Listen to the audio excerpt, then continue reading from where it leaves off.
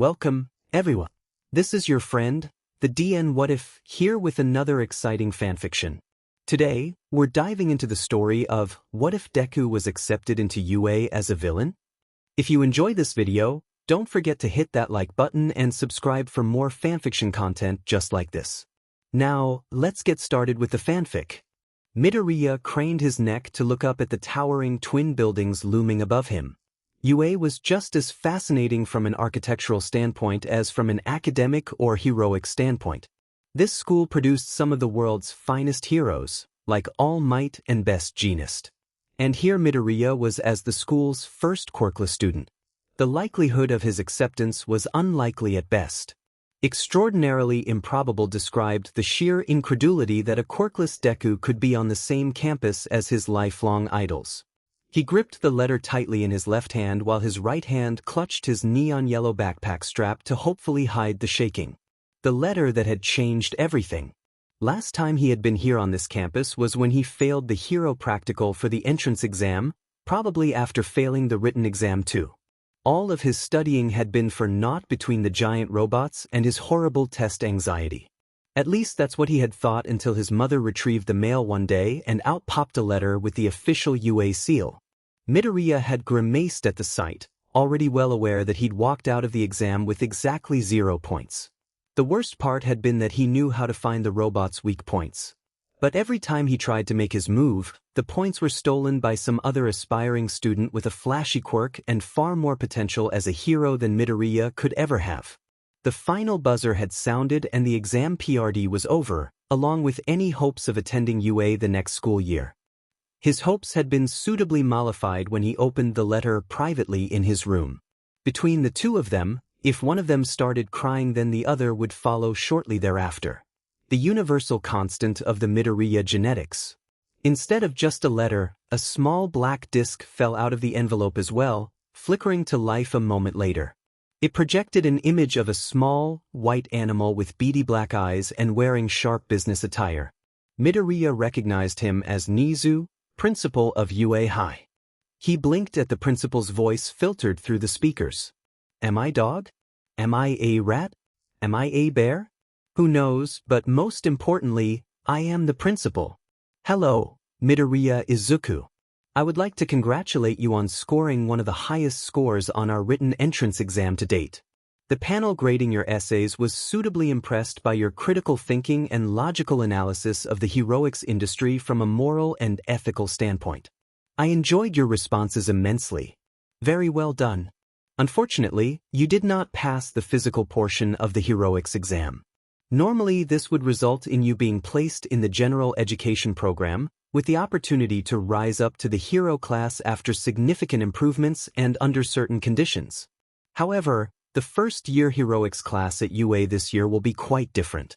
More details will be provided on the first day of class, but for the moment, I would like to provisionally welcome you, Midoriya Izuku, to Class 1E. Welcome to your Hero Academia. Inside the attached letter will be instructions forms ordering uniforms, emergency forms, and other necessary documents required for your enrollment. There is also a list of a few caveats due to your acceptance as a provisional student. You will be placed in remedial classes instructed by myself, though I promise they will be remedial only in name. I see quite a bit of potential in you, Midoriya. I look forward to seeing you this semester. Plus Ultra. Now, staring up at the grandiose high school, he more than ever before felt like he had reached a turning point in his life. The point of no return. Principal Nizu liked mysteries. Mysteries, conundrums, enigmas. In fact, his signature introduction perfectly encapsulated his love of intrigue. Was he a mouse? A dog? A bear? He was actually a stoat with unusual coloring and size, Mastila Erminia, but he best keep that secret. Nobody had figured it out yet. As he waited patiently in the vents, perched above the single grate that accessed the staff meeting room, Nizu reviewed his proposal. None of the staff gathered below, including their newest edition of the #1 hero, would have the necessary ammunition to halt his plans. The only ones with that capability would surely be on his side, or very easily swayed. Speaking of the devil himself, the last and most important member of the meeting finally entered the room. Nizu popped out of the vent just as the underground hero plopped into the remaining seat by the head of the table. He only sighed in resignation as the other heroes screeched and hollered. "Greetings! I'm sure you all think you know what this meeting is about," Nizu started before grinning his wicked grin. He saw the gathered staff members shiver. Excellent. Nizu let the anticipation settle for a moment before easing their fears. "And you would be correct," he said, handing a stack of folders to Aizawa to distribute.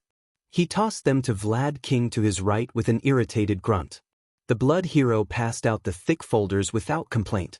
"For those of you returning to the staff, you know your duties. The applicants have been scored based on their performance in the practical, and I have assigned them to their tentative classes. However, if there are any problems or accommodations required, please make a note."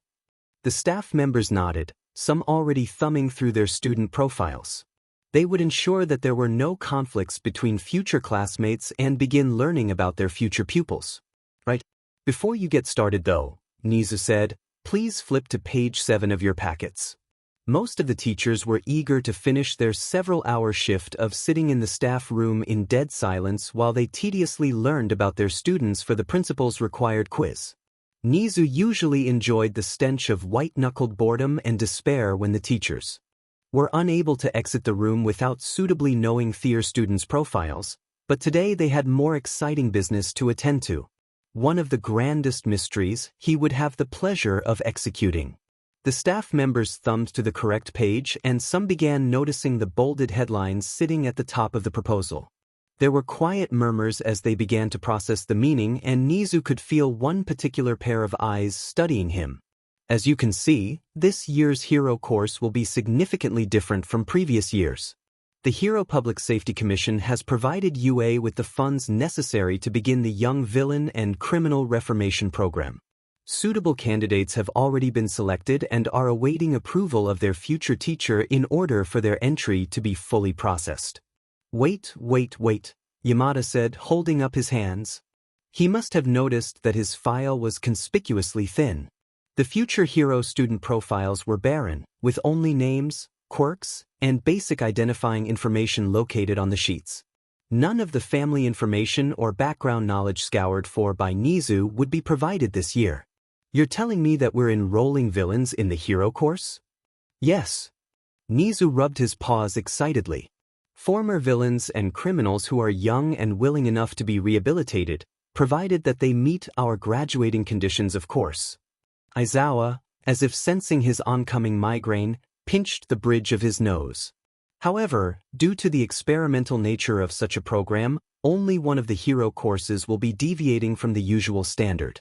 Class 1A under Eraserhead will feature the first batch of YVCR students. "Why my class?" the underground hero ground out, looking as if he wanted to punt the principal across the room. No different than his usual appearance after their individual meetings. His cooperation was already in the bag. "You're in the unique position of having both a suitable quirk and required disposition necessary to deal with the potentially dangerous members of the YVCR.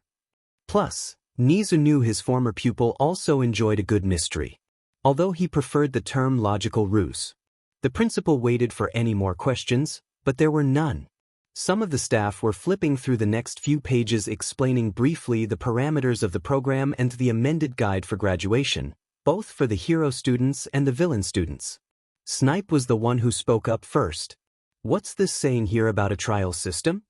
Nizu grinned, his tail swishing excitedly in anticipation of all the fun he would having this year. The trial system will be part of a broader system implemented for the Class 1A students.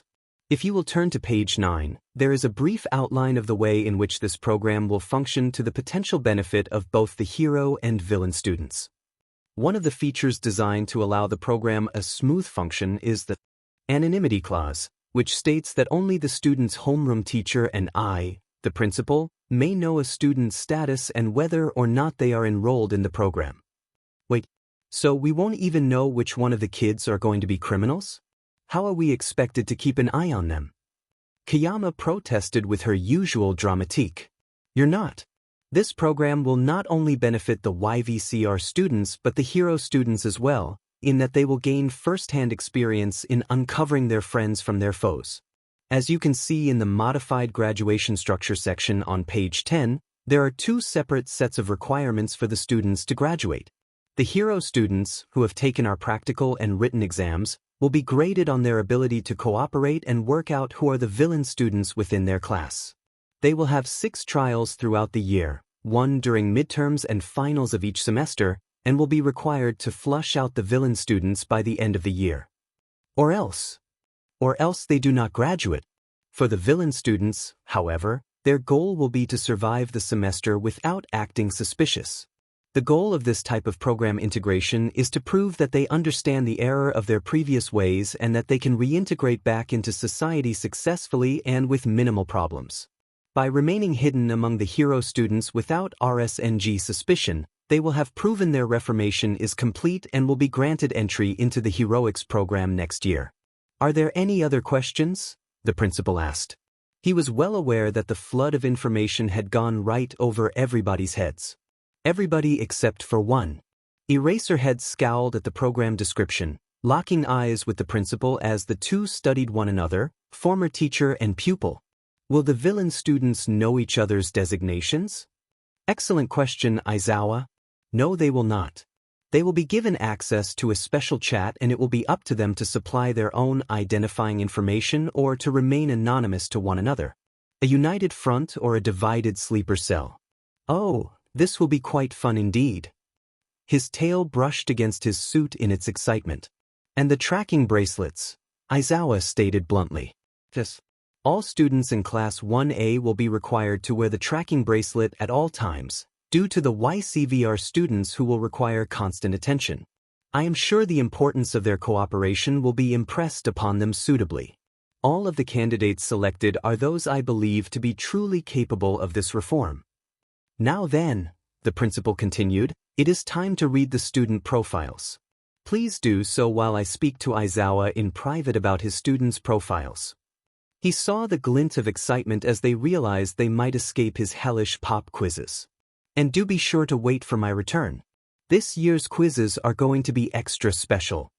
Nizo hopped down from his seat and escorted Aizawa to his office through a secret door just outside the meeting room. The underground hero was the only one beside himself that knew of the tunnel's presence in the building. He graciously ignored the hero's mutter of sadistic and instead began brewing his special blend of tea while the man settled into his chair.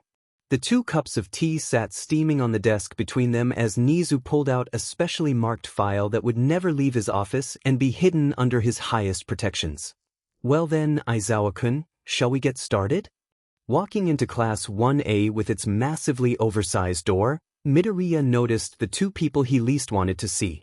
The robotic boy from the practical exam, who must have been related to Ingenium with his engine legs and squarish face, was waving his hands and shouting at the second offender in the classroom who had his feet kicked back on his desk. Take your feet off that desk now, the robotic boy shouted, waving his arms up and down. Kaken smirked like the devil himself. Ha! Midoriya could tell when the robotic boy realized that Kaken respected authority the same way he respected Midoriya he didn't. Most of the students who were already in the class were preoccupied by the increasing volume of the two's argument as the robotic boy began to preach about respecting the school. Midoriya, ever the opportunist, used this distraction to peek at the seating chart at the front of the classroom and stilled at the sight. Of course his seat was right behind Kaken's. Better behind that in front, Midoriya thought as he made his way towards the back of the room. If he could loop behind Kaken and linger out of his periphery until the teacher arrived, then he could hopefully escape his former best friend's notice. Unfortunately, it seemed as if the universe had other plans because he had barely started his journey when a familiar voice shouted at him and began introducing himself. The robotic boy appeared in front of him so quickly that Midoriya would have assumed he'd used his quirk if not for the boy's uptight stickler for the rules attitude. He held one hand over his heart while the other was extended toward a startled Midoriya. I'm from Semi-Private Academy. Midoriya eeped. I heard you before. Ah, I'm Izuku Midoriya. Pleased to meet you, Ida. Ida locked onto him with robotic, what else could they be, the boy acted more machine than man, eyes. Midoriya. You perceived the true nature of that practical exam. Well, I did not. I misjudged you. I hate to admit it, but you were the superior candidate. Midoriya rubbed the back of his neck, aware of the amount of attention on him from the other students in the room. Ida spoke extremely loud. It was so similar but different from Kaken, who spoke an angry loud while Ida spoke a very stern loud. That made sense, right? I didn't perceive anything, he protested. Kaken finally noticed him, growling out a Deku. Before Kaken could annihilate him in a salvo of explosions, a bubbly voice called out behind him. Your curly hair is adorable. Midoriya turned around to see a short, brown-haired girl with rosy cheeks and a cheery disposition.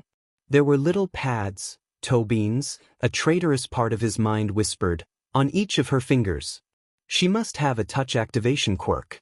Was that him, or was her backpack not sagging as heavily as it should? A yellow caterpillar crawled across the ground behind the bubbly girl. He locked eyes with the dull black eyes of black-haired caterpillar man. Nobody else noticed the man until he spoke. If you're here to socialize, then get out. Bubbly girl turned around first, followed by Ida and then the other people close to the door, and then the rest of the class. Everybody was silent as the caterpillar man drank from a small juice packet and said, "This is the hero course." He stood up, shedding his cocoon through the help of a zipper rather than bursting through a chrysalis with the help of a release chemical. The man stepped out with a baggy black jumpsuit and a white scarf wrapped around his neck. Midoriya recognized him instantly, though he doubted anybody else would. Eraserhead was their teacher. It took 8 seconds for you to quiet down, the man continued, uncaring about Midoriya's internal crisis. Time is a precious resource. You lot aren't very logical, are you? Eraserhead walked over to the front table and stood behind the lectern, dragging his yellow sleeping bag cocoon behind him. I'm your homeroom teacher, Aizawa Shoyuda. Pleased to meet you, the man said in clipped words. Midoriya and the others immediately raced to their assigned seats as the hero shuffled through some papers. Aizawa-sensei looked up from his papers with the barest glint of something in his eyes. Midoriya struggled to put a name on it.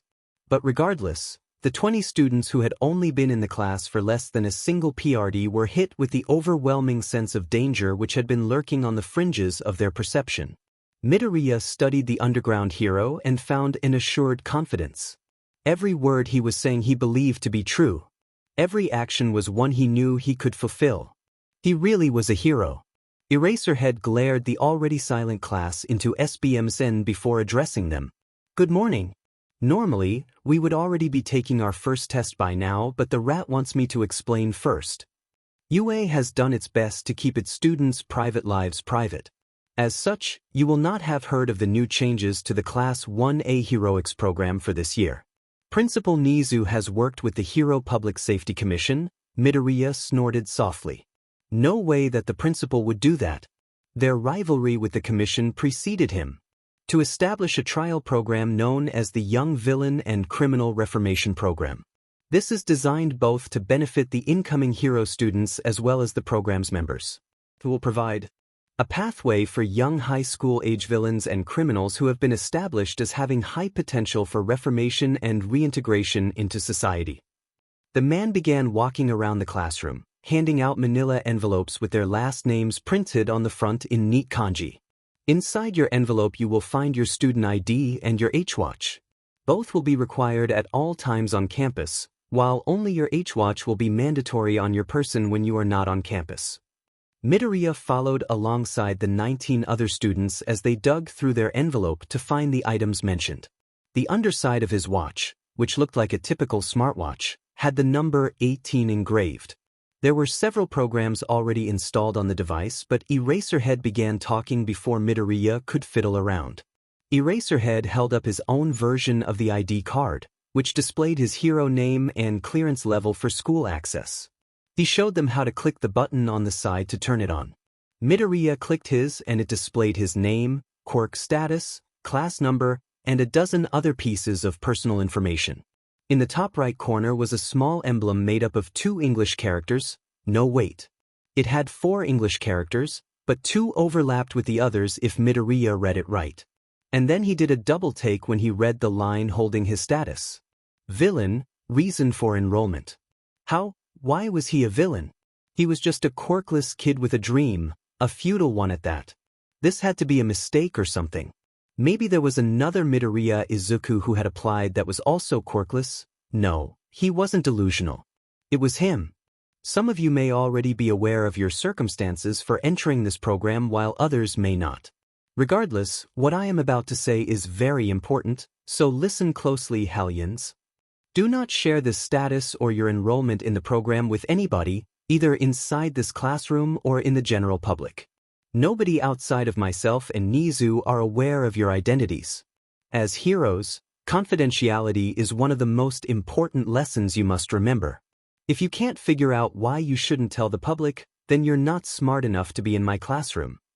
Your peers are another matter. Principal Nizu and I have decided that in order to maximize the effectiveness of the program for both the enrolled students and the hero students, the second semester confidentiality and second-year investigation lessons have been rearranged to your first year. Ida waved his hand in the air, robotic as ever. Sensei, I do not understand the purpose of rearranging. If you'd wait for me to finish, the hero grouched, I will explain. From now on, hold questions until I call on you. He didn't wait for a response before continuing. Midoriya couldn't help the small snort at the chastised look on the blue-haired boy's face. There are two objectives. In order to graduate from the first-year hero program, the hero students within the class who are not enrolled in the program must figure out who the villains and criminal students are through mock trials that will occur during midterms and finals of each term. Hence why we are learning about investigation and confidentiality. The villain students will have a different objective. Their objective is to make it through the semester without being caught by the hero students or sold out by the other criminals. Your individual consequences should be obvious to each criminal student.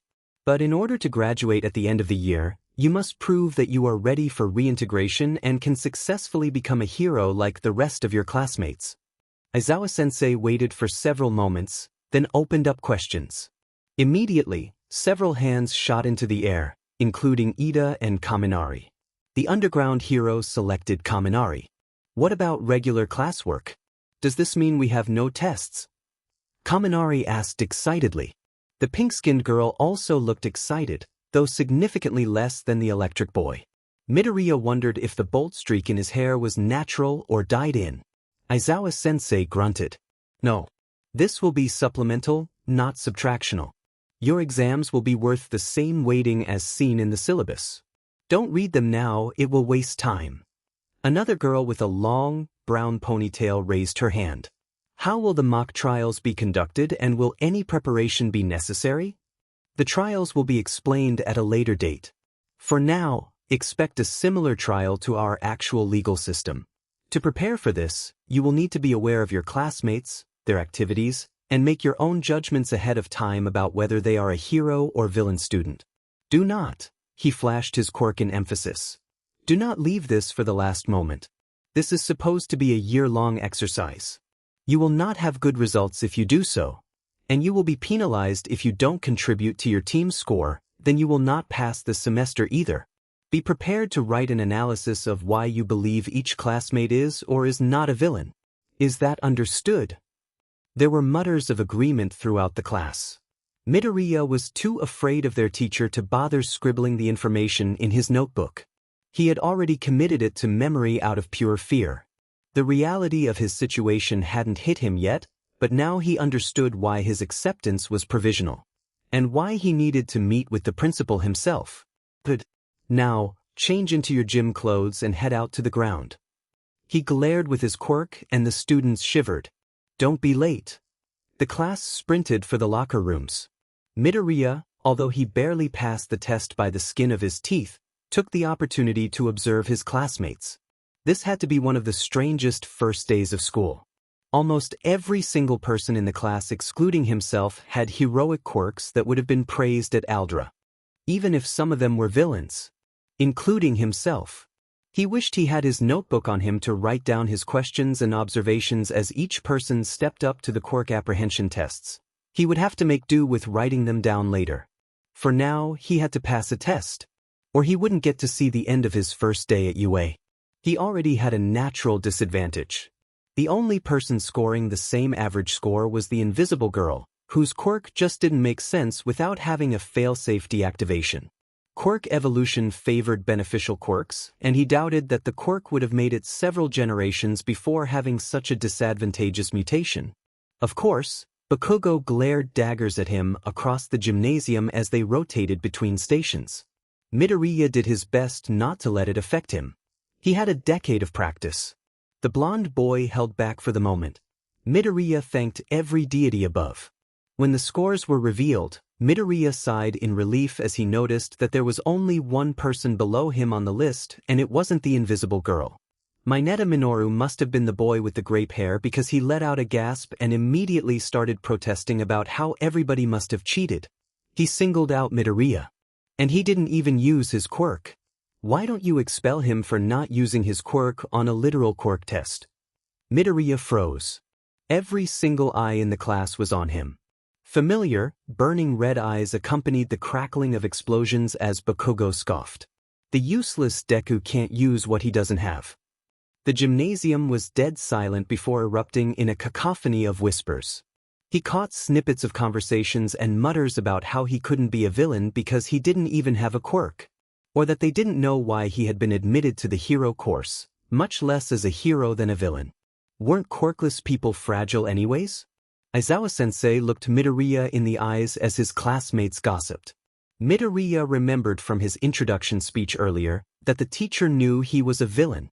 But did he know why Midoriya was in the program, when the boy in question had no idea what could have gotten him enrolled? The underground hero flashed his quirk and the class quieted down. You're learning. There's hope for you still. Nobody is being expelled today because it was a logical ruse. But I have my eye on the problem students of the class, including those who half-butted this test. Don't think I didn't notice. Next time it happens, I won't hesitate to expel you.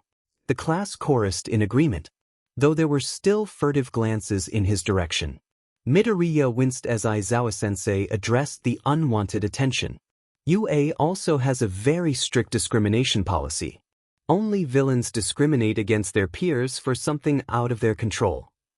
The teacher's eyes connected with the boy's own. Remember that. Class dismissed. Rest up, because tomorrow's trials aren't going to be any easier. Midoriya followed the crowd back toward the locker room. He was in a state of shock.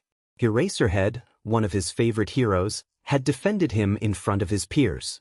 Even knowing about his quirklessness, and the fact that apparently he was a villain. Changing out of his gym uniform and into his regular uniform was an exercise in speed. The locker rooms at Aldro were perfect for an ambush before or after gym, so the boy was used to quick changes. It made it easier to avoid the lingering stares, the whispers, and the boy with spiky hair who tried to approach him. He ran from the locker room before anybody could catch up. Once he made it back to the main building, Midoriya pulled up his identification card. He had noticed a few tabs on the program. One of them was a map interface displaying his location on campus with little arrows pointing to a specific location. Midoriya selected the one for the principal's office and began following the display's guidance. Along the way, he passed several groups of students and a few teachers. Nobody batted an eye at him. He knew it was irrational to think that news of his quirklessness had spread this far this quick, but years of paranoia made him, well, paranoid.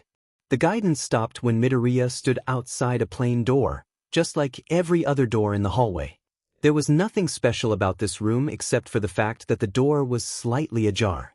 A high voice called his name from inside. "Ah, Midoriya-kun. Please come in." His breath escaped as Midoriya slowly stepped into the principal's office. When doing his research on UA, he had invariably stumbled across information and speculation about Principal Nizu. Nobody knew what type of animal he was, or where exactly he came from, or just how smart he truly was. Midoriya only knew from some deep digging that the Hero Commission seemed to have a vendetta against the animal. And Principal Nizu held one in return. Midoriya sat down on a cushioned chair directly in front of the principal's desk. It was a fairly standard-looking office, with minimal accommodations for Nizu's size visible, though Midoriya knew better than to believe they weren't there. They must have been hidden. "Indeed, they are, Midoriya-kun. I'm glad to see you already putting your mind to work, especially after Eraserhead's usual apprehension test. The principal pushed a steaming cup and saucer towards the flustered boy. Would you care for some tea? Midoriya was too embarrassed to respond beyond ducking his head and nodding. Not only did he have to attend special remedial classes probably because of his grades at Aldera and his quirklessness, but now he had muttered about the principal in front of said principal. The white creature rubbed his hands together. Very good. I was very impressed with your ability to think outside of the box earlier. I know Eraserhead must have been too. Already, you are promising to be one of this year's most promising candidates. Midoriya blinked. He swallowed his sip of jasmine tea before responding. Principal Nizu, sir, I'm not entirely sure what you mean. I didn't think outside of the box on anything. I nearly got expelled from the class. Perhaps, Principal Nizu said. His beady eyes studied Midoriya. You are indeed correct in saying that your physical placement in the test did not reassure your teacher of your potential. However, I believe you are neglecting to mention something that both myself and your homeroom teacher would argue to be far more important than an arbitrary standardized physical. Would you care to guess what that is, Midoriya-kun? The principal smiled, and though he resembled a child's plushie, the smile on his face was that of a predator. I'll give you a hint. It's why I requested for you to be my personal student. Personal student? Midoriya stuttered. His eyes bugged out of his skull. These one-on-one lessons will provide ample time to hone your natural skills and make you into one of our institution's finest graduates, as well as a very successful hero. It took several moments for Midoriya to calm himself and slow his racing heart. If it beat any faster, Recovery Girl would probably need to come resuscitate him. Still, once he had reoriented himself and pushed the sheer absurdity of the day from his mind, he began thinking over the earlier test. What had he done differently from the other students besides not using a quirk? Was it my analysis, Nizu-sensei? Midoriya asked meekly. He did not notice the creature's tail speed up at the use of the honorific. Correct. You not only analyzed your classmates and made impressive notes on their quirks, but you also managed to successfully divert any suspicion away from you within a single day. I am extremely invested in your enrollment in this program, Midoriya-kun. About that, Midoriya trailed off. Principal Nizu took a sip of his own tea, but kindly waited for the boy to gather his courage. I don't understand why I was enrolled in this program. I'm not a villain. The principal set down his tea, setting it aside as he rested his arms on the table. It looked all too similar to when the principal at Aldera would sit him down and scold him for starting fights with the quirked students. Even when Midoriya had the worst injuries, it was always blamed on the useless troublemaker. I believe that question is better answered at a later time. Perhaps once you have settled in a bit more, then you will see. The principal clapped his hands together. It startled Midoriya and a bit of tea sloshed on the desk. He wiped it off sheepishly. Now then, let's start our first lesson of the semester off simple. Tell me what you think about your classmates. Midoriya spent the next hour describing each of his classmates' quirks, attitudes, personalities, and potential for villainy to a very, very excited principal who then requested to read his notebook. If the quirkless boy walked out of school with a smile for the first time in 10 years, then there was nobody around to judge him. After all, he was finally going to be a hero. Class 1A Hero and Villain Analysis for the Future. Entry No. 1 Hagakure Toru. Quirk, Invisibility, see notes. Hero name, Stealth Hero, Invisible Girl. Student number, 16. Height, 152 centimeters. Description, invisible, supposedly short bob-length blonde hair, fairly skinny, is willing to take off clothes so do not rely on clothes for spotting. Fighting ability, weak, needs improvement. Advantage in having invisible limbs to hit opponent. Weaknesses, thermal imaging, lack of fighting experience, sound-based quirks, paint gun.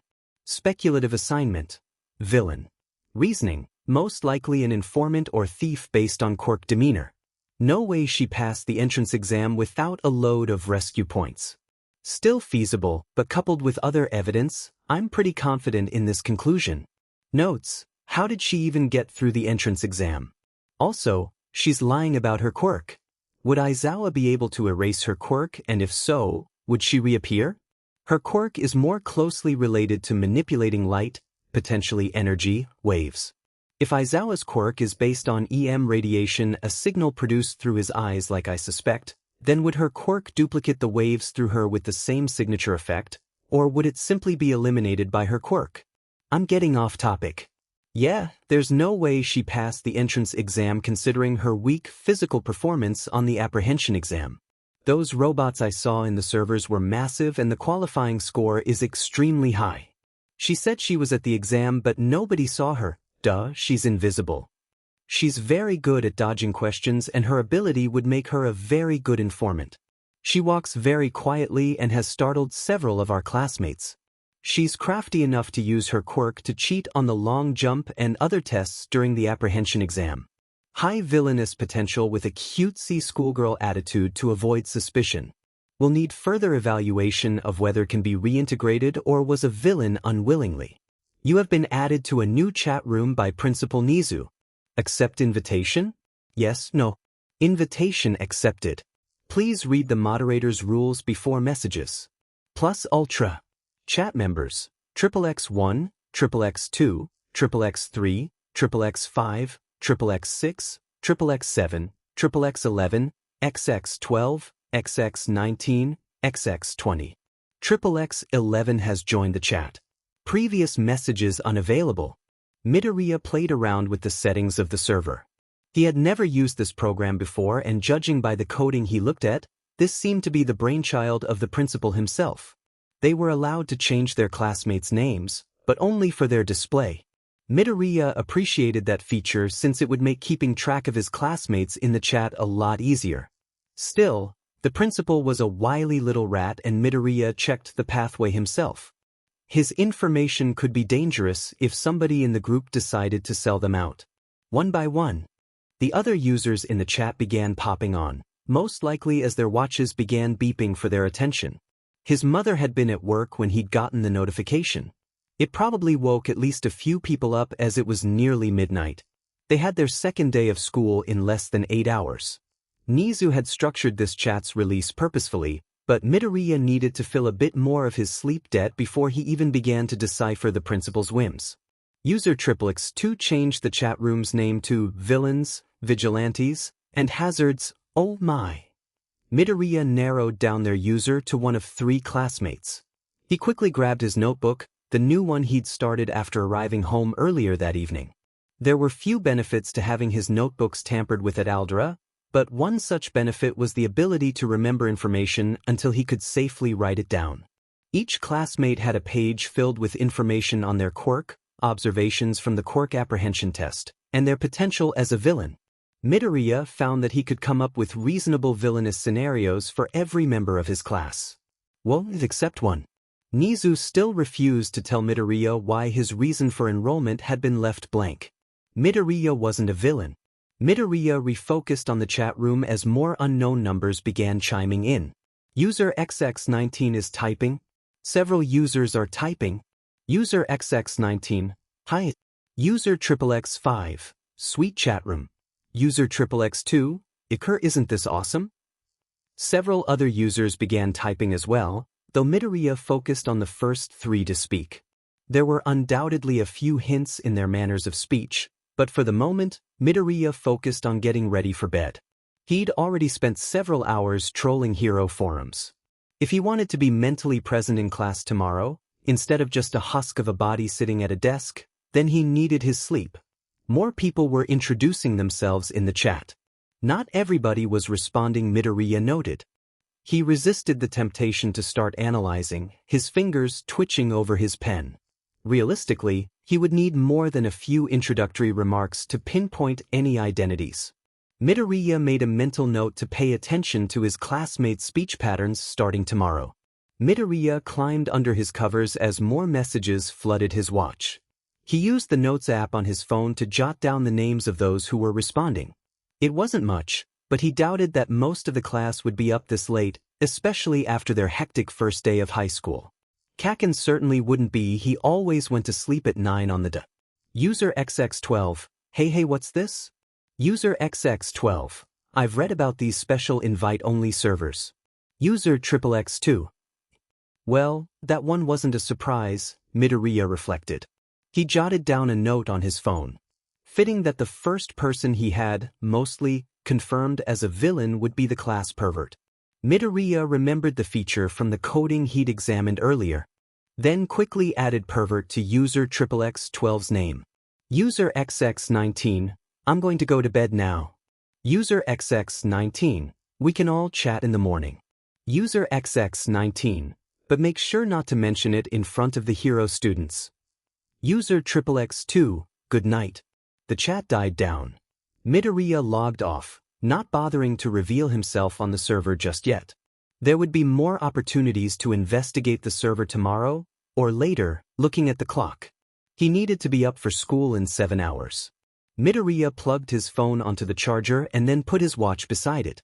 Despite the racing thoughts in his head, and the unexpected turns of the day, the moment his head hit his pillow, Midoriya was out like a light. Midoriya woke up the next morning bright and early. His mother was out in the kitchen just beginning to make breakfast. He could smell the scent of something delicious cooking, but his brain was too sleep-addled to properly name the smell. It took him about 5 minutes to take care of his business in the bathroom. He'd cut a whole 10 minutes out of his morning routine years ago when he'd given up on ever taming his wild mass of hair. Broccoli hair seemed to be his ordained fate, and so he let his mother fuss over him every morning instead of wasting valuable sleep, analysis, and preparation time. Morning, Inko finished making her coffee at the machine and greeted him.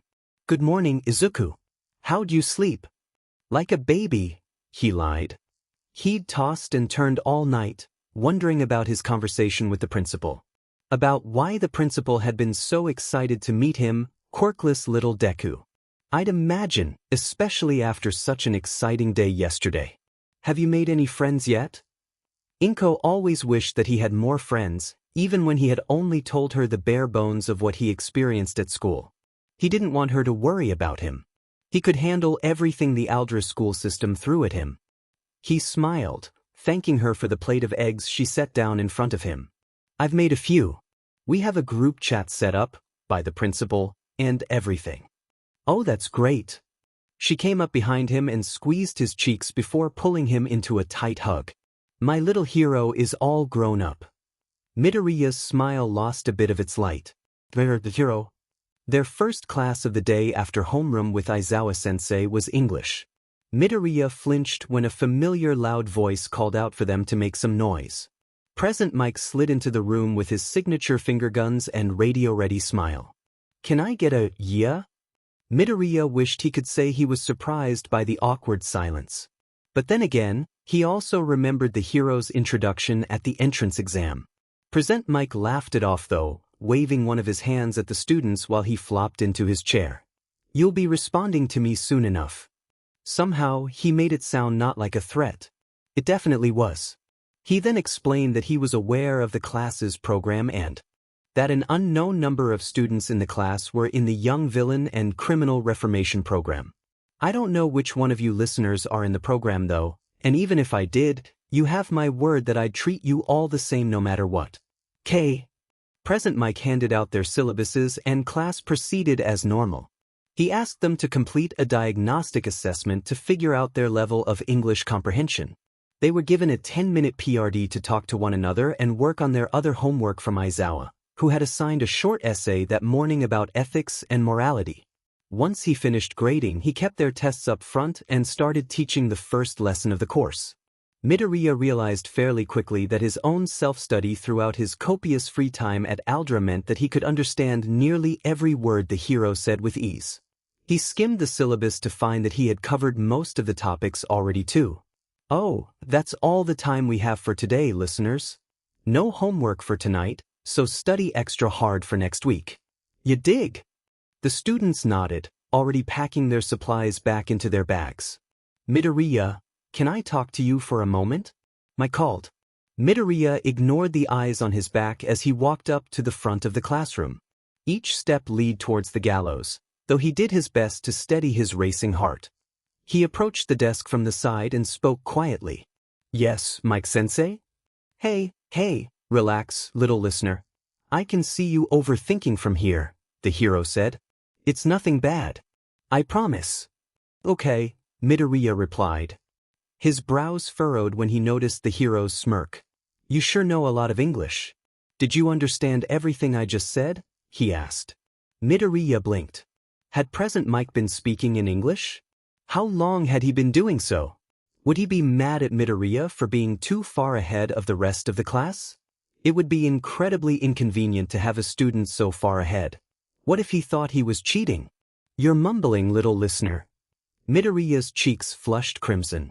Sorry. No worries. That's actually what I wanted to talk to you about. You did incredible on the written part of the exam. I wanted to see if your ORL skills were the same. Who taught you so well? Midoriya rubbed the back of his neck. I taught myself outside of class. My father works in America.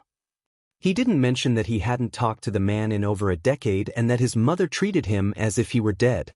To this day, Midoriya hadn't actually gathered the courage to ask whether or not he truly was dead or just a deadbeat. It didn't matter in the grand scheme of things. The two Midoriyas got by just fine on their own. Wow, that's great. Since you already know the course material though, I don't want you to be bored. In the past, Nizu let students who were already fluent either enroll in another elective or act as a teacher's assistant. I'd love to have you help around. It would still count as English and I'd occasionally give you some more advanced assignments. But it would essentially be an extra study hall. Midoriya smiled hesitantly. He glanced over his shoulder at the rest of the class, most of whom had returned to their own work.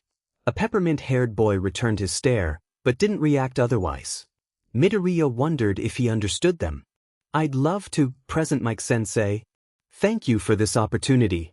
He bowed. It will be very helpful in completing my extra assignments from Nizu Sensei. The voice hero's smile faltered. Nizu Sensei? Midoriya nodded. Yes. He gave me a few assignments to work on yesterday to test my knowledge of coding and analysis. It was very fun. I can imagine, the blonde smiled. It didn't reach his eyes. And for some reason looked vaguely haunted? Well then, I'll take care of the paperwork with Nizu and get everything set up. Present Mike practically ran from the room afterwards, shouting at them that their next teacher would be in shortly. Midoriya returned to his seat and started picking away at the ethics essay. The rest of the day passed in a similar fashion. Ectoplasm Sensei taught their next class, mathematics. Not exactly Midoriya's strong suit, but he once again realized that he already knew a fair amount of the course material. Ectoplasm seemed surprised by his confident response when he called on him. Afterwards, he let Midoriya fade into the background once more. Afterwards, they had lunch break before they had hero lessons. Every other day, their morning classes would switch to literature with Cementos and art history with Midnight. Mineta and Kaminari in particular seemed excited for the next day after that realization. Once they finished their lunches came the lesson everybody had been anticipating. Their first practical hero lessons. No teacher had been listed on their class schedules, which made everybody drum their fingers in anticipation. There had been mad speculation at lunch about which hero would teach them. Some thought that UA might have had one of their alumni come in to teach them, like Best Genist or maybe another top 10 hero. Nobody, not even Midoriya, could have expected who walked in the door. I am coming through the door like a normal person. A large, blonde figure exclaimed as they did just that.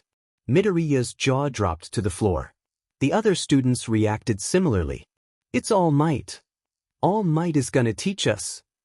That's his Silver Age costume, Midoriya mumbled, already aching for his notebook.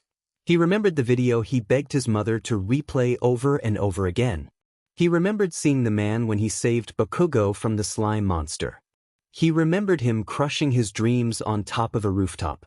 Not that Midoriya held it against the man. He was just a weak, quirkless Deku. People who had stronger quirks were better in the eyes of society. Midoriya should have never been able to get into UA's hero course. Under normal circumstances, it was still incredible to realize that he was being taught by his childhood icon. Even if there was only one page Midoriya had ripped out of his notebook to put in the box. Even if hero basic training. the hero called out, much to delight of 19 students. This is the class that'll put you through special training to mold you into heroes. There's no time to dally. Today's activity is battle training. And for that you'll need these. The wall at the back of the classroom slid open to reveal several racks filled with labeled briefcases.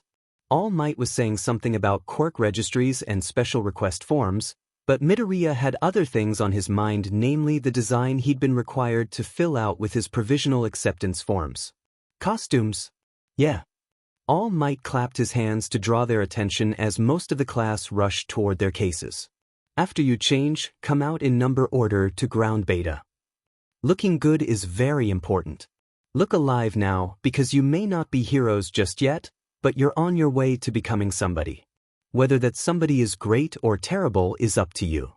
His smile gleamed. UA can only teach you what you're willing to learn. Midoriya thought about All Might's speech as he rushed toward the locker rooms. Most of the class arrived before him, though Midoriya didn't mind. It would make changing a bit less awkward. He unpacked his costume, which consisted of a dark gray-green hoodie and a pair of matching cargo pants. With his costume, he'd specifically asked for a small utility belt, durable shin guards, combat boots with red laces, and best of all, his mask. Midoriya slipped on the half-face mask, covering the bridge of his nose down to his neck. The mask almost looked like a muzzle except that the front panel had no straps. Instead, it was covered with an array of LED lights. He found the switch exactly where he asked for it to be, and he picked up the small note from inside the case. It was from one of the older support course students who'd created the costume, basically explaining the functions, the durability, and some slight modifications they'd made to his specifications. Plus a question about if he'd gotten help with his specs because they were basically flawless for a hero course student. Nope, just a decade-long obsession with everything and anything hero. After reading the note, he checked the arm guard on his right arm and noticed that the student had been able to make his last-minute costume addition work. He had only thought of the days before the exam and couldn't manage to make the specs work. That's what the support course was for. The small computer would allow him to access police databases, connect to external devices, and perform a variety of other functions in case he were in need. There was also a note about how Power Loader was working on a software patch for some minor bugs. It would be coming soon. Midoriya joined his classmates. Some of them gave him weird looks at the dark, muted colors of his outfit. Most of the others had vibrant colors and suit design elements that looked extremely impractical. Did Kakin have giant grenades on both his wrists? Who approved that? And what about Uraraka and Yaoyorozu? The heels and the revealing outfit were both highly impractical for a combat situation. Or a rescue situation, in Uraraka's case. Let's begin! All Might exclaimed as the last students trickled into the gymnasium. Today, we'll be covering indoor anti-personnel battle training. Villains are most commonly seen outdoors, but are most likely to appear indoors. You'll now be split into villain teams and hero teams and face off in 2-on-2 indoor battles. Midoriya jolted. Shouldn't they have some form of training first? A safety training or something to not damage the structure of the building.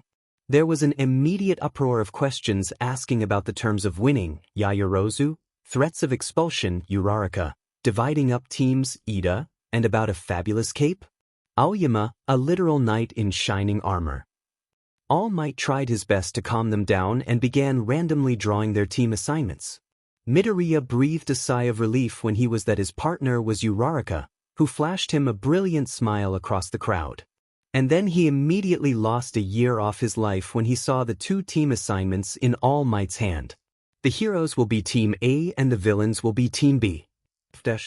Uraraka made her way toward Midoriya as some of their classmates backed away. He could hear mumbling about how it wasn't fair to put the weakest kid in the class against the strongest rage machine. Some said that it was a shame that Uraraka had such a low chance of winning against Bakugo without a good teammate. Midoriya let the words flow off his skin. It didn't matter what they thought. He could beat Kakin if he thought this through and made a plan. Uraraka popped up next to him with her usual bubbly cheer. Oh, this is going to be so exciting. All Might handed me the blueprints so we have 5 minutes to look them over. Explosion Boy and you were best friends, right Deku? Do you have any secret best friend insights? Air. Midoriya rubbed the back of his neck. We're not really best friends anymore. B, but I think I might have some ideas about what he'll do. He's going to come after me first, no doubt. Uraraka nodded, allowing Midoriya to keep talking.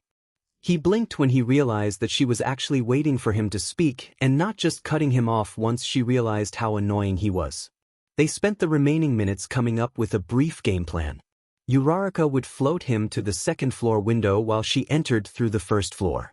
From there, Midoriya would make his own way to the higher floors in order to search from the top down. Midoriya fidgeted with his wrist computer. Something wasn't right with the exercise code. There were so many extra pathways. That way, we can cover more ground quicker. Ida is smart and he'll want the most maneuverability with his quirk. That means they're probably on the 3rd or 5th floors with the large common areas seen here. He pointed at the map. Got it, Deku. Let's kick some butt. All Might called for the end of prep time and the timer began ticking. Midoriya synced his wrist computer with the countdown timer. He didn't know if All Might would announce warnings about the encroaching limit or not. Better to be safe than sorry. Uraraka held out her right hand in the air, and it took an embarrassingly long second for Midoriya to realize she wanted a high five. He felt a tingle as their fingers connected and gravity lost its hold on him. Midoriya grabbed onto the side ledges of the building to begin pulling himself up. He didn't have to worry about releasing her quirk, since the earpieces made it simple to communicate.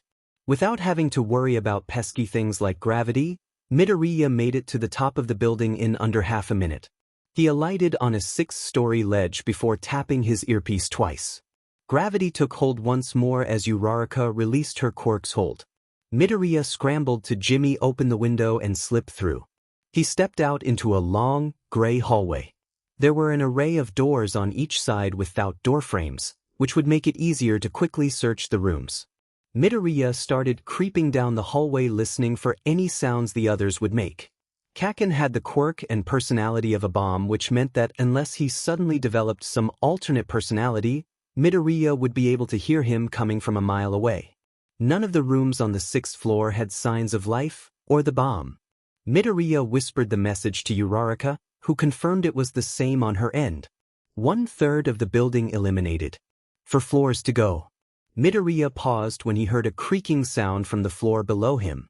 He ducked into an empty room, looking up into the ceiling corner and finding what he was looking for. This was his backup plan, one he hadn't told Uraraka about since he'd focused on their main plan. But with Kaken and Ida as unknown variables, Midoriya decided to take the few minutes to establish a direct connection with the system. Power Loader and the support core student who designed his wrist computed had been very thoughtful. Extra cords for external connections were tucked away in the safety of his utility belt. He selected the right cord and tapped away at his wrist computer. Nizu mustn't have coded this exercise, because Midoriya actually stood a chance at getting past the firewalls and into the main controls. Hopefully All Might wouldn't stop the exercise when the system was yanked out of his control. It's okay though, because Midoriya only needed to borrow his eyes and ears for a second to locate Kaken.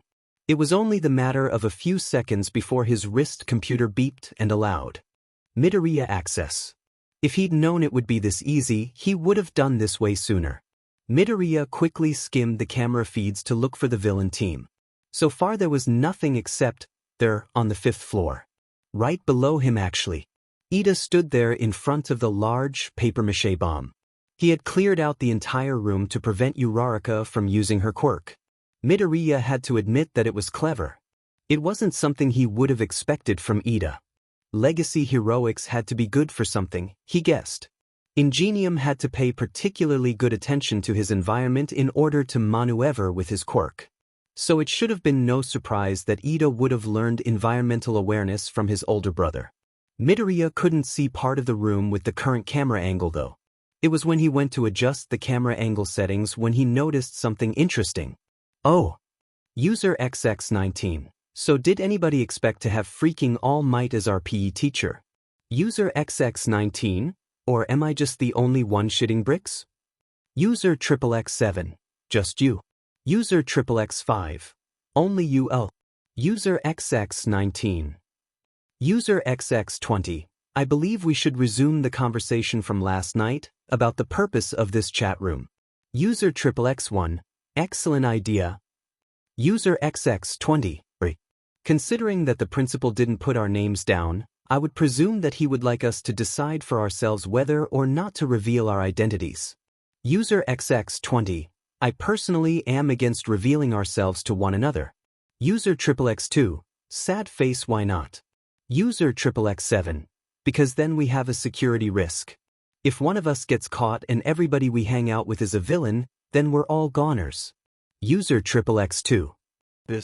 User XXX2, though that might be a problem, whoops.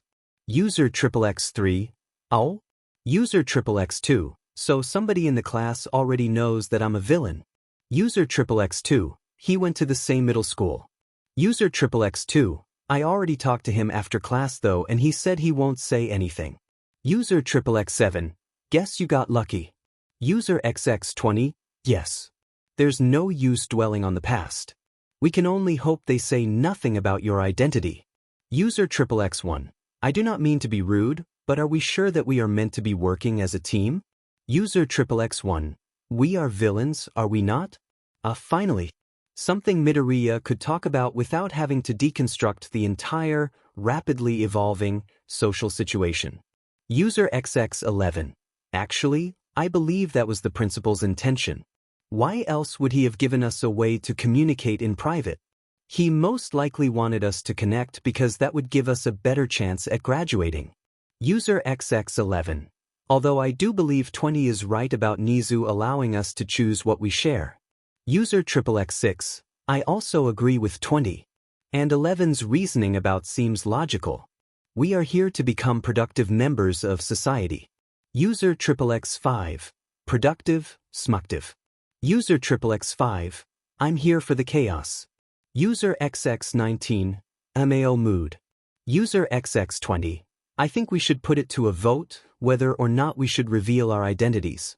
User XX20, if there is anybody in the chat who feels that we should reveal our identities to one another and would like to explain their reasoning to us, I believe it would be helpful to see both sides of the view. User XXX2, we can all hang out with one another outside of school. User XXX1, and we can share tips and gossip from the class. User XX12, we can send each other personal pictures. User XXX2, can we kick him from the GC already? User XXX3, unfortunately, Nizu removed that option. For better or worse, we're all trapped here. User XXX7, for worse. User XX19, definitely for worse. User XX20, any other pros for revealing ourselves to one another? User XX12, pervert, is typing. User XX12, pervert, has been muted for 2 minutes. User XX11, can't ban him, but I figured out how to mute him. User XXX2, praise be to our humble group chat overlord. User XX19. User XX20, 11, can you make a poll so we can make our decision? Midoriya quickly scrolled through the settings and turned on the polling option. User XX11 has created a new poll, should we reveal our identities? With 2 options, yes or no. User XXX6, everybody please vote. Poll, should we reveal our identities, has closed with 10 votes. Results displayed below. Yes 3. No 7. User XXX2, darn, I wanted to meet you all. User XX11, I mean you technically have? You just haven't recognized us yet? User XXX2, our overlord is right I guess, oh T2. User XX20, so we have agreed not to reveal our names to one another. I think we should extend that to any revealing information within the group chat. User XX19, does that include what we did to be here? Beck, I really want to know what everybody else did to end up in the program. User XX20, I suppose that is alright as long as everybody is comfortable with it. User XXX2, ooh, I'll go first. User XXX2, I had a quirk accident. User XXX2, which is why my old classmate knew I had to be a villain, sad face. User XXX7, you're not a villain, just BC of a quirk accident, don't listen to what they say. User XXX2, love. User XXX1, I have a similar story. I too had several unfortunate accidents, so my acceptance was labeled provisional. But I will become a hero soon enough. User XXX5 that'd isake. But you will be great heroes, I know it. User XXX5. I'm here because I got caught and it's either here or juvie. User XXX5. I always did want to be a hero though, so I'll take it. User XXX7. Same. Except they never actually caught me.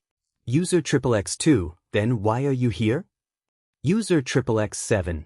Suspected but never actually proven. User XXX7. I'm here as a precaution apparently, which is BS. User XXX3. I was falsely accused by my former peers in middle school. I am glad that Principal Nizu created this program because I can prove that I am not the person they said I was. User XX20. I am sorry to hear that. I hope you can appeal to the principal and see if he will reinvestigate the incident. User XX11. That's terrible. User XXX3. Thanks everybody. User XXX2. So does anybody else want to share with the class? Midoriya held his breath. There were no messages for over half a minute before he slowly started to relax. He himself didn't even know why he was here, much less how to even begin explaining that to his fellow classmates. User XXX6. I will pass at this opportunity. I do not feel comfortable sharing my past misdeeds. User XX20. I as well. I do not mean to be rude, but I am embarrassed. User XXX2. Oh, it's okay, don't worry. Midoriya almost responded, but nobody called him out on his sudden silence, and so he let the moment slip past. He quickly scrolled up in the chat though and screenshotted the previous conversation. Then, he began relabeling the contacts in his phone based on their reasons for enrollment. User XXX6 has become unknown 1. User XX20 has become unknown 2, leader. User XXX3 has become framed. User XX19 has become unknown 3. User XXX5 has become criminal 1, caught. User XXX7 has become criminal 2, alleged. User XXX1 has become protection 1. User XXX2 has become protection 2, known. User XX12, pervert, has become the pervert, grape. He hesitated when he came to the last default name. What should he name himself? Just me? Or Midoriya? Unknown 4? Unknown 3. I'm ashamed of mine too. Not because of what I did but because of how my parents reacted. Unknown 3. I tried to keep them out of it as much as possible but they found out from the police. Unknown 3 has become criminal 3, caught. Criminal 3, caught. I still can't believe freaking All Might is teaching us. Criminal 3, caught. My villainous heart be still. Criminal 1, caught. I still can't believe that the Quirkless kid managed to hack the building and destroy Explodo Beach and Zoom Zoom with just a computer. Protection 2, known. Are we sure that wasn't just his quirk? Protection 2, known. Maybe Bakugo was just lying or he just didn't know. Criminal 2, alleged. Be careful about judging people. Sometimes the strongest ones are the ones who look the weakest. Protection 2, known. Ominous. Unknown 2, leader. It does not matter if Midoriya does have a quirk or not. What matters is that he is our classmate and we should treat him with respect. Midoriya blushed. Unknown 2 was being very supportive, especially considering the general atmosphere of the class. It was refreshing. Protection 2, known. I like it though. Nobody knows his quirk or if he's actually quirkless. He's a wild card. Protection 1, mysterious. Framed. Does anybody have the reading assignment from Mike Sensei earlier? My brother spilled juice on my notebook and I can't read my notes. Criminal 3, caught. I've got you. I can PM you my notes if you want. Framed. I would greatly appreciate that. Unknown 2, leader. We can organize a study group over the group chat. It doesn't matter if we survive the trials if we fail out of the class. Unknown 1. Yes, education is extremely important. We must make sure to study hard, no matter our backgrounds. The group chat devolved from there, with most people starting there. Homework or doing other family obligations. Midoriya scrolled back through the chat, taking notes on any speech patterns or information that may have been revealed. His eyes were drawn to one of the last messages by Protection 2, the one with the dangerous quirk and the hero classmate who knew. They had been talking about him, which was extremely awkward, though they probably thought a quirkless weakling like him had no business being a villain. But Protection 2 had said that made him mysterious. A wild card. Midoriya made his decision. User XX11 has become wild card. He smiled. Finally, he fit in with all the other villains. Class 1A Hero and Villain Analysis for the Future. Entry No. 2 Mineta Minoru. Quirk, pop off. No notes because I don't want to talk about this any longer than necessary. Blah. Hero name, fresh picked hero, grape juice. Student number, 19. Height, 108 centimeters. Description, short, purple ball-shaped hair, puffy cheeks, large round head. Fighting ability, weak, needs improvement. Small and nimble but doesn't put it to good use. Little hand, if any, hand-to-hand experience. Weaknesses, women, human decency, acid could nullify quirk bond. Needs further testing. Close combat, large opponents, easily scared. Speculative assignment, villain. Reasoning, perversion. Seriously, why hasn't he been reported for SXL harassment in the past? I think he must have some connections in high places to keep a clean record. But he might not be a villain, just a pervert. Which is as good as one. But if Endeavor, then I suppose perverts can too. Notes, based on his attitude, backpack, and stationery supplies, it wouldn't be too far of an assumption to assume that he comes from a wealthy or influential family. I found a few moderately suitable candidates for his family, but none of them have a child. Which is suspicious in itself. Maybe they're not wealthy but just act like it? Back on track. I think he could have beaten the entrance exam robots with some creativity and the right motivation. His ball would have clogged up the robots' cannons, or he could have stuck the robots together to the environment. He keeps mentioning the reason he wants to be a hero is for the girls, so I would imagine seeing the UA Hero Course girls would be sufficient enough information. Or maybe one of his family's contacts told him about the entrance exams so he could be prepared. Or he bought his way in. Edit. Most of this was written before the creation of the group chat. I'm about 75% sure that he's user XX12 or the pervert, Grape. Which just corroborates my theory that he's in here for SXL harassment of some kind. I'll need to see if he brings it up to the level of assault. But if he does, then it's grape stomping time. Midoriya-kun, please come in. Nizu called. Midoriya, still several meters away from the door, not even close to knocking, continued nonplussed as the principal welcomed him into the office. Classes had ended about half an hour ago, but between recovery, girls' checkup and present Mike tracking him down to hand him a paper, his departure had been delayed. Hello, Nizu-sensei, Midoriya greeted as he stepped into the familiar office. His lessons were scheduled for every other day, to reduce the impact on his academic workload. Hello, the principal returned. How has your day been? Do anything interesting? Midoriya blushed. He knew the incident in question the principal was referring to. And not much, since we had our first day of hero basic training today. Nizu smiled. And how was our new teacher? He was awesome, Midoriya said. His smile didn't quite reach his eyes. I can't believe we get to be taught by the #1 hero. I've heard that you two have a bit of history, Nizu said as he pushed a cup of tea across his desk. Midoriya, who had been lingering by the doorway, took the invitation to sit. He clasped the teacup in one hand and slowly sipped the steaming liquid. Despite the steam rising from its surface, it was the perfect temperature for consumption. And the taste? Where did you get this tea from? Midoriya questioned before he could himself. He immediately backtracked. I mean you don't have to tell me. Not if you don't want to. Sorry. There's no need to apologize, Midoriya-kun. I make my own blend of tea. Nizu smiled kindly. There were a bit too many teeth, but it was the thought that counted. Oh, Midoriya said, unable to help his disappointment. He'd wanted to buy some for his mother. She would love this taste. Nizu clicked a pen sitting on his desk closed before setting it to the side. I'll trade you knowledge for tea. I wouldn't be a teacher if I didn't encourage my students. Okay. Excellent. Now, let's learn about the art of bartering. You want tea, and I want information about your earlier match against Ida and Bakugo. Midoriya took a deep breath. Okay, what do you want to know specifically? I can't assign a value to the information unless I know what you're looking for. Very good, Midoriya-kun. I want to know about your strategy. During your planning PRD, your plan differed from the plan you eventually executed that resulted in your victory.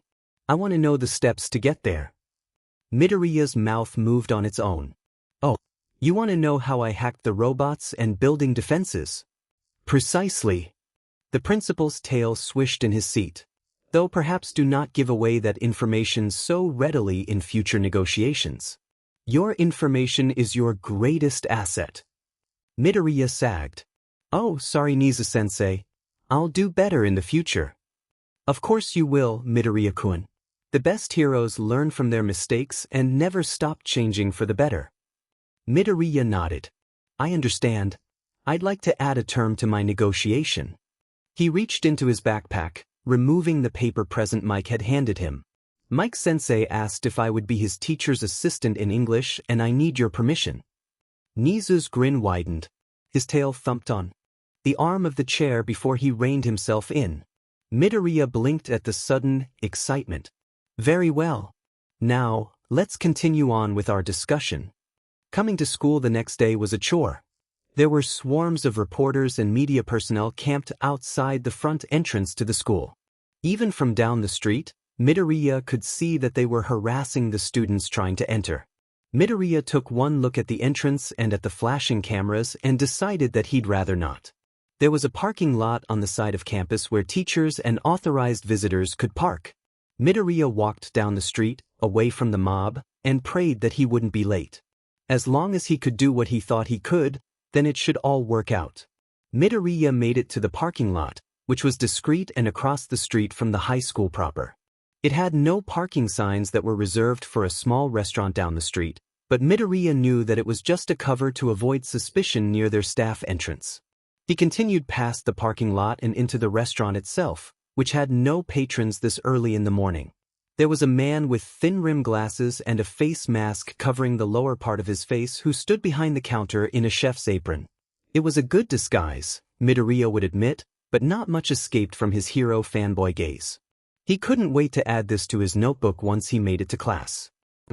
Hi, Ectoplasm-sensei. Midoriya rubbed the back of his neck awkwardly. Could I use the staff entrance to the school? There's kind of a lot of people out front and I don't want to deal with them because I don't like loud noises. Ectoplasm gave him an indecipherable look. How did you know this was here? Oh, alright. The teachers never enter through the front gate, so there must be some sort of secretive entrance, and I noticed that this restaurant was one of the only ones in the area that had a decent amount of parking for UA staff. So I thought about what Nizu-sensei would do and I found this place. And now could I use the entrance, please? I really don't want to be late to Eraserhead-sensei's class. Ectoplasm silently pointed at the door to the kitchen area and Midoriya thanked him as he quickly slipped by. He ended up finding the door labeled Staff Only, which opened to a long, dark tunnel. It almost looked like a sewer, but it didn't smell half as bad. Midoriya walked for several minutes, passing under the vibrations of cars driving on the street above. He finally made it to a thick steel door with a number pad on the front. There wasn't enough time to even attempt hack it, Midoriya sighed. Before he could panic too badly about being late on the third day of school, the door clicked open and the number pad flashed green. Midoriya decided not to look a gift horse in the mouth and continued toward the school. There was a set of steep stairs in front of one last door. Midoriya, well aware that he had less than a minute to make it to class, pushed open the door and stepped out into the room. Immediately, there were several sets of eyes on him, including a familiar lime green pair. Present Mike looked startled by his appearance in their staff lounge, but he just smiled and waved. Midnight, meanwhile, had her jaw practically touching the desk as she stared at Midoriya.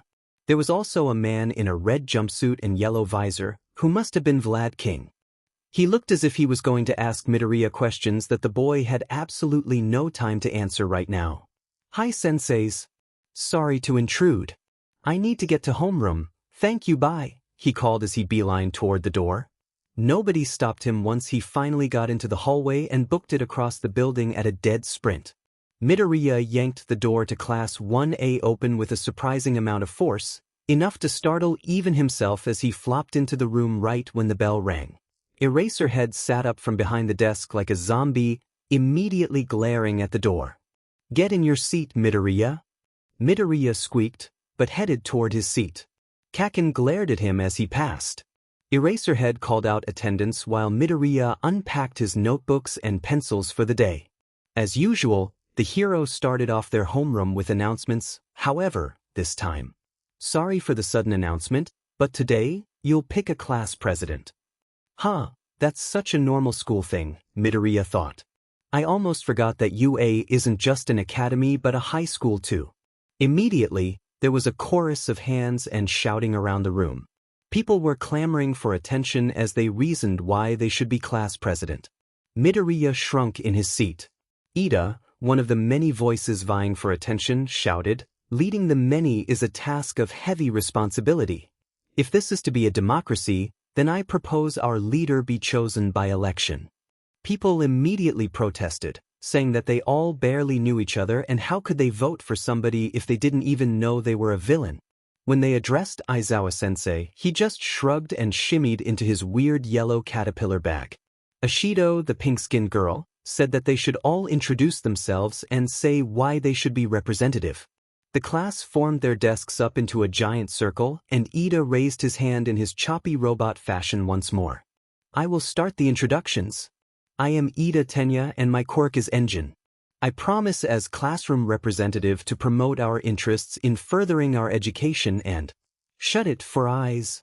Nobody wants to hear you talk about the shitty school for hours." Kaken growled. An explosion appeared in the palm of his hand, but it was quickly erased by a glaring Eraserhead. The boy scoffed and Midoriya winced at the anger he could feel radiating off his childhood friend. Next up was Yaoyorozu, who promised to be a fair and just leader if she were elected. She would organize study sessions for the subjects people were struggling in, and she would be an ambassador between them and the teachers. "Yaoyorozu like the wealthy support company family?" Kaminari asked. Midoriya winced at the sheepish look that passed over Yaoyorozu's face. "Yes, that is my family name." "Oh wow, cool. You're like super rich," Kaminari said, sticking his foot even further into his mouth. Yaoyorozu quickly finished her introduction and sat down. Midoriya could hear some whispers across the circle about how much money she must have, and apparently they could even buy their way into UA. The girl with the headphone ears, Jair, scoffed. She rolled her eyes when Midoriya looked her way, and she looked startled to realize that his attention was on her. Todoroki went next. He just said his name, his quirk, and then said not to vote for him. Satu, Uraraka, and Hagakure all made their cases, promising that they would be really good at the job and that they would go plus ultra. It was only during Shoji's turn that somebody finally asked the unspoken question. Unsurprisingly, it was a certain grape-haired pervert. "Well, obviously he's a villain. Why would we vote him as our representative? There's no way girls are going to come near us with somebody like him around." Immediately, the atmosphere in the room turned sour. "Hey, don't you talk to him like that," Uraraka cried. "That's not right, Karo," Azui croaked. "Yeah, don't just judge somebody like that based on their physical appearance, you stupid pervert." There was a shifting behind Eraserhead's desk. Midoriya looked over to see the hero wide awake and staring right back at the green-haired boy. None of the other students seemed to notice that their teacher was awake as they continued yelling at Mineta. Eventually, Shoji got his turn and everybody around the circle introduced themselves. Midoriya flubbed his introduction, stuttering over his name and nearly choking up when he said he was Quirkless. At the pitying looks, Midoriya rushed through the rest of his introduction. He didn't even try to promote himself as a candidate. There was no way he would win. He was proven right when the votes were cast and tallied up. Yaoyorozu had won with 5 votes while Ida got second place with 3 votes. They decided to be president and vice president respectively, which Midoriya could be happy with. He had voted for Yaoyorozu. They settled into their roles well, beginning delegation as the homeroom PRD ended and the rest of the day began. Today's classes were literature with Cementos. First PRD with Midnight Sensei was interesting. Midoriya didn't think there were supposed to be quite that many inappropriate images in an introductory high school class. It took him some time to notice, but Midoriya realized that Midnight Sensei kept looking in his direction, specifically at him. He had made quite the impression earlier, and he knew there were rumors circulating around his supposed quirklessness. Never called on him to answer a question, but that was fine. Midoriya usually got the answers correct when he answered them in his head. Her focus on modern hero art overlapped with his general lifelong hero obsession. There were a lot of components that made up modern hero society and provided the pillar for which All Might stood. Though he may not for much longer. After modern hero art was literature with Cementos, who immediately assigned them their reading for the semester, to the chagrin of much of the class. Midoriya recognized some of the names and had even read a few books, mostly the hero biographies or quirk-related classics. Even one of the pre-quirk classics, from when he'd decided to be a hero in spite his quirklessness. Literature was mostly covering the syllabus and Cementos talking about the importance of literature in their society. Midoriya listened as he took notes, occasionally jotting down a piece of information in his class analysis notebook. By the time it was lunch, Midoriya had finished creating his plan to knock out the all of Cementos reading over the first month of the term, and he already had plans to start working on his term project for modern hero art. The rough plans for his composition should be easy to start over lunch today.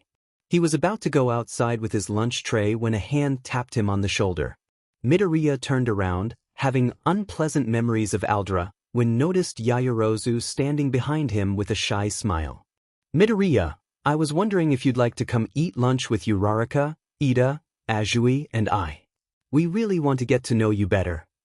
For a brief moment, he contemplated saying no and just going to sit outside alone. It was a nice day after all. But his desire to experience one normal thing about school, even in the constant abnormality of UA, won out in the end, and Midoriya followed her back to their table. Uraraka greeted him as he sat down. Midoriya, I'm so glad Momo found you. I've been wanting to talk to you all day even though we had class. We totally kicked butt yesterday. Ida nodded. Yes, you two did. I admit that I was too caught up in my villainous ruse to be prepared for your onslaught of weaponry. You adapted well to the situation regardless of your handicap, just like a true hero, which is undoubtedly why you are in our class. Midoriya chuckled weakly. I have been wondering, Midoriya, how you were able to utilize the building's defenses in such a manner. I was under the impression that Nizu is one of the smartest beings out there and that he personally coded the school's security systems. Uraraka nodded, chewing her food extremely enthusiastically. Lunch Rush's food was truly as amazing as people claimed. Yeah. How did you do it? Midoriya rubbed the back of his neck. I just connected to the system. The simulation exercises were actually coded by Power Loader or one of the support students. I couldn't tell, but I was able to exploit a weakness that basically allowed me to activate the building's defenses and place them in hostile enemy mode rather than defensive standby. Midoriya realized that the other 4 students were staring at him. Azui in particular was staring at him like she was seeing him for the first time. Midoriya chuckled. Guys? Uraraka shook her head as if to clear it. I think that's the most I've ever heard you speak, Mido. You're cute when you get excited. After a whole class with Midnight, Midoriya had to take a moment to parse the meaning of her comment. Thanks, he squeaked. Oh, Ida. Uraraka pivoted her attention toward the boy in question. The way you talk, are you a rich kid? Ida looked down at his tray. There was an indecipherable look in his eyes, nearly obscured by his glasses. I don't like people to know, so I try to hide it. But my family is a hero family and I am the second son. Ingenium, Midoriya whispered under his breath. His hands were itching for a pen and paper. This was so going into Ida's file, which was pretty sparse at the moment. He had thought the quirk looked familiar but hadn't had time to check the registry yet. Ida nodded. Indeed. It's my admiration for my brother that's inspired me to become a hero. Uraraka gasped. Oh, that's so noble. You're going to be a great hero, Ida. I know you can do it. Midoriya had just finally gotten the chance to take a bite of his meal when klaxons began blaring. He covered his ears as the noise in the cafeteria rose to a crescendo. Across the table, he could see Azui doing the same. What's going on? Uraraka shouted over the sound of the alarms. At the other tables around them, people were standing up and stampeding toward the exit. Ida blinked at the chaos before asking an upperclassman what the alarms meant. He shouted that it meant somebody had infiltrated the building and they had to get out of there. Midoriya took one glance at the chaos heading toward the door and realized that he would absolutely get injured if he stepped into that disaster zone. Yaoyorozu looked torn between staying with Midoriya and AWE or following Ida and Uraraka into the crowd. She was saved from her indecision as Ida shot into the air. He flung his arms around, trying to stabilize himself as he floated weightless above the student body. Midoriya could see him stare out the windows at something while Uraraka was dragged further away into the crowd. He hoped she was all right. The crowd seemed to be getting rougher by the second. In a split second, there was fire spitting out of Ida's calves as he rocketed around in a circle. This immediately drew the attention of the crowd below, who finally stopped stampeding to listen to the blue-haired boy as he shouted, "Everyone! Everything is fine. It's just the press. There's nothing to worry about, we're fine. This is UA.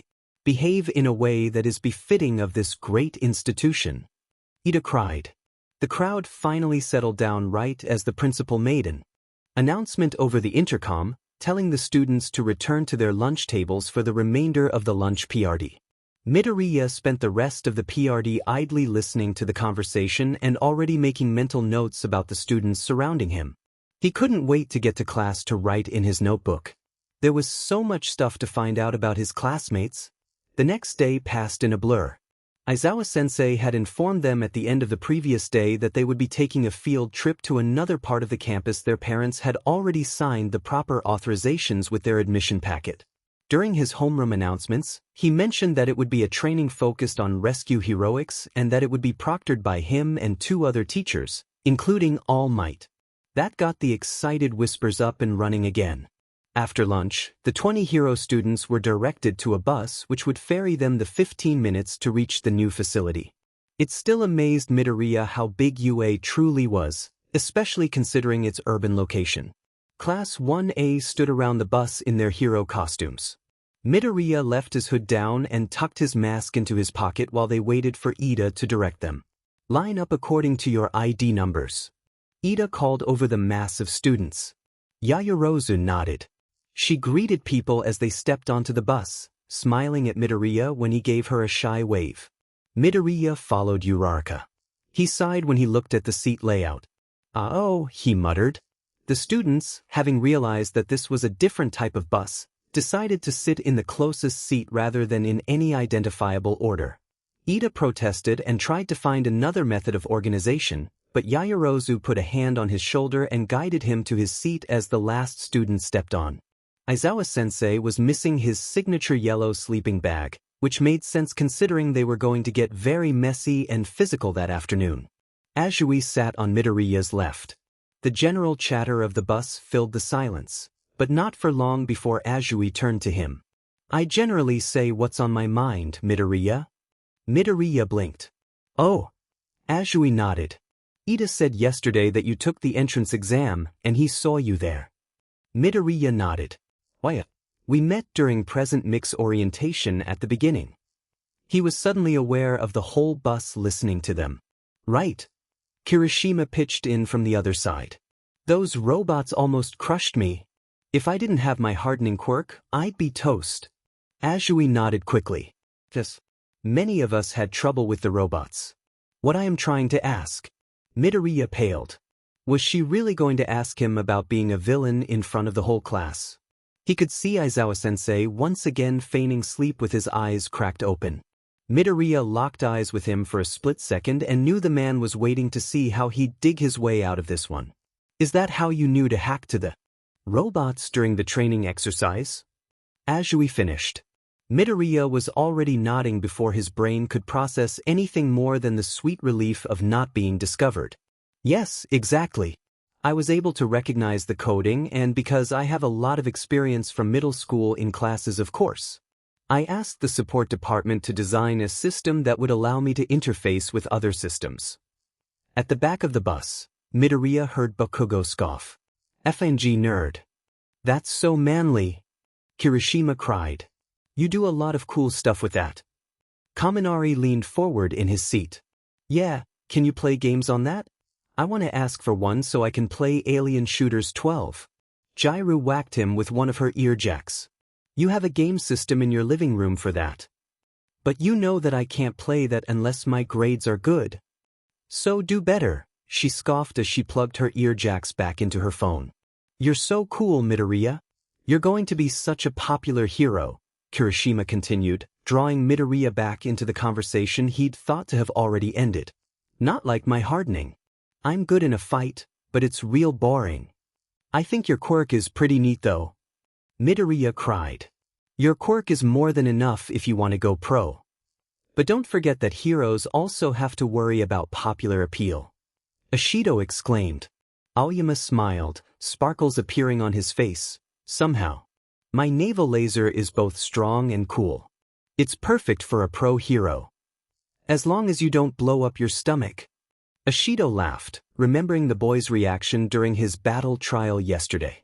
He had come out of the training building looking distinctly green and very petulant, as he would say. Yeah, but how are we going to be popular if people find out that some of our classmates are actual villains? Siro asked. Kirishima pointed across the bus. People with strong quirks are always going to be cool to the public. That'd be heroes like Bakugo and Todoroki. Azui croaked, shaking her head. But Bakugo's so unhinged, he acts like a villain. He'd never be popular. Kaken burst from his seat with muted explosions. Midoriya couldn't help his flinch, remembering years of dodging explosions left and right while his classmates and teachers laughed. What the F did you say, Frogface? See, she said to Kirishima. Kaminari laughed. We've only barely started socializing and you've already made it abundantly clear how unpleasant a personality you have. Kaken growled. Yeah, okay, Mr. Vocabulary. How about I pound you? At the front of the bus, Yaoyorozu clapped her hands. Please settle down, we're almost to our destination.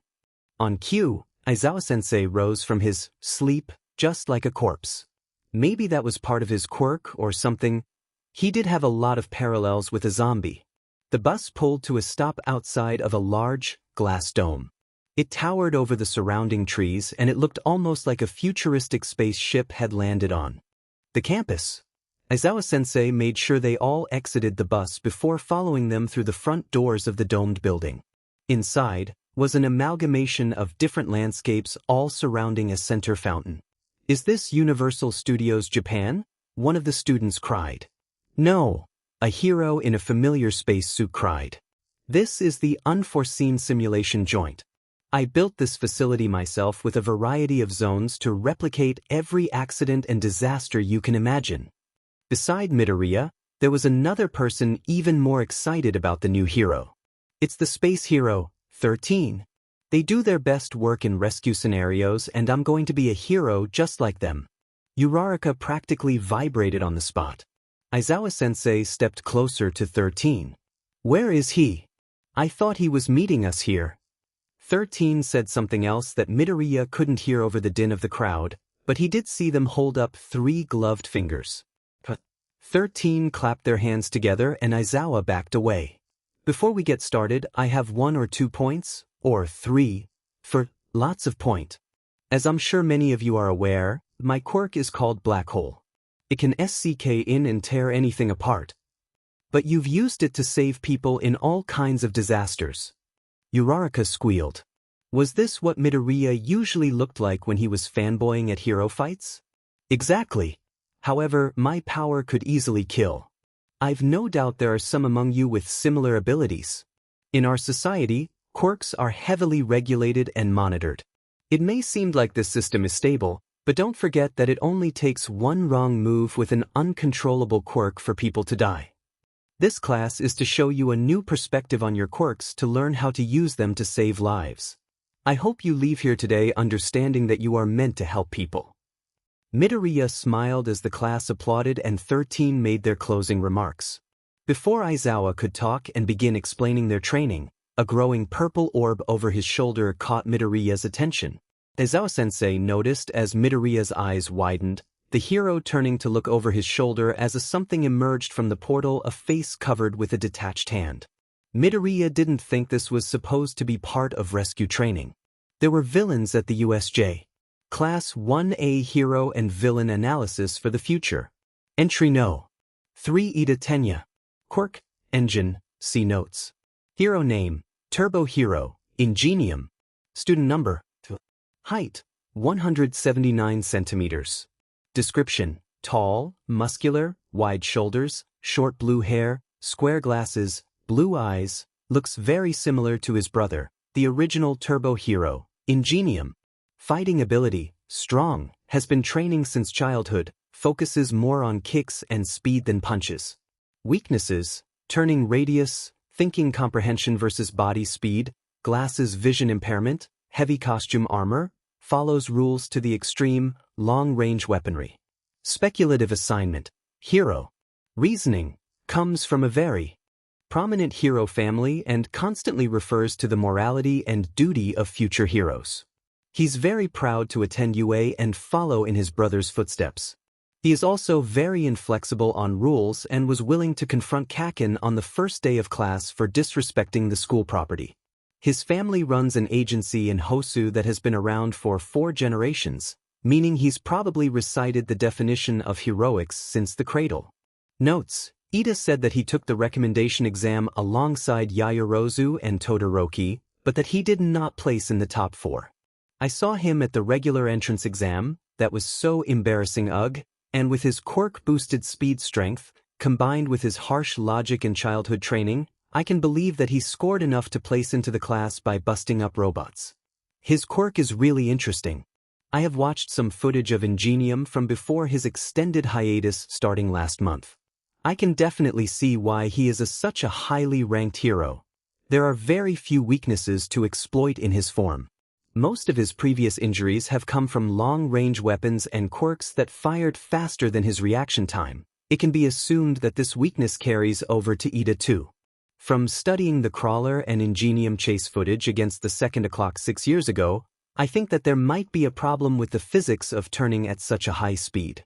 Turning at such a sharp radius will place a lot of pressure on the body and either force them to take wider turns or to put more pressure on the inside joint. I wonder if their bodies have internal mutations to account for the G-forces and negative Gs from deceleration? Maybe I can ask Ida about it in Heroics tomorrow. Hi, Midoriya. It's a pleasure to meet you. Why Ida too? Midoriya stuttered out as the plain-looking man entered the room. The quiet beeping of the hospital machines kept the room from growing too silent.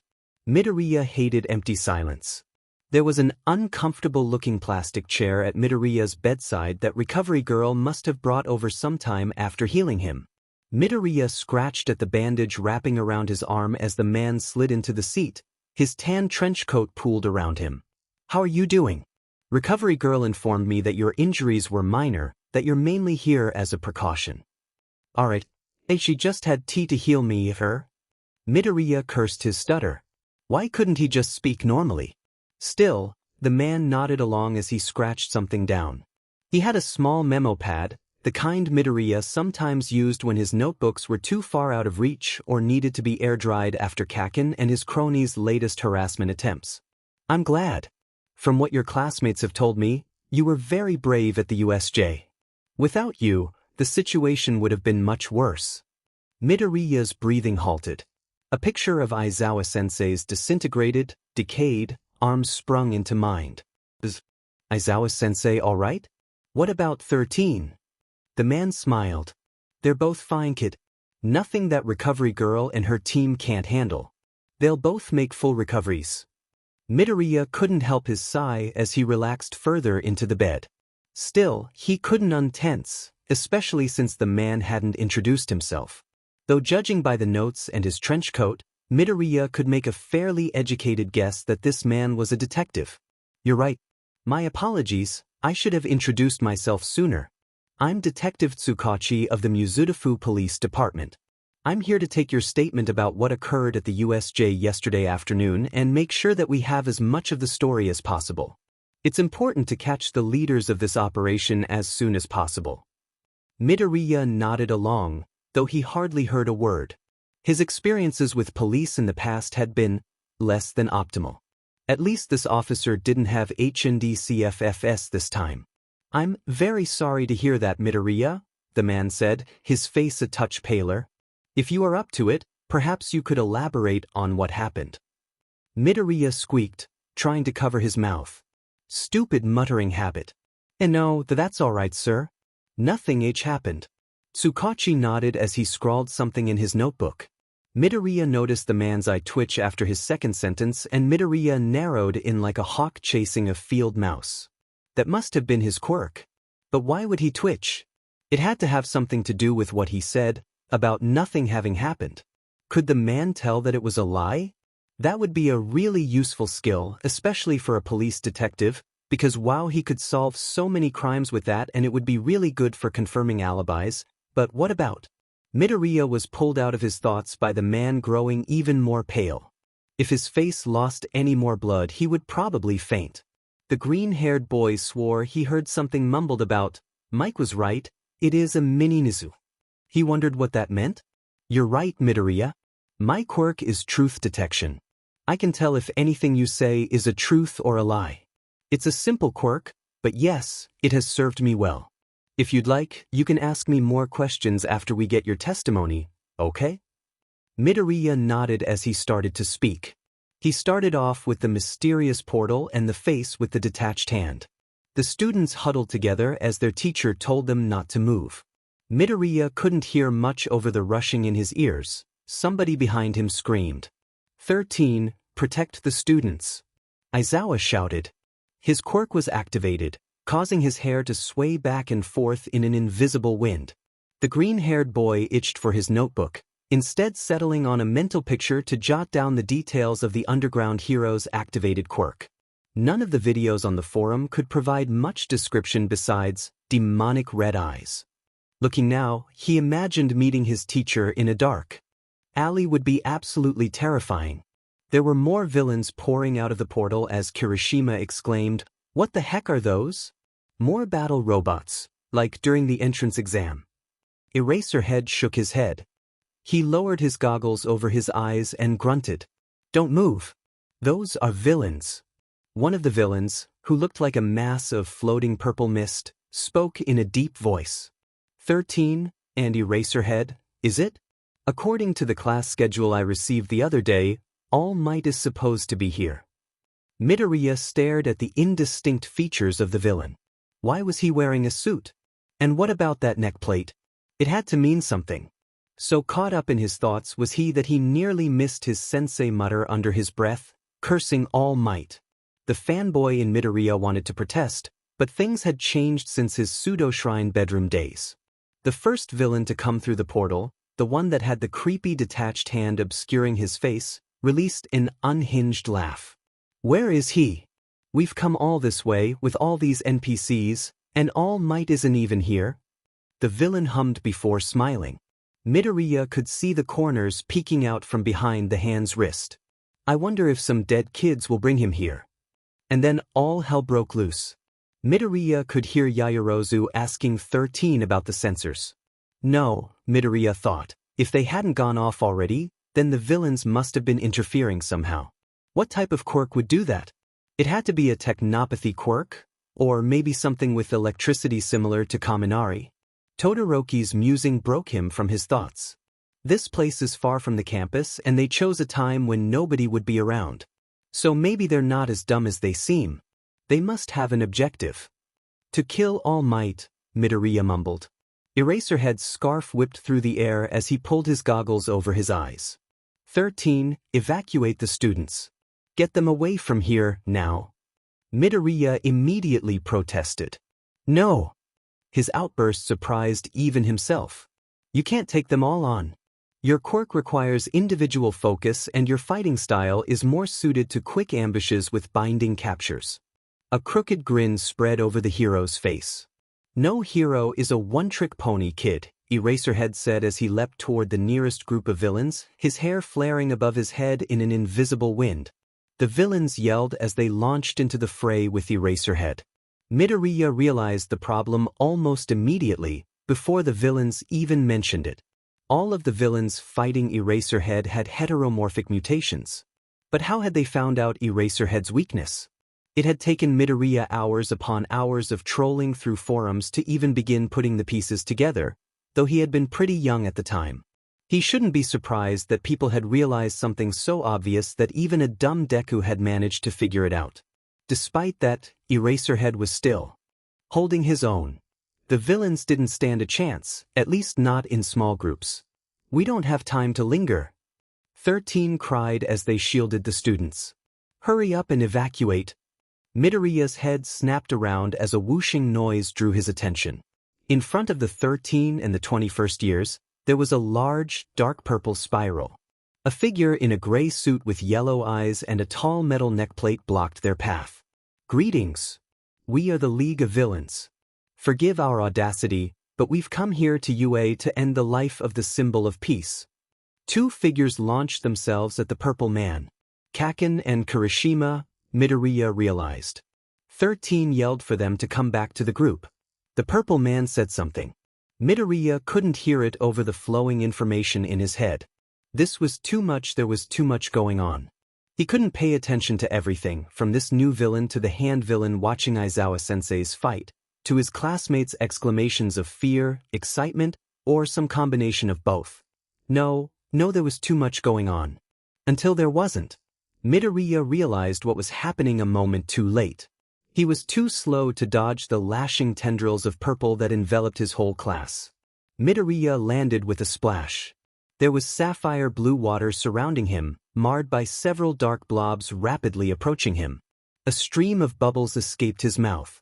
Something unexpectedly wrapped around his waist, and Midoriya screamed as he was yanked from the water. The detective's pen scratched at his notepad while Midoriya spoke. His hands were bloody raw by now, having been picked at for the duration of the story as Midoriya steadfastly tried to distance himself from the. A soft hand pried his fingers away from the meat of his right hand. Midoriya startled and looked up into the eyes of the kind detective.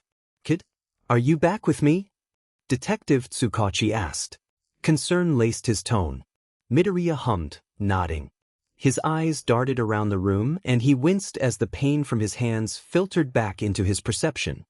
He blinked when a glass of water was pushed into his hands. The detective sat back down in the seat. Midoriya smiled and drained the glass, mostly to buy more time to bring himself back to the present. He couldn't go away right now. The detective needed to know what happened at the USJ. Midoriya placed the glass on the bedside table, ignoring the minute trembling in his hands. The same hands that earlier that day had "Midoriya, you're okay. I need you breathe with me, do you understand?" He was so kind. What would he say when Midoriya finished his story? When he found out what Midoriya had done at the USJ?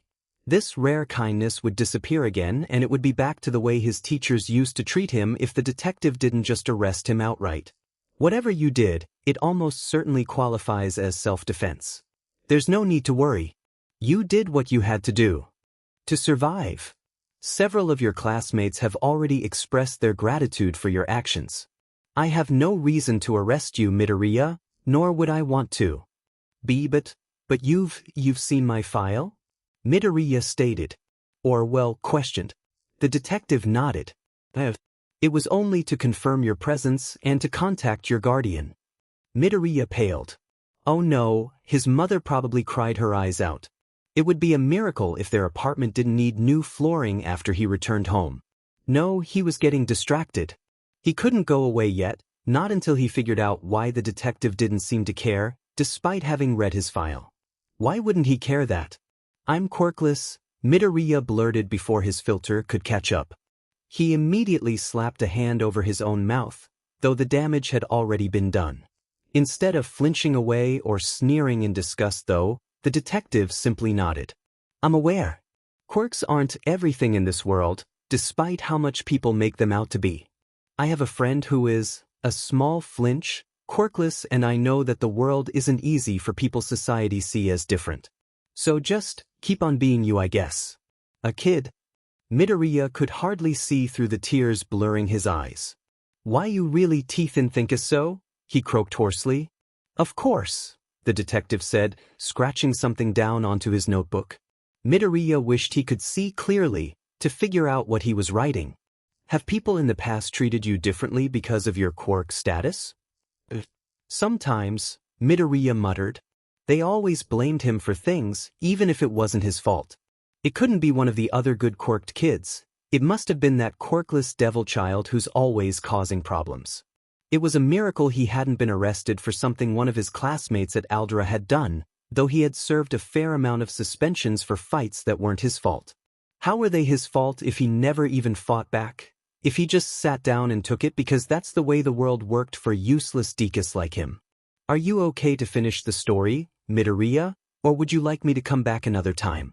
Your story is important, but I can give you a few minutes to compose yourself.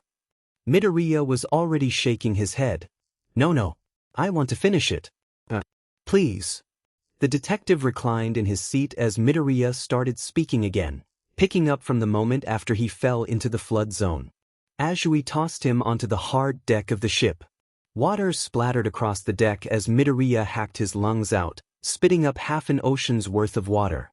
A gloved hand patted his back as his coughing finally began to subside. Midoriya used a shaky arm to lever himself upright and look at his two classmates. Thanks, AWeeBitRustyEh, Midoriya coughed. The girl nodded. Call me Tsu. Oh, you can call me Izuzuku. If you'd like, of course. Tsu nodded.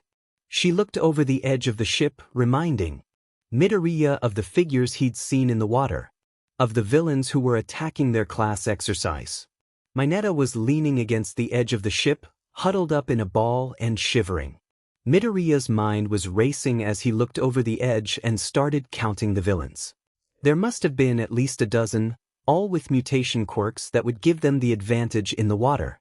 So the villains had known where everything was located in the USJ, and they had known Class 1 as schedule, when All Might was supposed to be teaching them at the USJ. Which meant they had to have gotten a copy of the schedule somehow. The press break-in. That must have been them.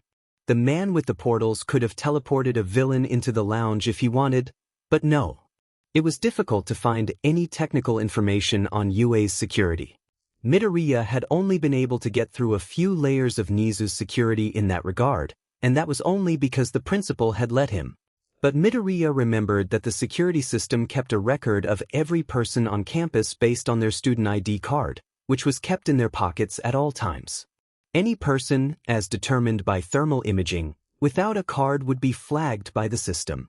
There was no way a couple dozen reporters had overwhelmed the system enough for a villain to slip in unnoticed.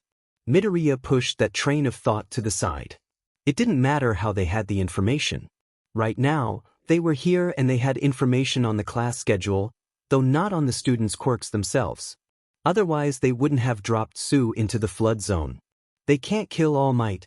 He'll thrash them once he gets here, Mineta cried. But how did they expect to kill the #1 hero? They must have figured out a way, Tsu croaked. Otherwise, why come here just to get beaten? I don't know. But that hand guy promised to kill us too. I didn't come to UA to die, I just wanted the babes. Tsu backpedaled as the purple-haired student launched himself toward her. Midoriya snagged the back of his hero costume. Had the diaper design been intentional or... Hey, it's not a diaper. It's costume support. Mineta wiggled in Midoriya's grip. A gruff voice below them reminded them of the impending danger. Tsu croaked, locking eyes with Midoriya over the head of a whimpering Mineta. How are we going to get out of here, Karo? Midoriya released Mineta. He rubbed the back of his neck. You could try to jump us. No, that's too far. Or we could use Mineta's, hair to stick them. But they'll catch on pretty quickly. What about no, that won't work either. I guess. Izuku, Karo. You're mumbling again. He slapped a hand over his mouth. Oh, I'm so sorry. I'll try to be quiet. No, Tsu shook her head. I want to hear your ideas. I just couldn't hear what you were saying. Oh, right. Well, I don't think you can jump far enough with us in your mouth. You jumped almost 60 meters in the long jump, but with our added weight, I doubt you could land us on the shore. Mineta's quirk won't help us much in this scenario unless we can lure them in close to the boat or stick them to the bottom of the lake. But that's too risky. I guess I could check on my computer and... Midoriya face-palmed. His wrist computer. He doubted that the support department wouldn't waterproof the computer, and his faith was rewarded with the screen flickering to life without issue. Sue asked what he was planning, but Midoriya had already started tapping away. It looked like the wireless network for the USJ controls had been knocked out by the same quirk that cut off the alarms and communications. He would need to directly hardwire into the system if he wanted to get into the controls. But for now, I have an idea, Midoriya said, locking eyes with both Mineta and Sue. I need you two to distract the villains for a few minutes. Get them to talk, but just keep them in the water and off the boat. I need to go below deck for a minute because I have an idea. What? You're going to leave us to be eaten by the villains? Mineta cried, latching onto Midoriya's leg. Despite the green-haired boy's protests, Mineta wouldn't let go until Midoriya pried him off. I need you guys to trust me. Sue nodded. We'll buy you time, Izuku. Midoriya bolted toward the cabin door. The ship was large, but thankfully the bridge was easy to locate. He slid into the seat and started tapping away at the computer. A small slot opened and dispensed a cable, which he used to connect to the ship's control system. Outside, he could hear Sue and Mineta shouting, though he couldn't make out their words. Midoriya typed away on his computer as the systems finally connected. From there, it was the work of a few seconds to find the settings he was looking for. Yes, he exclaimed as a series of command options appeared on screen. He scanned the text quickly and found the one matching the hatch he'd glimpsed during his brief dip. Open main drainage hatch flashed green. Midoriya blinked once, twice, before a violent shaking began. He could hear screams outside as the boat began to move, twisting around and around while Midoriya clung to the edge of the control console with all his might. It felt like an eternity even though it was less than half a minute. Still, as Midoriya tumbled to the ground when the ship finally ground to a halt, he let out a relieved groan. Midoriya clawed his way out of the bridge, which was now askew at a 45-degree angle. He stumbled onto the deck to see both Mineta and Sue clinging to the deck with their hands and hair respectively. Their heads both jerked toward him. Midoriya sheepishly waved. The two detached themselves and slid down the deck. Are you all right? Midoriya questioned. You didn't get hurt, did you? I'm so sorry. I should have realized it would be that violent and I should have just clicked one of the other options or… It was fine, Karo, Sue croaked. The water is… all gone. Some of the villains got SCGD down as well. Midoriya gulped. He had known it was a possibility when he selected that option. It doesn't matter right now. Mineta, can you stick down the remaining villains that are stunned? Then we should go. I think I know where the control room is located. From there I can try to contact the school and maybe find our classmates. And that was what they did. It was easy to stick down the villains, especially since most of them were dazed from the rapid spinning or collision with the ground caused by the water draining. The scratching of the detective's pencil was becoming a familiar, soothing sound. Midoriya tapped his finger against his thigh as Detective Tsukachi finished his last note. So that was how you three escaped the flood zone. That was very creative thinking, Midoriya. I do have one question, however. How were you able to access the commands so quickly? Midoriya rubbed the back of his neck. I have some experience with coding. Nizu-sensei is teaching me more formally since I started here. The detective jotted down the information. Have you ever done anything illegal or immoral with your coding skills? No, Midoriya answered a bit too quick. Detective Tsukachi's right eye twitched. Midoriya amended his statement. I mean, who hasn't downloaded a couple songs illegally or watched a few dozen country-locked hero documentaries? Huh.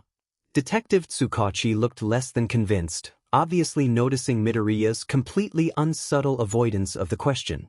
Still, he let the green-haired boy wriggle out of the question and onto the next topic. I'm guessing now you want me to explain how I got to the system controls? Midoriya asked. The detective nodded. Yes. Your classmates have said you assisted them and provided information after you reached the control center. Midoriya hesitated, wanting to argue how much of a help he truly was. It was just a few pieces of advice, a few warnings here and there. Nothing special. Nothing nobody else couldn't have done. Still the detective's eyebrow crept higher and higher as Midoriya continued his story. It took 5 minutes to get to the control booth, 5 minutes that involved running past trapped villains, through a small forest zone that had plenty of crevices for wayward villains to leap from, and then finding the electronic door to the control booth staircase which required Midoriya's wrist computer to unlock. Midoriya, Tsu, and Mineta ducked into the staircase and the door slid shut behind them. There were several flights of stairs that led to a small control booth overseeing the entire UAV. The room itself had several large screens flush against the console and another 3 hanging over the viewing window. Midoriya connected his wrist computer with the same cord from the boat and entered the system even faster than his first attempt. Tsu riveted as the screens popped on one by one, each displaying an overhead view of one of the USJ's zones. Some of their classmates were visible on the overhead cameras while others were still missing. Midoriya brought up a view of more cameras on the flat desk monitors, using the touchscreen to zoom in further.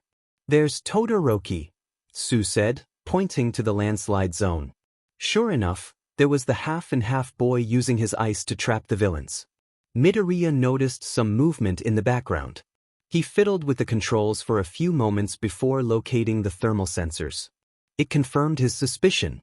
Midoriya's eyes darted toward the control panel to the left of the screen, where there were several buttons with various numbers. Each of them represented a speaker and they were separated by zone. He pressed down on the one furthest to the left for the landslide zone.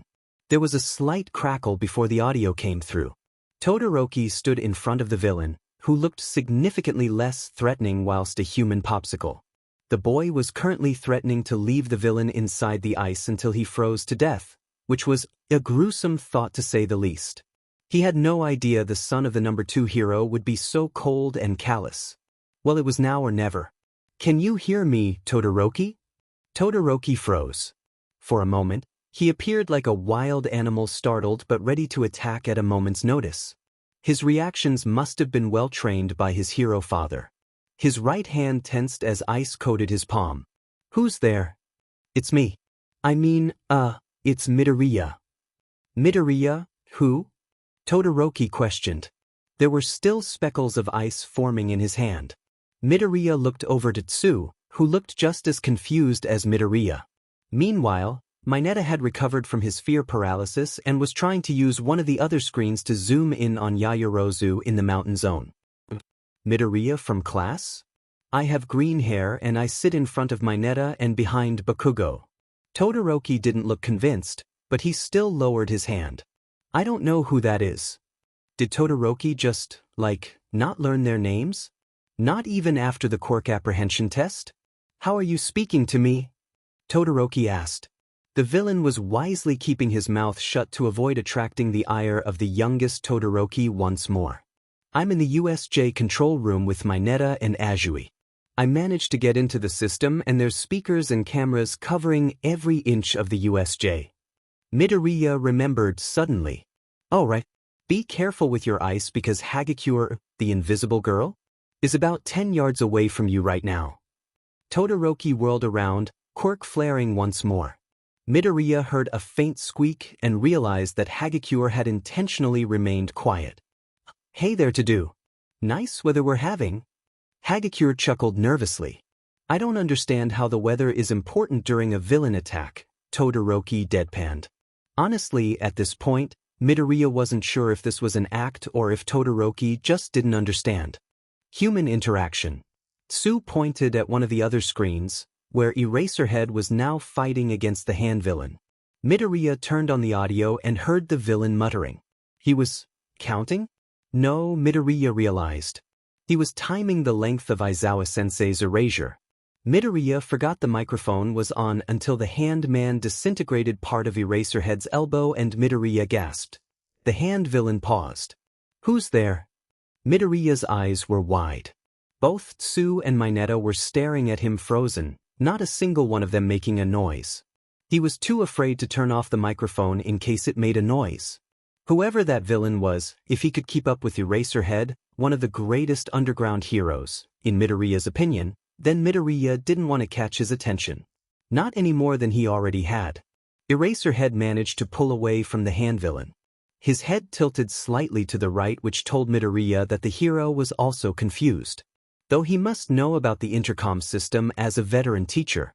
I said, "Who's there?" the villain growled. This dialogue option had better be good and not some useless NPCs interfering. Midoriya finally muted the microphone, waiting to see how the villain would react. It seemed like there wasn't an obvious noise associated with closing the connection that was a relief. Aizawa took the distraction to catch his breath. Tsu pointed to one of the camera feeds, where 13 was fighting the purple mist man. Ida stood off to the side along with a few other classmates. It looked as if 13 had the situation handled. Then it wasn't. Midoriya gasped as the mist ripped a hole in 13's suit with their own quirk. 13 crumpled to the ground just in front of the exit. Midoriya flicked on the microphone. "Ida," he said, ignoring the boy's startled leap. "It's Midoriya. Run for the exit and get the teachers. I'm trying to get a signal through, but it's taking too long." The blue-haired boy protested. "But I won't leave my classmates behind. I'm Vice. Just go, Ida. Be hero and run, please," Midoriya begged. "Get the heroes." Ida looked torn, but the decision was made for him when the purple man attacked. Midoriya watched as Ida dodged several portals to make it out the exit. He disappeared from the cameras. Midoriya started a mental timer. 5 minutes there, 8 back with the teachers and mobilization response. Overall 13-minute minimum response time. "That's too long," Midoriya mumbled under his breath. He heard Mineta audibly gulp and Tsu release a small croak. Midoriya realized he'd spoken aloud and quickly threw on his signature smile. "The heroes will be here soon. All Might will be here to help fight." He quickly switched his attention back to Eraserhead. The hand villain was saying something now. Eraserhead's scarf whipped through the air around him as he stared down the hulking creature. "This is the anti-All Might, specifically designed to kill your pillar. Your symbol of peace will crumple along with your stupid hero society. Numa here has enough hit points to tank hits from the blonde buffoon and enough skills to beat him to smithereens. But I'd like to see a test run first. Numu, kill Eraserhead." Midoriya watched as the monster moved with indescribable speed. It had to have been as fast as All Might, if not faster. The monster crushed Aizawa in one hand and smashed him into the ground, sending shards of concrete flying into the air. Midoriya screamed. The hand villain cackled. "Oh, is the hacker back again? Just in time to watch your hero die a pathetic death." His hand was still on the microphone button, but that didn't matter anymore. Not when Aizawa-sensei's head was mangled on the ground and there was a frighteningly large pool of blood beneath his still body. Who are you?" Midoriya's voice trembled. He tried to stay calm. He needed to stall. To keep the Numu and the hand villain away from Aizawa-sensei. Information, he needed information. He could get information too. Yeah, distraction and information. He could do this. Don't think about Aizawa-sensei. Don't think about it, it doesn't matter. Just focus on the stupid hand villain. Midoriya took a steadying breath. "You said you were the League of Villains. I've never heard of you before. That's because this is our debut. Our goal is to kill All Might, and with Numu here to do it once he arrives, Hero Society will crumble." The hand villain laughed once more. It sent shivers down Midoriya's spine. "How will it crumble?" "Your plan sounds pretty stupid to me," Midoriya said. Tsu was staring at him like he'd grown a second head. "I mean, there's plenty of other heroes out there." The hand villain scoffed. "You stupid sheep'll follow him like he's your god. It's All Might this, All Might that. None of those stupid other wannabes could ever replace All Might. When their strongest hero is beaten bloody and strung up on the stairs of this stupid hero school, then the whole world will know that the League of Villains is the most powerful force." Sounds pretty convoluted to me. Also, how are you going to take credit? "I don't even know your name," Midoriya said.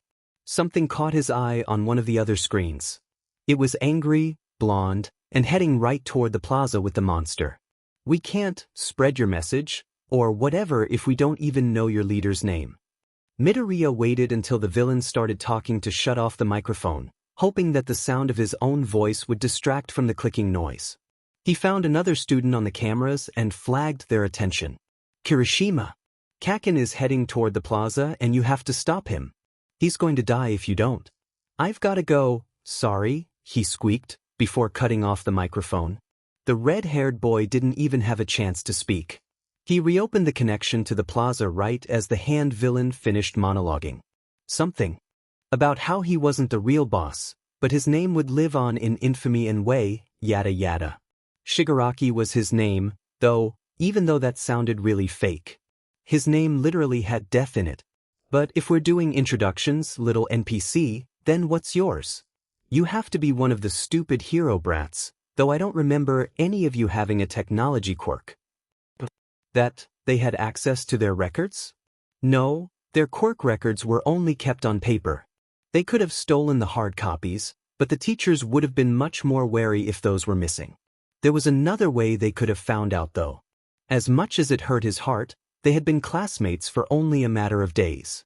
He didn't actually know them, even if they were some of the nicest classmates he'd ever had. They treated him a little weird for being quirkless, and it definitely cast suspicion on him being in the class without a powerful quirk. But they were his classmates. He didn't want one of them to be a traitor. Midoriya realized he hadn't answered the villain's question.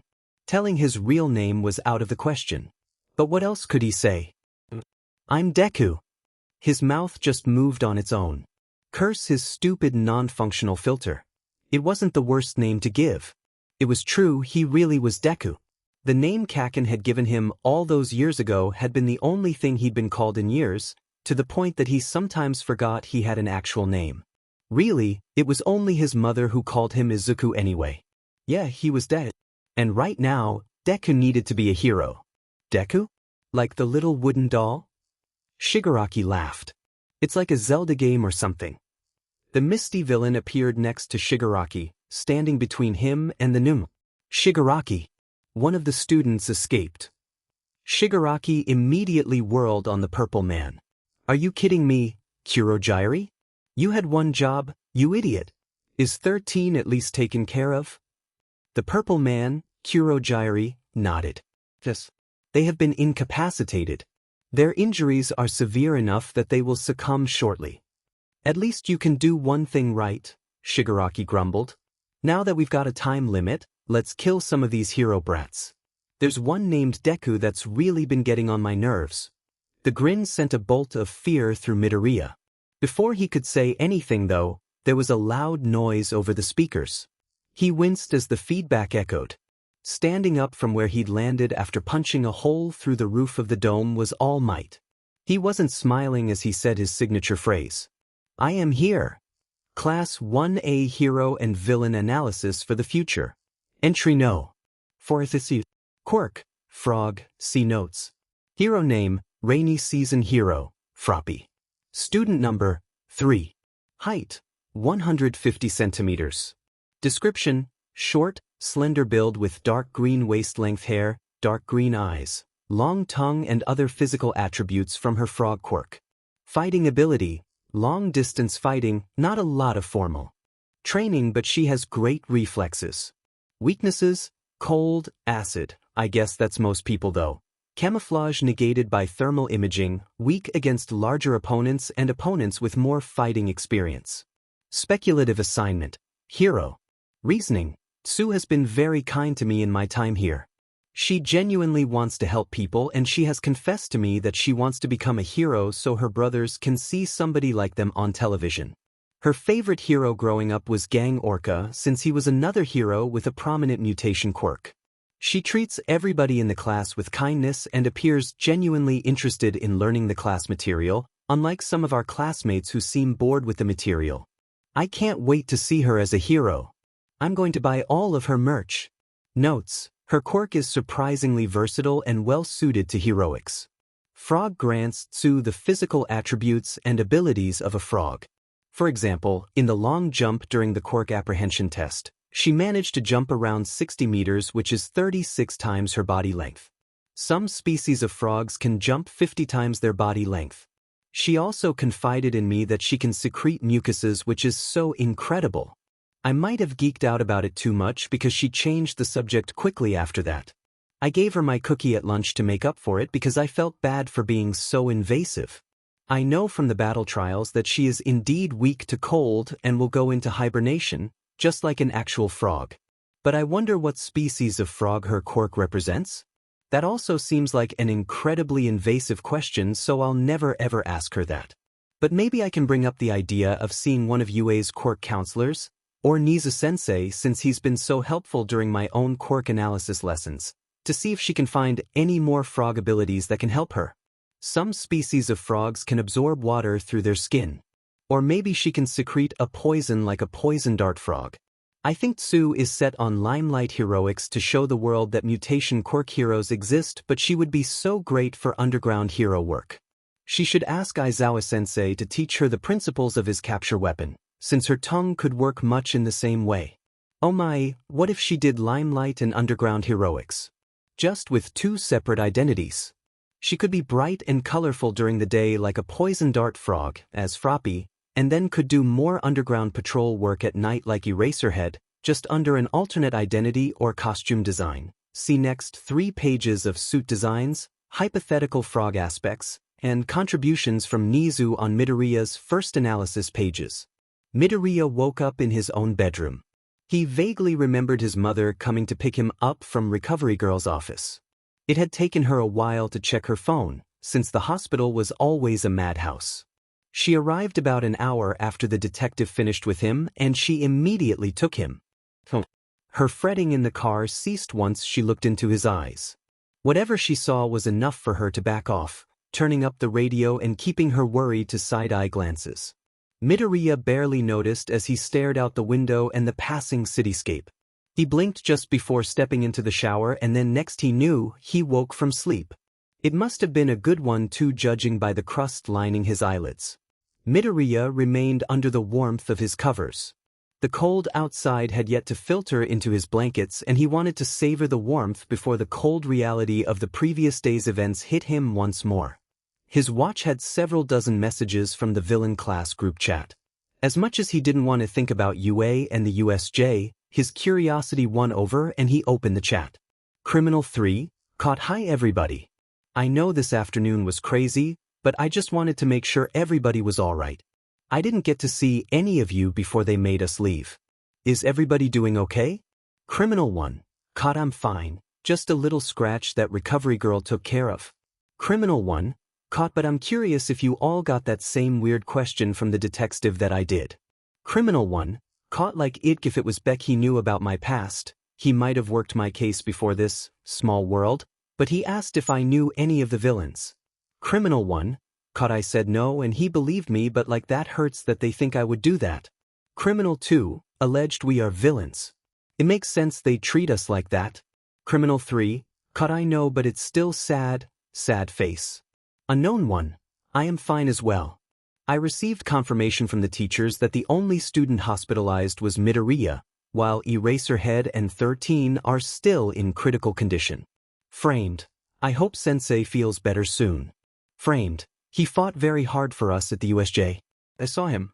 There was a gap in the texts for several minutes as they waited for them to finish their sentence. But a follow-up message never came, and so the conversation continued on. Criminal 3, caught. I know. I was thinking about making him a get better soon card. School is cancelled for the next few days, but maybe Present Mike would pass it on for me. Criminal 1, caught. That's a good idea. Unknown 2, leader, I agree. Unfortunately, I do not see how we could collaborate on a card without risking our identities, but individual cards should convey the same sentiments. Framed, I'm going to make him one too. He treats us all like regular students. Not like a villain or a future criminal or a freak. Framed, he is a very good teacher. Most of the chat after that devolved into card ideas and praising Aizawa-sensei's teaching style. Midoriya agreed. It was refreshing to have a teacher treat him like a regular student instead of a quirkless freak. Even though he was technically a villain, for reasons unknown. Perhaps he should ask Aizawa about that, but Nizu-sensei wanted him to solve that himself. His mother was sitting out in the living room when Midoriya finally left his bedroom. By that point, it was well after noon and his empty stomach rumbled. His mother gasped when she saw him, immediately ushering him back to bed while she promised to make anything he wanted. Midoriya complied. He spent the rest of the day in bed scrolling through various hero forums and ignoring anything referencing UA or the USJ. He could hear the group chat buzzing a few times throughout the day, but again, he didn't want to think about it. He pulled out his analysis notebook after a few hours on his phone and began analyzing some of the quirks he had seen at the USJ. After that became repetitive, since he had only gotten glimpses, and speculation could only take him so far, he started brushing up on his English skills. Hopefully Mike-sensei would still let him be the English assistant, even after his lackluster performance at the USJ. When he ate dinner with his mother that night, she asked the question Midoriya had been dreading all day. He knew his mother could be overprotective. It was hard living in a world where everybody was special except for him, a fragile Deku who could be hurt by the slightest breeze. He had been the only student needing to be hospitalized after the USJ for a reason. Midoriya managed to persuade her to let him stay. It was difficult work fraught with tears for both of them. But for the first time in years, Midoriya actually wanted to go to school. Even though he was a villain, Midoriya could still be a hero. Midoriya slept fitfully that night, haunted by images of the previous day. What if he hadn't hit that button in the control room? If they had left quicker, could they have stopped Aizawa-sensei from being so injured? The what-ifs continued until sunrise as Midoriya got ready for the new day of class. The group chat was abuzz with activity speculating about how the school would address the events.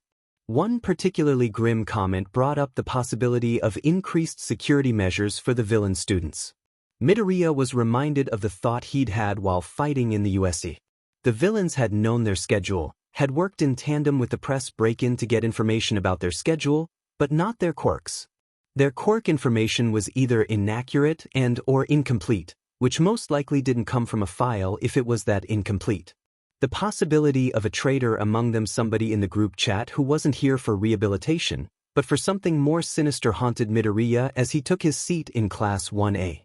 A few of his classmates asked how he was doing, now that the bandages had been removed on Recovery Girl's orders.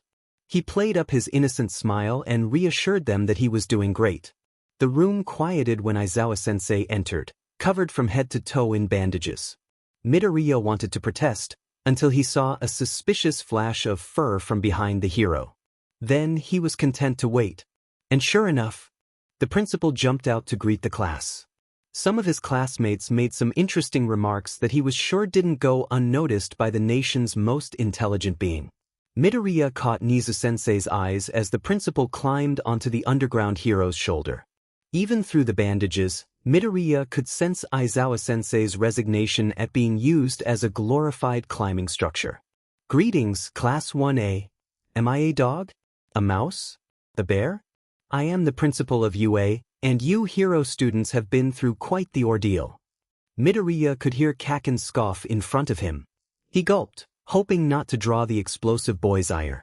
If Aizawa-sensei had that many bandages, then he probably wasn't allowed to use his quirk, which meant that Midoriya would be at the mercy of his blasts once more, and that wouldn't be fun, especially in a hero school where. I'm very grateful for your cooperation with the Mizudafu Police Department and our own staff members in the investigation to the League of Villains attack at the USJ 2 days ago. If there is any more information you would like to report or any concerns about your safety, feel free to approach any of your teachers. We are here to guide you after all.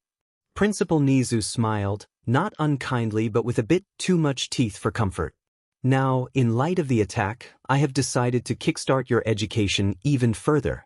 I hope you have been paying attention to your classmates in the past days, because the next phase of your requirements for continued enrollment in the Young Villain and Criminal Reformation Program will be commencing shortly.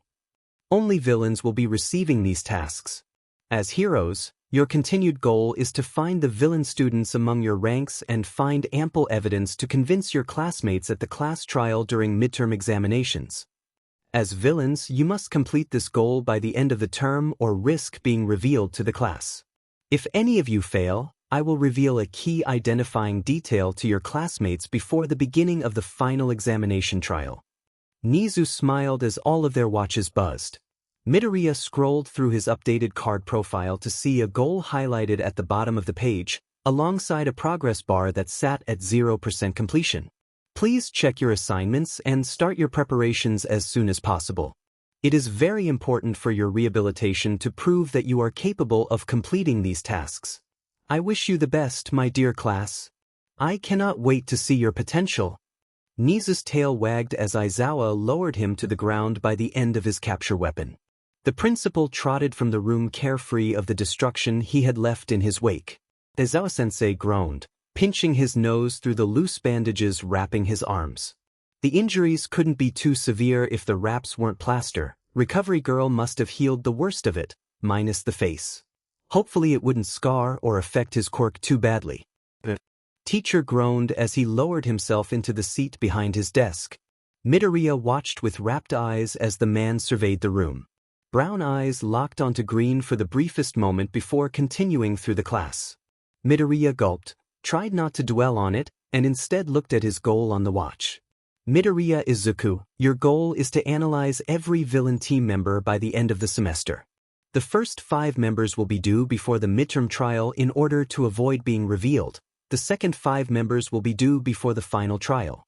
Any incorrect answers will result in a reveal, with the severity of the information revealed depending on the number of incorrect analyses.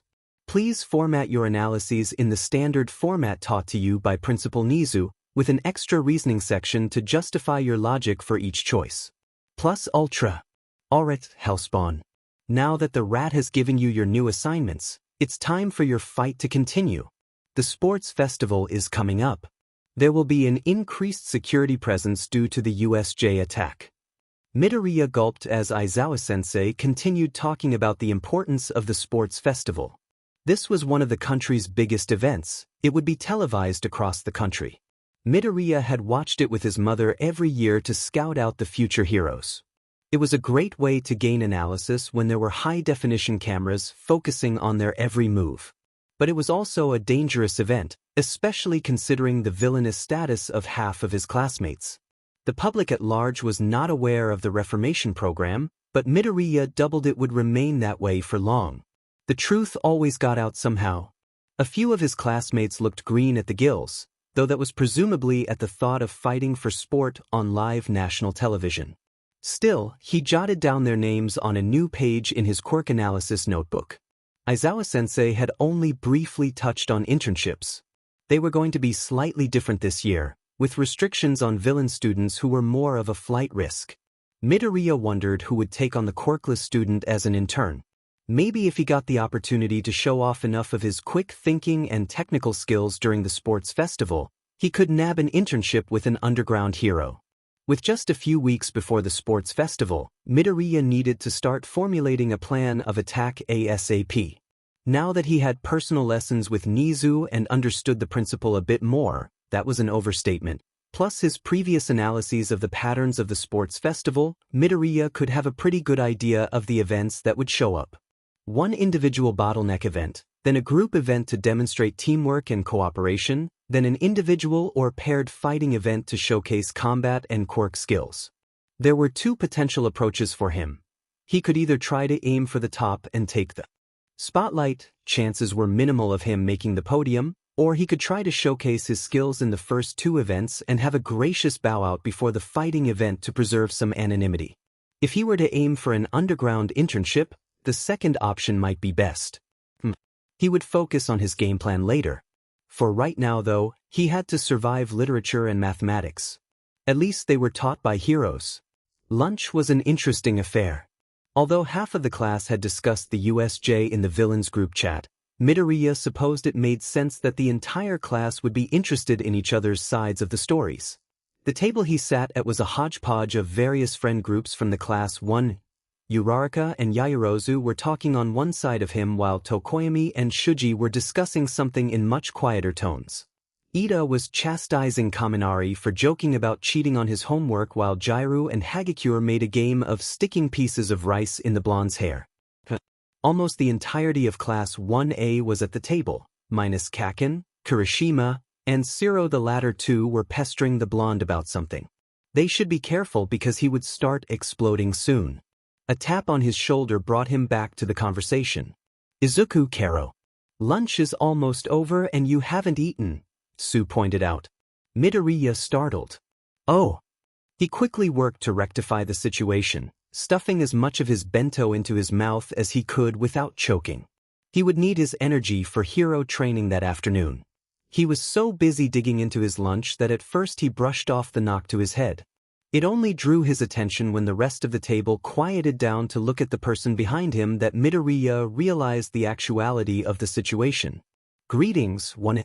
It is I, Minoma Nito, an ambassador from the superior hero class of 1B. I couldn't help but overhear your discussions about your rescue training. I've also heard some interesting rumors about your class. The blonde's smarmy smile immediately drew Midoriya's disdain. Minoma spoke with the same air of arrogance as Kaken but with 5 times more charm.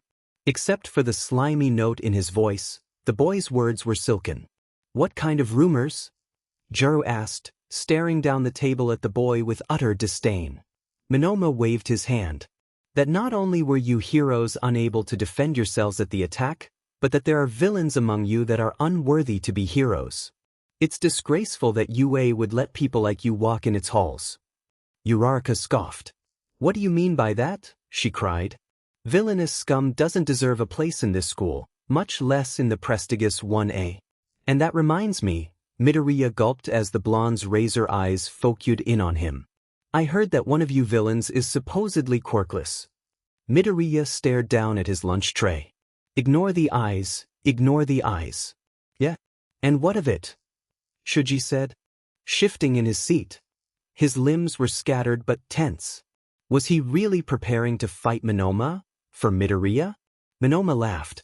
Well, obviously that's preposterous.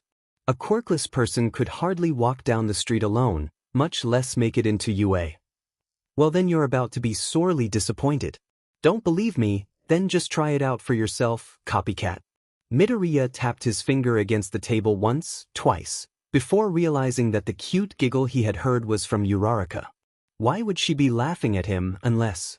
Oh no, I said that out loud, didn't I? Midoriya mumbled. His eyes widened as he slapped his left hand over his mouth. Most of the class were suppressing their laughter or covering their mouths. Even Yaoyorozu was giggling a few seats down. Minoma looked so offended by the mere prospect of being quirkless that Midoriya himself couldn't help but smile. Azui croaked. It's not right to judge somebody by their quirk, Karo. Just like you shouldn't judge people for having mutant or non-human features, you shouldn't judge people for not having a quirk. Even though he doesn't have a quirk, that doesn't make him worthless. Midoriya almost cried at her kind words. Scratch that, there was definitely some moisture in his eyes. Yeah, Minoma, you're the one from 1B with the copy quirk, right? See for yourself that Midoriya is quirkless and still kicked butt at the USJ, Kaminari cried. The rest of the table jeered as Minoma took a step backward. Midoriya turned around in his seat and held his hand out for a handshake. If you really want to go riot, then go ahead, Midoriya said, hopefully sounding far braver than he felt. Minoma eyed the hand like a dirty sock. Obviously you're lying. Let's see what quirk you're actually hiding under this dorky exterior.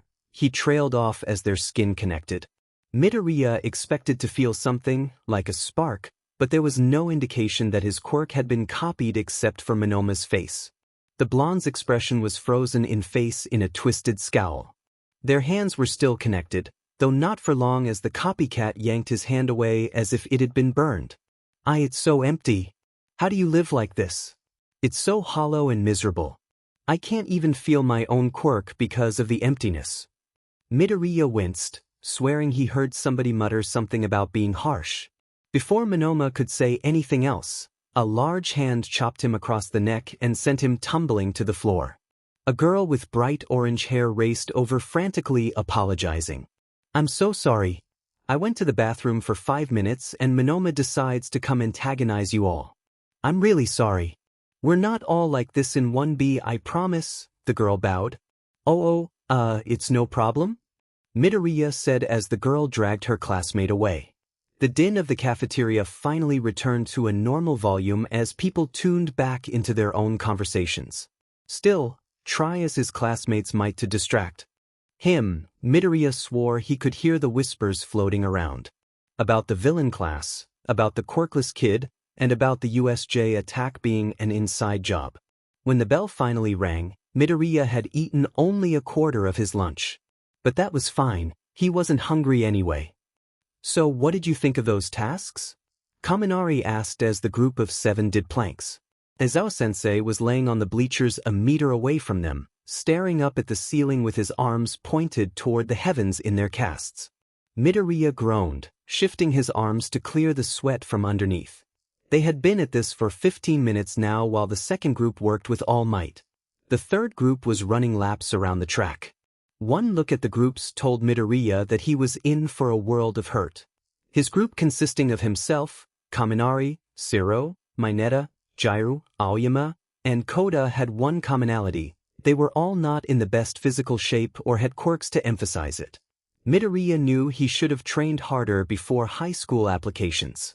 He'd studied for the UA written exam and then prioritized his computer skills and analysis. In hindsight, maybe a few push-ups wouldn't have hurt. Then he could have actually taken out a robot. 30 more seconds, Aizawa called, not looking away from the ceiling. A couple of the others groaned as their arms trembled like there was an earthquake. "Shut up, Kaminari," Jiraiya said. One of her earjacks poked the blonde boy who yelped. He nearly lost his balance. "I'm just saying," Kaminari said as he recovered. "I wonder what type of tasks they're going to be." "Just check your card then," Jiraiya retorted. Kaminari sputtered. "Well, I already did. And there's nothing there because I'm a villain." Jiraiya snorted. "Then, my plan is foiled once again. If you have the strength to talk, maybe I should add another minute onto the planks," Aizawa said. There were immediate protests, but the group collapsed to the hardwood once the timer beeped. Their teacher wouldn't let them bask in the relief though, instead telling them to head over to the outside lane of the track. They would be doing time trial sprints and whoever lost would have to do 10 burpees. Needless to say, there wasn't much talking after that. Midoriya could hear the sounds of Bakugo's explosions as him and Todoroki raced around the track. Sada was also running around the track, though he had slowed down considerably since he'd started. His quirk required sugar, but there must be a limit when he hit a maximum sugar high or he had burnt out his quirk and was feeling quirk withdrawal, which probably didn't feel good at all. The bonk to his head startled him out of his thoughts.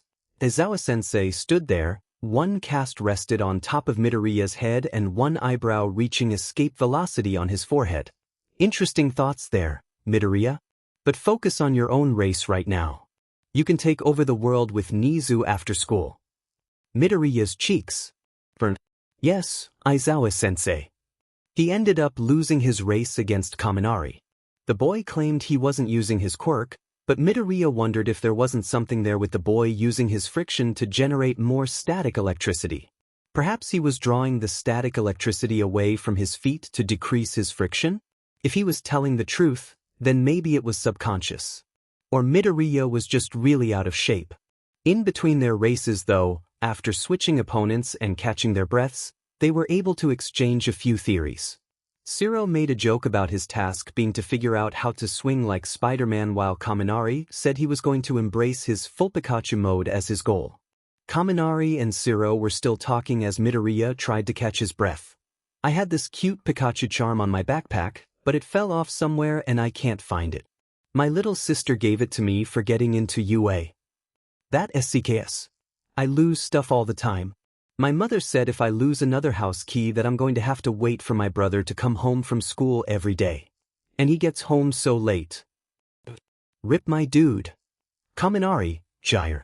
You two are up next," Aizawa called as the two got into ready positions.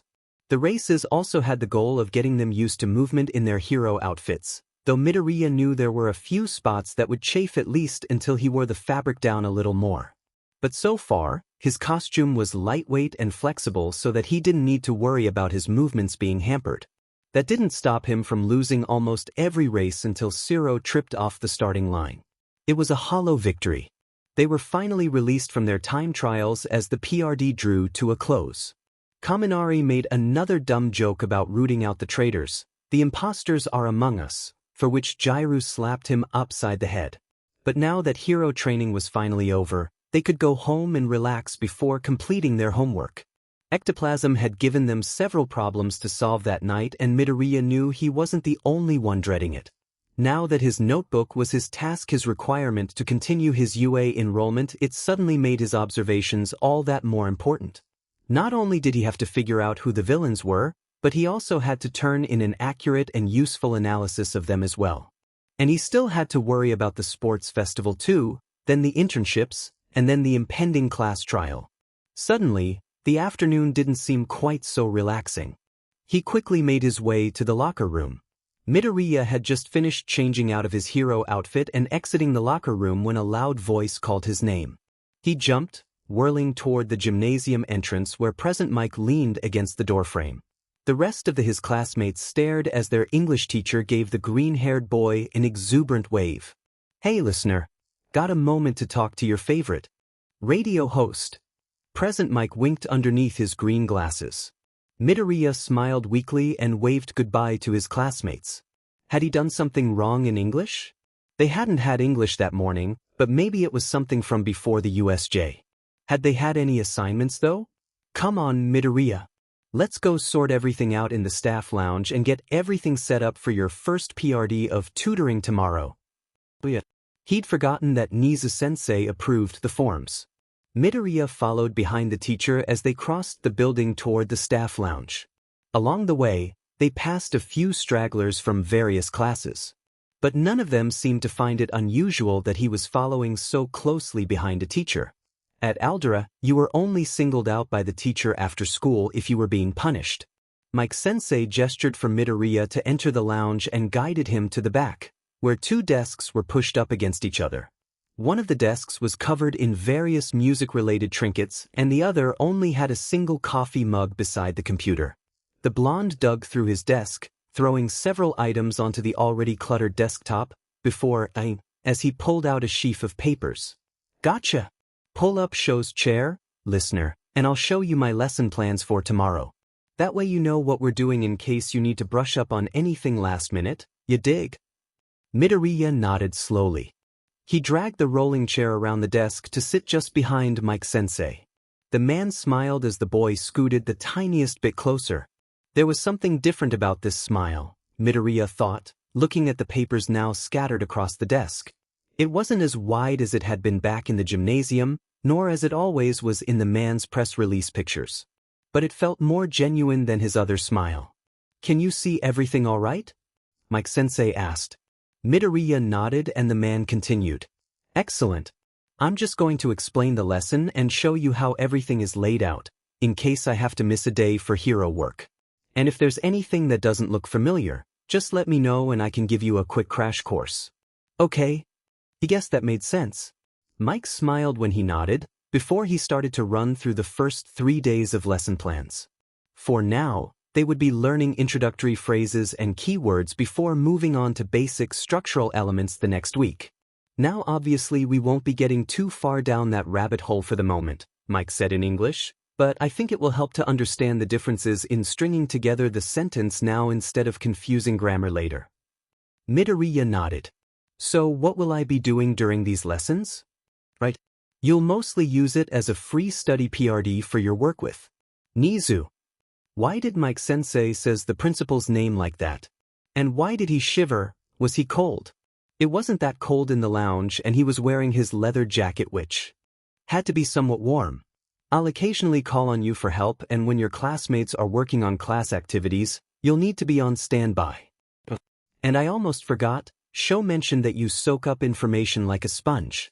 Since there won't be a lot for you to do during this first week, I have some old JSL textbooks that you can check out. It's a valuable skill for a hero to have." Oh, that sounded interesting. Midoriya had tried learning some JSL in the past, but he didn't know much more than some basic signs and fingerspelling. "IWLD love to," Midoriya signed. He fingerspelled the words he didn't know. Mike-sensei spoke as he signed. "Awesome. I'll get you set up tomorrow then. And while your classmates work, I'll show you a few signs to practice." "Thank you. I wanted to learn back in middle school but I had nobody to practice with." I'm sorry, Midoriya. Do any of your friends know JSL?" "I think my one friend does, but he doesn't speak to me much anyway. So I learned what I could from hero video analysis." Midoriya smiled. "But that's okay because I think Shuji and Koda know JSL, so they can give me a few pointers." Mike-sensei's smile changed again, back into that radio show smile that didn't quite reach his eyes. Did Midoriya say something wrong? That's great. But just so you know, Midoriya, if anybody treats you different just because you're quirkless, you can come talk to me or Aizawa. You know that, right? Well, yes, theoretically he could. But he also didn't want to complain about them treating him differently, especially when it wasn't even that bad.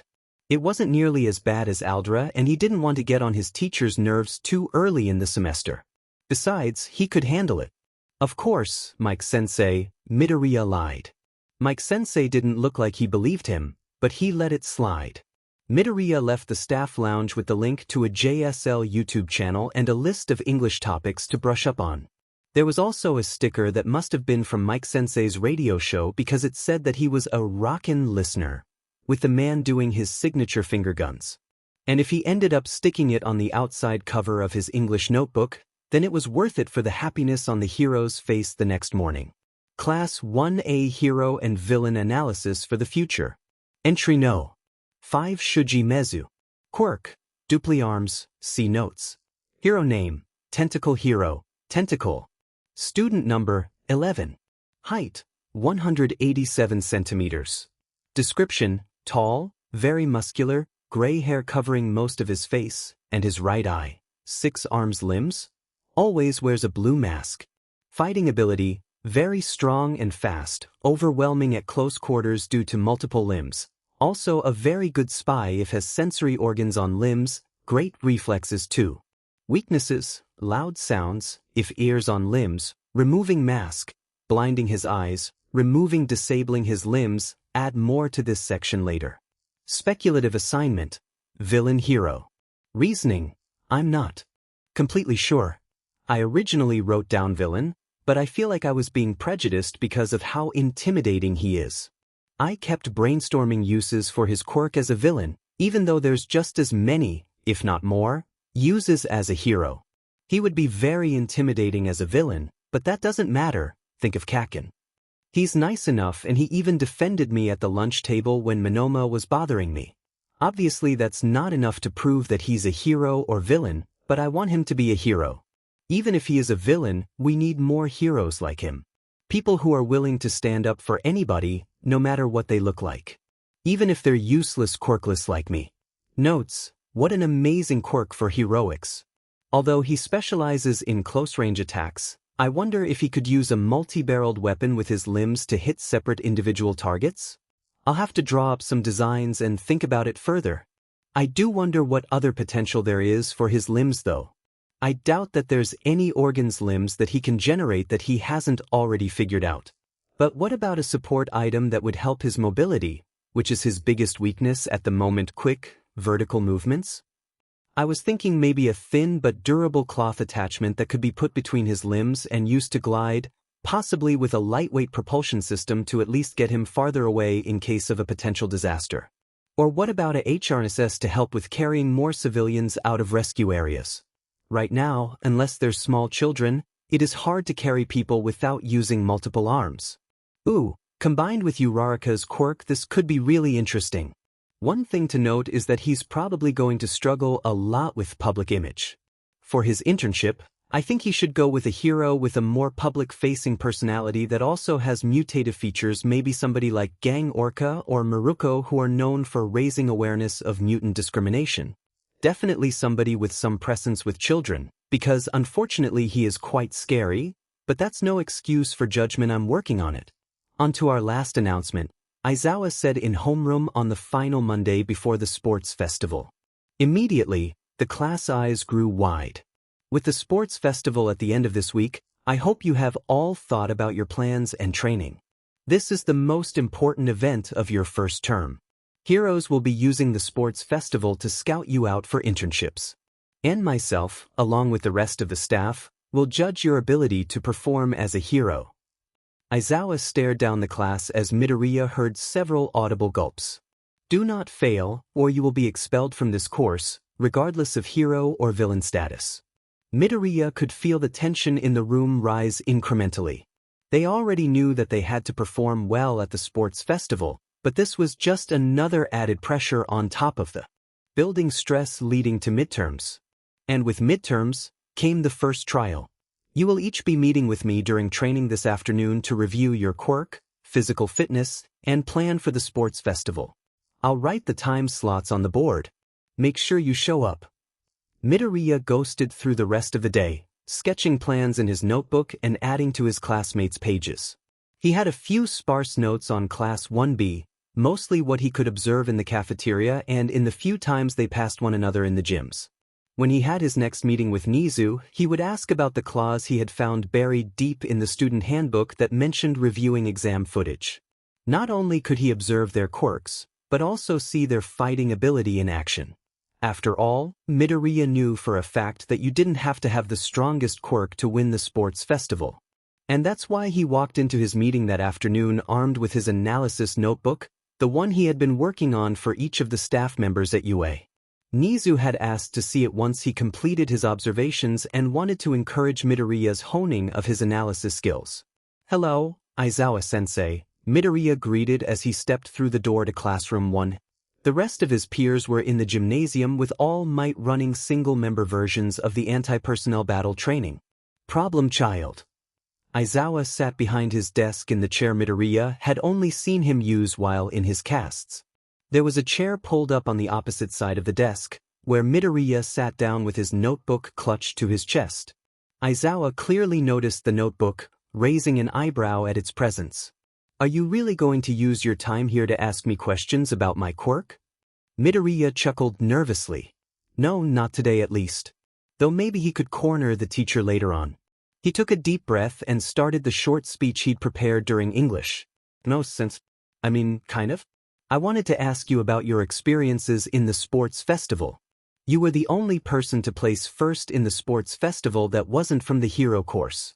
If you can make it to the top by being clever, I hope to prove myself as well." A loud noise startled Midoriya. He realized after a moment that it was a bark of laughter that had slipped out of his gruff homeroom teacher. The smile on the underground hero's face was nothing short of terrifying, and for a moment, Midoriya wondered what he had said wrong. "I should have known you would figure it out. You weren't even born yet, were you?" Midoriya shook his head. "I was just a baby. But I've rewatched all the sports festivals to practice my quirk analysis. Your year was always my favorite," he admitted sheepishly. "In every other year, it was pretty predictable who would win.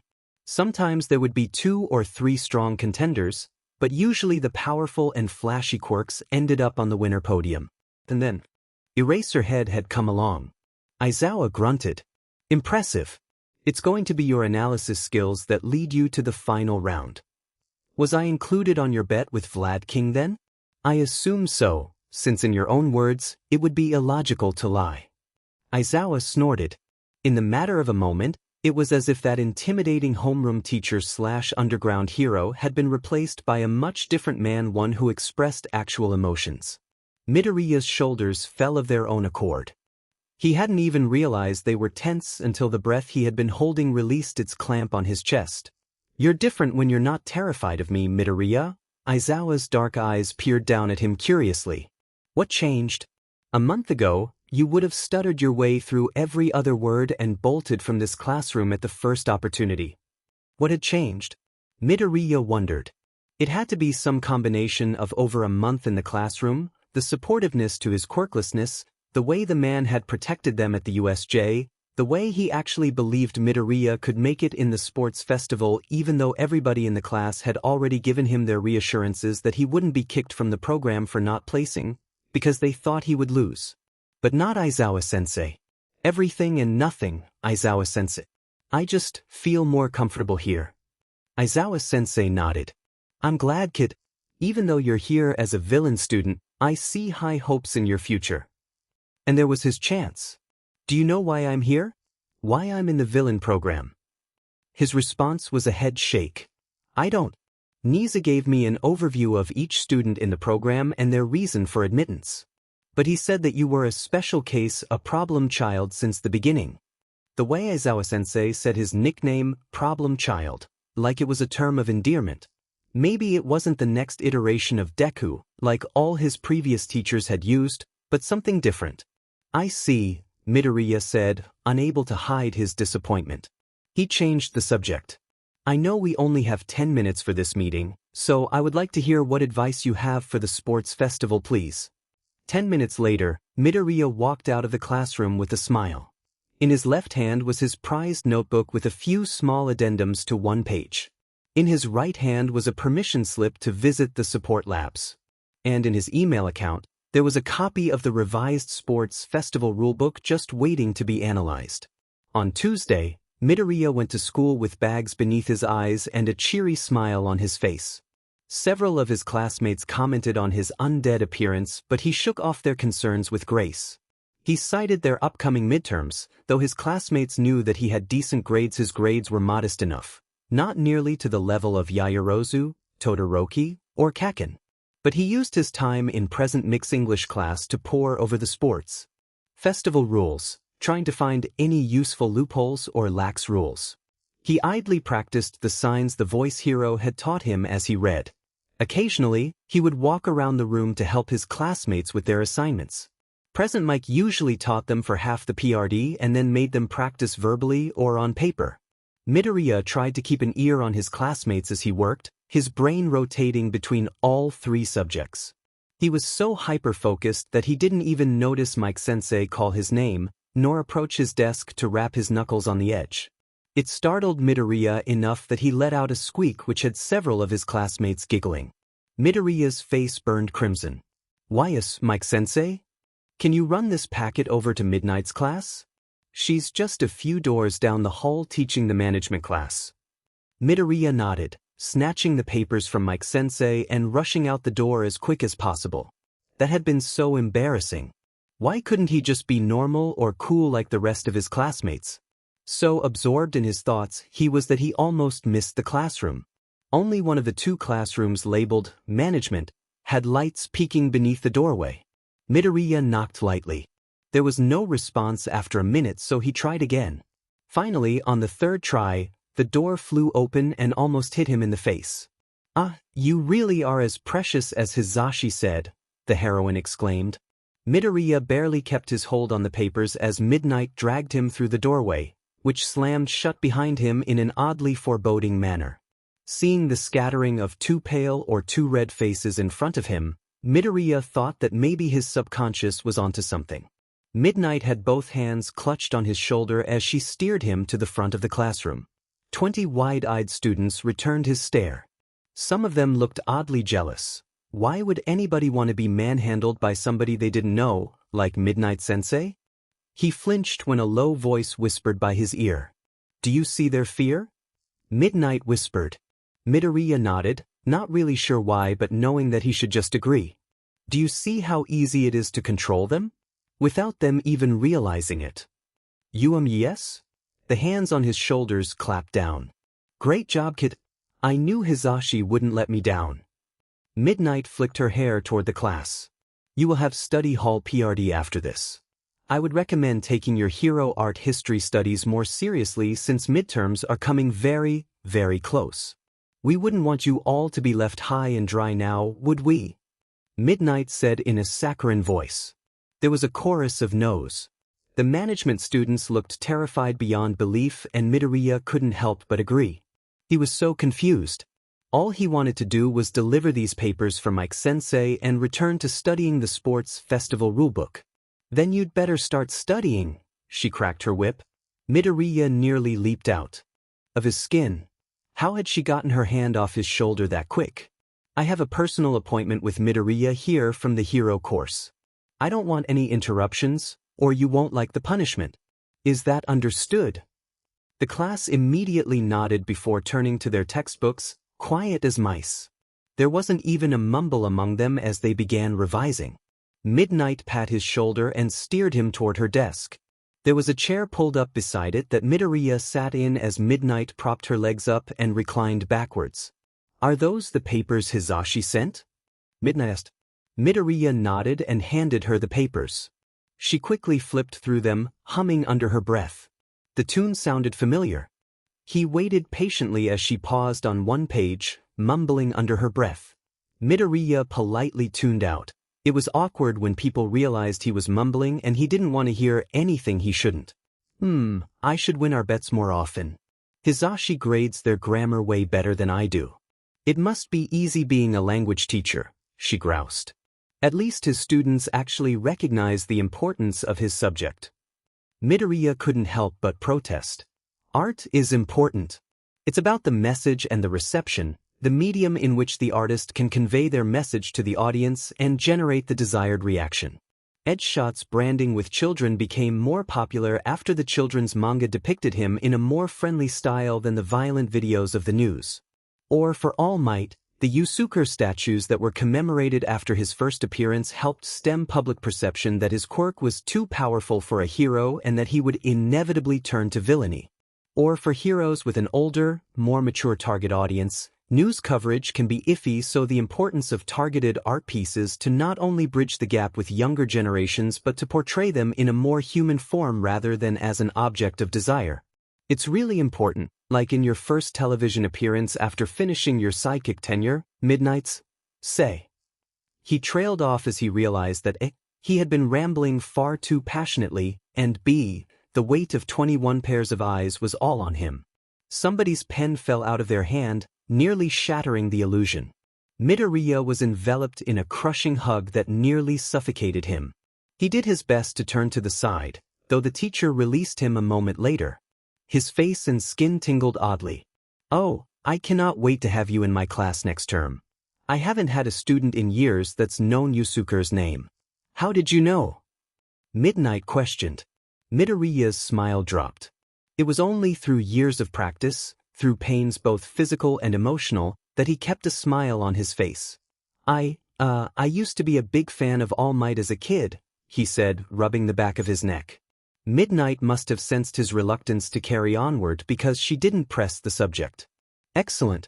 Memory then. You're going to be a real powerhouse hero once you get a little more confidence. With your freckles and that smile, plus the grades Shoyuta and Hisashi have told me about, you're going to be incredible," she squealed. Midoriya turned crimson once more. The teachers talked about him, about how good his grades were. What else did they say? Midnight's phone buzzed on her desk and the hero sighed. "For now though, I have to send you back to Hisashi. Apparently I'm not allowed to kidnap another intern, which is just rude, honestly. But you can stop by any time you want and I'll give you some one-on-one help." Midnight winked. Midoriya scurried from the room, almost hitting the doorframe as he raced back towards his classroom. Maybe running the occasional errand to Midnight wouldn't be so bad after all. Wednesday afternoon brought their last day of hero training before the sports festival. Already, most of his classmates were excited by the prospect of showing off their quirks live on national television. Some of them looked more nervous than others, specifically Yaoyorozu and Kuda. Midoriya had noticed their reticence over the past few weeks. He had done his best to reach out to the former during lunchtime at their table. She seemed to be very shy when connecting with her classmates, but once their table group welcomed her into the fold, she had blossomed into a bit of a social butterfly. Kuda, however, had been a bit harder to connect with. Midoriya noticed him quietly edging around the corners of the class during hero training and offered to be his training partner. Out of everybody in the class, they were probably the most evenly matched in terms of skill, quirk, and physical ability. Aizawa allowed the matchup, and on days when All Might taught the class, the blonde hero randomized teams anyway, so he never focused his attention on Midoriya. That was fine by him. He didn't want the hero's attention anyway, not after the first time he'd met the man. Everybody in the class knew that Kuda was extremely shy and that he hardly talked. It was after Mike-sensei started teaching him JSL that Midoriya realized just how much the boy could communicate to others with just his hands. If only the others would listen. So Midoriya made an effort to learn the basic signs and greetings as quick as possible, using Mike-sensei's guidance to hone the movements. It was worth every moment sacrificed when Kuda's face lit up at Midoriya's shakily signed greeting. Midoriya asked if he wanted to sit next to him at lunch so that he could translate to the others. Shuji translated sometimes, but Kuda said that he didn't like to bother the larger boy when he was already nervous eating near others as it stood. Midoriya kept his promise and translated every sign that he could from the quiet boy, occasionally asking him to fingerspell words that he didn't know so that he could commit them to memory. Sometime during the blur between the attack on the USJ and the Sports Festival, Ida and Yayarozu had created a class-wide group chat. It was mostly used for homework assignments and class notifications since they wanted to keep it professional. Friend groups spawned their own group chats using numbers gathered from the main chat. Midoriya himself had been invited to several chats with some rather interesting names. It was the most crowded his messenger app had ever been. Midoriya tended to lurk in the background of each chat, usually only contributing if somebody directly asked him to. It sent his anxiety skyrocketing through the roof whenever he thought about sending a message unprompted. What if he said something wrong, or stupid, or both? While Midoriya's phone constantly had unread messages, the villain chat had slowed down now that midterms were drawing closer. Most of the messages were people worried about their tasks, trying to be vague while also seeking out advice. Midoriya tried to contribute to those messages whenever possible, even if his reasoning was selfish. After all, he had a task of his own to complete, and free information was free information.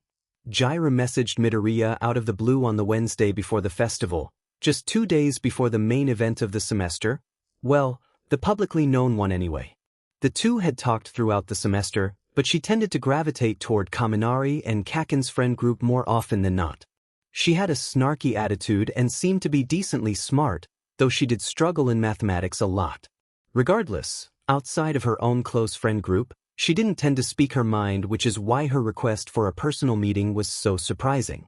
Midoriya loitered outside of the campus that afternoon.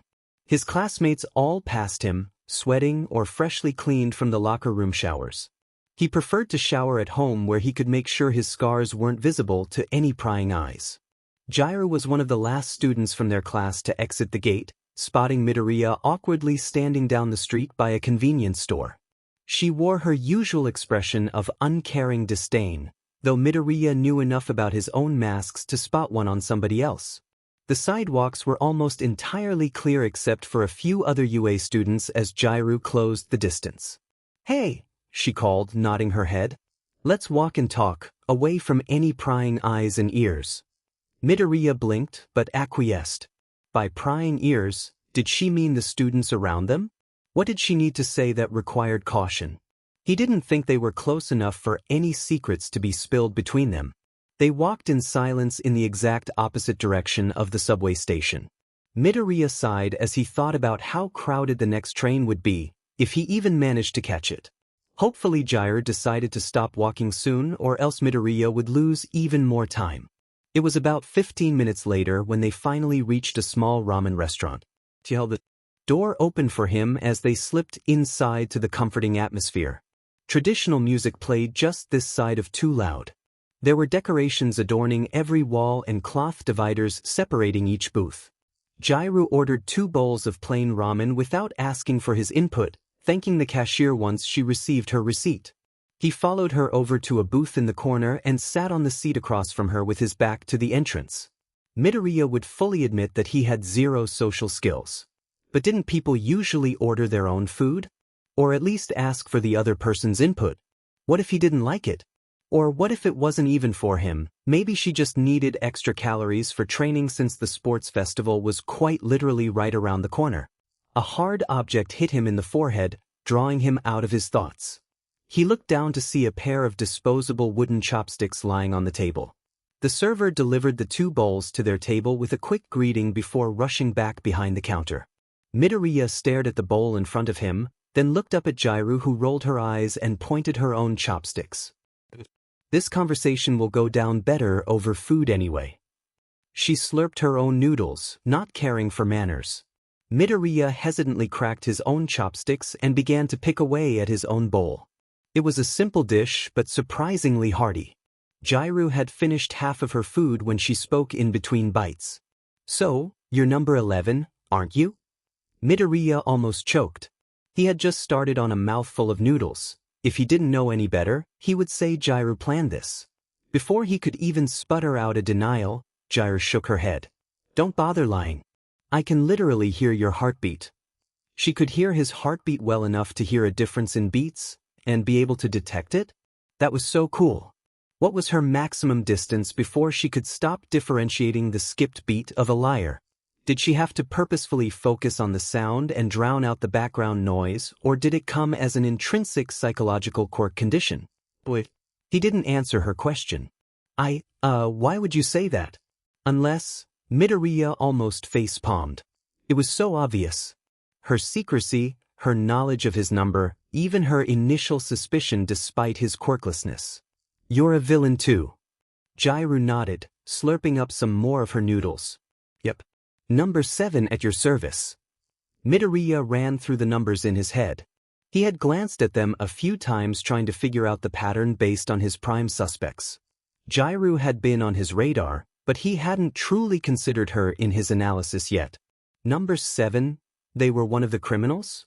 Yeah, criminal # the one who said that they were only suspected, but that the police couldn't actually prove it was them, that they were here as a precaution.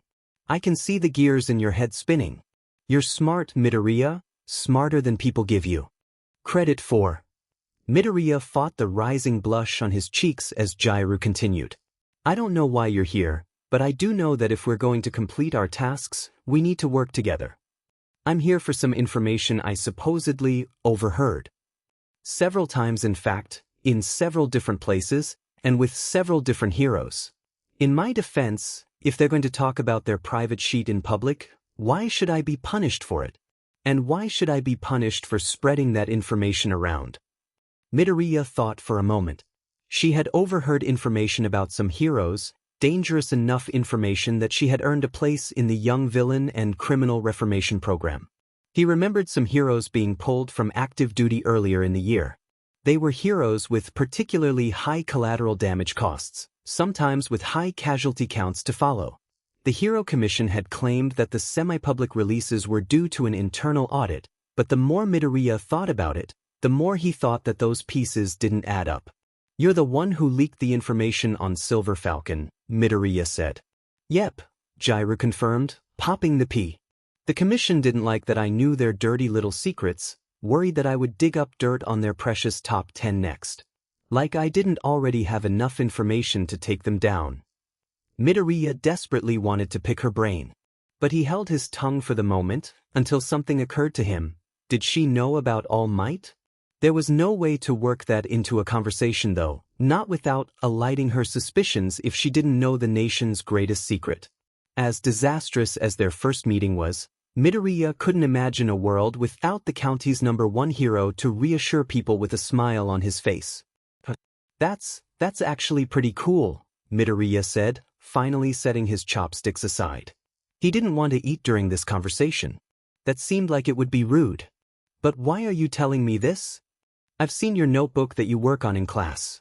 Sometimes you mumble under your breath too, saying some very interesting things. I don't really care why you're here or what you did to end up as a villain student. What matters now is that we're here and we need to stay here. Which means we need to work together on our tasks. Our tasks, Midoriya said as Jiraiya pulled out her identification card. She tossed it across the table and let Midoriya skim over the details. Her quirk was named Earphone Jack. She was 154 centimeters. She was enrolled as a villain student. And her task? Midoriya had to reread it several times. He needed to make sure that he understood this correctly. When the words didn't change even after 3 rereads, he raised an eyebrow. Oh Nizu, that was very, very clever. I think I understand, Midoriya said, reaching into his backpack and pulling out his own identification card. He set it on the table carefully, alongside his most prized possession. His notebook no longer had explosions covering it, but the phantom smell of Kaken's quirk lingered, despite it being a brand new notebook. It was not nearly as full as some of his other notebooks, but that wasn't the point. It wasn't about quantity, it was about quality. Midoriya held his breath as she thumbed through the pages. She hummed under her breath, quiet enough that Midoriya wasn't sure she even knew she was doing it. After several minutes of silence as she skimmed, Jiraiya slid it back across the table.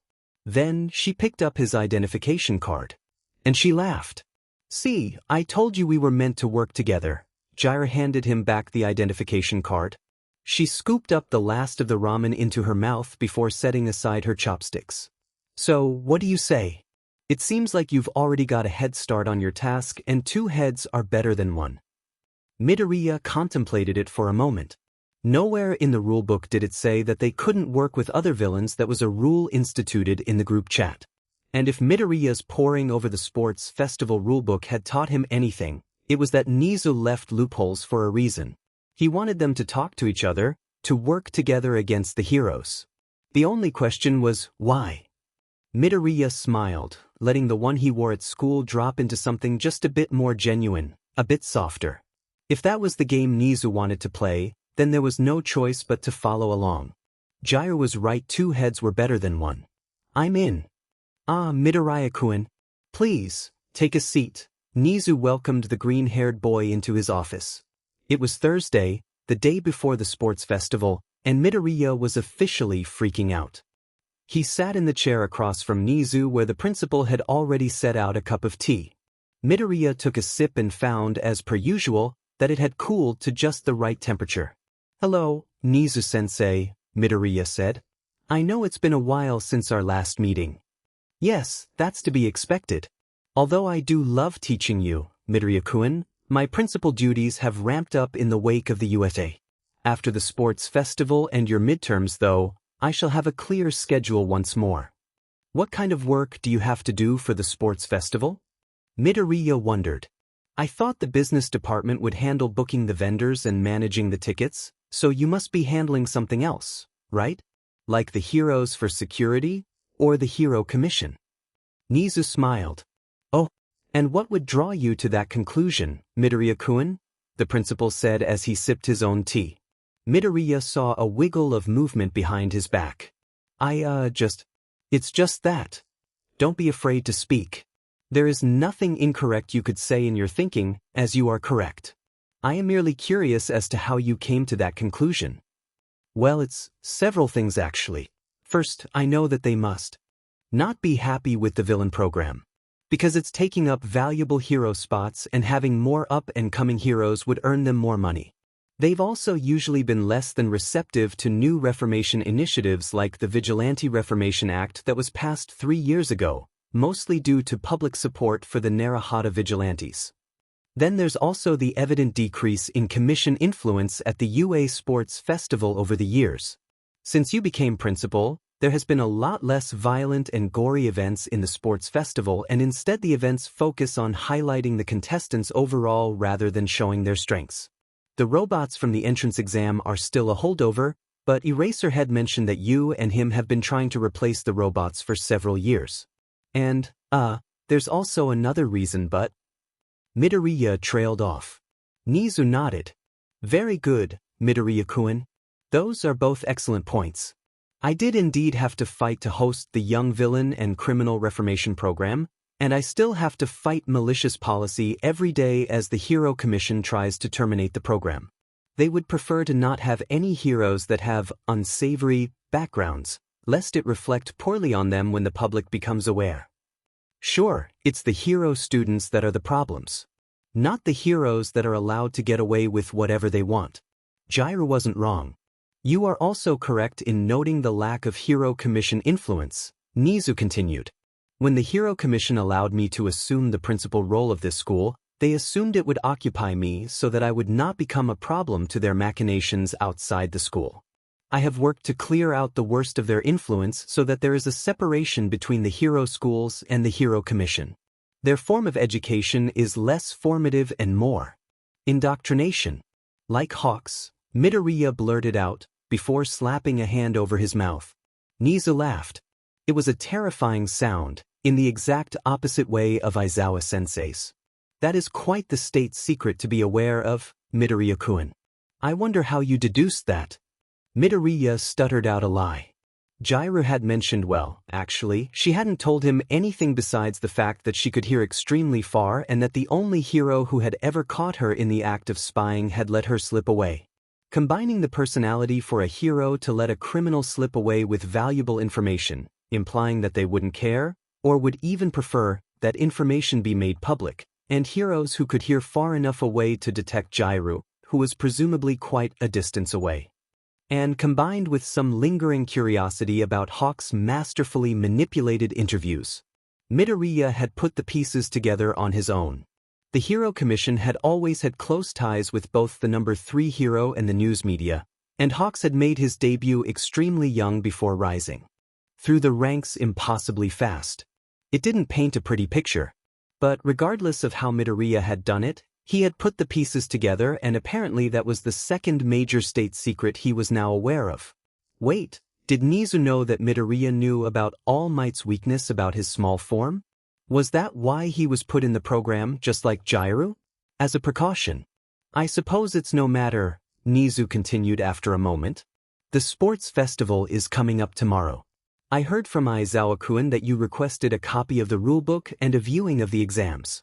It's been a while since a student outside of the support course requested a copy of the book, as they usually do it to check their inventions are within the regulations of the festival. Midoriya nodded. I did. It's been interesting. I'm glad. Nizu exclaimed. Midoriya looked again and yep, that was definitely his tail moving. Was he really that excited by somebody reading his 150-page rulebook several times over? I look forward to seeing your performance tomorrow, Midoriya-kun. I trust in your ability to find my tricks and trials and to prove your peers wrong. Your lack of a quirk is not a weakness but a strength, and I have no doubt that whatever your plan, you will succeed tomorrow, regardless of your overall score. So Nizu knew that he contemplated throwing the festival. He could remain under the radar as the quirkless weakling. He couldn't be a villain if he could barely keep up with the general education kids. But that would also say that he wasn't strong enough to be a hero, because how could he be that weak in the hero class unless he was there on special placement? No, Midoriya had to actually try tomorrow. That's why he had to know the rules inside and out, to know which ones he could break and which ones were already broken, and which ones were left open on purpose, just waiting to be exploited like their writer intended. I hope I reach your expectations, Nizu-sensei.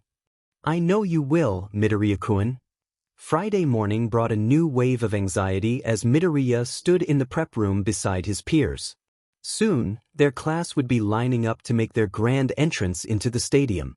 On live, national television. Ida tried to corral them together fruitlessly. Yaoyorozu let her vice act as he wished. Midoriya could hear her muttering molecular formulas in the corner in an attempt to calm herself. The room went quiet as Todoroki called out to Bakugo, challenging him and saying that he was stronger than the blonde. Midoriya winced as the familiar crackle of explosions started up. But before it could escalate any further, they were called to line up at the entrance. President Mick's voice thundered through the stadium as he began introducing the classes. Class 1A exited the prep room when their name was called, some of the students waving to the camera and crowd while others hid behind their taller members. Midoriya shrunk in on himself and hoped that the cameras would ignore him. He was far more plain than his peers. Bakugo was called up to recite the athlete's oath, which went about as well as expected in Midoriya's opinion. He heard a familiar sigh over the speakers and turned to look up at the announcer's box. Sure enough, there beside their English teacher/voice hero was Aizawa-sensei. Even from this distance, Midoriya could tell that he didn't want to be there. That made two of them. But Midoriya had a plan, he just needed the right tools to execute it. Class 1A Hero and Villain Analysis for the Future. Entry No. 6 Jiraiya. Quirk, Earphone Jack, see notes. Hero Name, Hearing Hero, Earphone Jack. Student Number, 12. Height, 154 centimeters. Description, short, slender, short dark purple hair, 2 earphone appendages on her ears. Fighting ability, prefers to fight at long distance with sound blasts, but she can fight decently at close quarters. Weaknesses, loud sounds, white noise, need to test limits with white noise generator, quick close quarters combat, flustered easily, horror movies. Speculative assignment, villain. Reasoning, she literally told me. But as for why she was placed in the program, it's because she spied on pro heroes and would release their secrets out to the public if they were dirty heroes, almost like a second coming of Stain, but much less violent. And definitely more moral. I think Hawks almost did catch her in the act, but he let her go, see Nizu notes on Hawks. She released over a dozen profiles on pro heroes that were later claimed as part of an internal Hero Commission hero audit to avoid causing panic amongst the public. However, she avoided the subject of how she eventually got caught if not for Hawks. I also don't know if she was actually even arrested or just simply placed in the program based on suspicion. There's also the question of if she knows about All Might or not. I hope she does. It would be nice to have somebody to talk to about All Might crushing that day. Notes: our tasks are actually pretty compatible, and I know Nizu made them that way on purpose. That makes me wonder what our other classmates' tasks are going to be and if they'll be similar. I don't think so. Each task will probably be specialized and personalized to each person.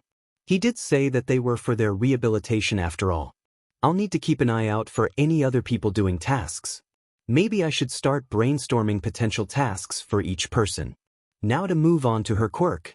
It's so cool that she can amplify her own heartbeat, but I do wonder if she has any natural hearing protection from her own quirk or if she always requires headphones. Maybe I could teach her some JSL? That could be useful. But I also have this theory about her quirk, and I'm not sure about the physics or possibility of it, but could she do the exact opposite of amplify a noise?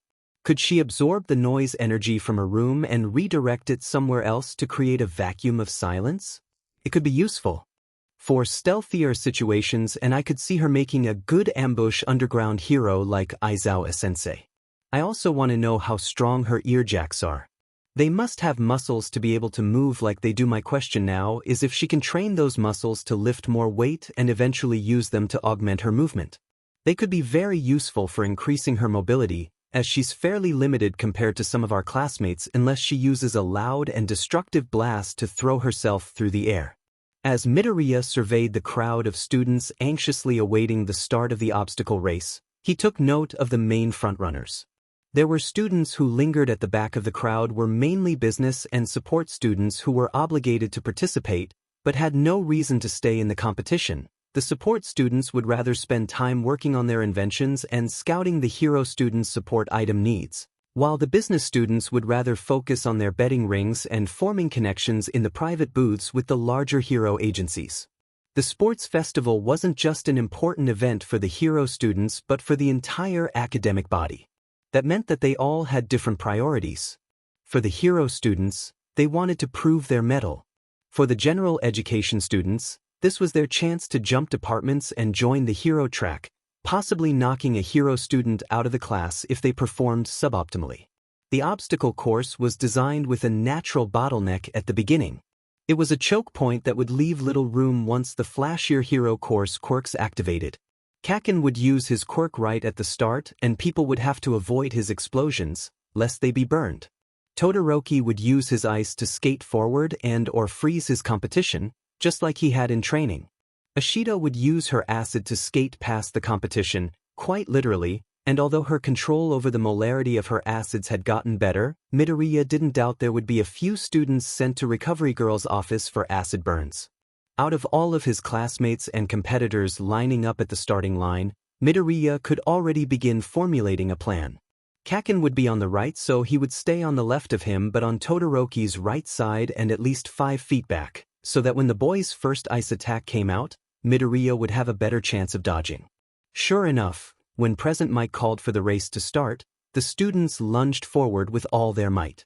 Most of Class 1A and Class 1B made it through the gate before Todoroki could freeze them, but there were an unfortunate amount of general education students and hero students with non-physical quirks that were trapped in Todoroki's wake. Thankfully, the people Midoriya was keeping his eyes on had all made it through the real first obstacle mostly unscathed. He could hear Eraserhead commenting something to the same effect in the announcer's box, followed by Mike Sensei's exuberant shout.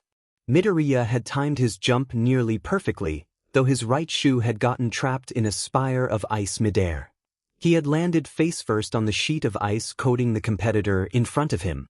They both winced when Midoriya's nose made an unfortunate cracking noise and a spray of red flew from his nose.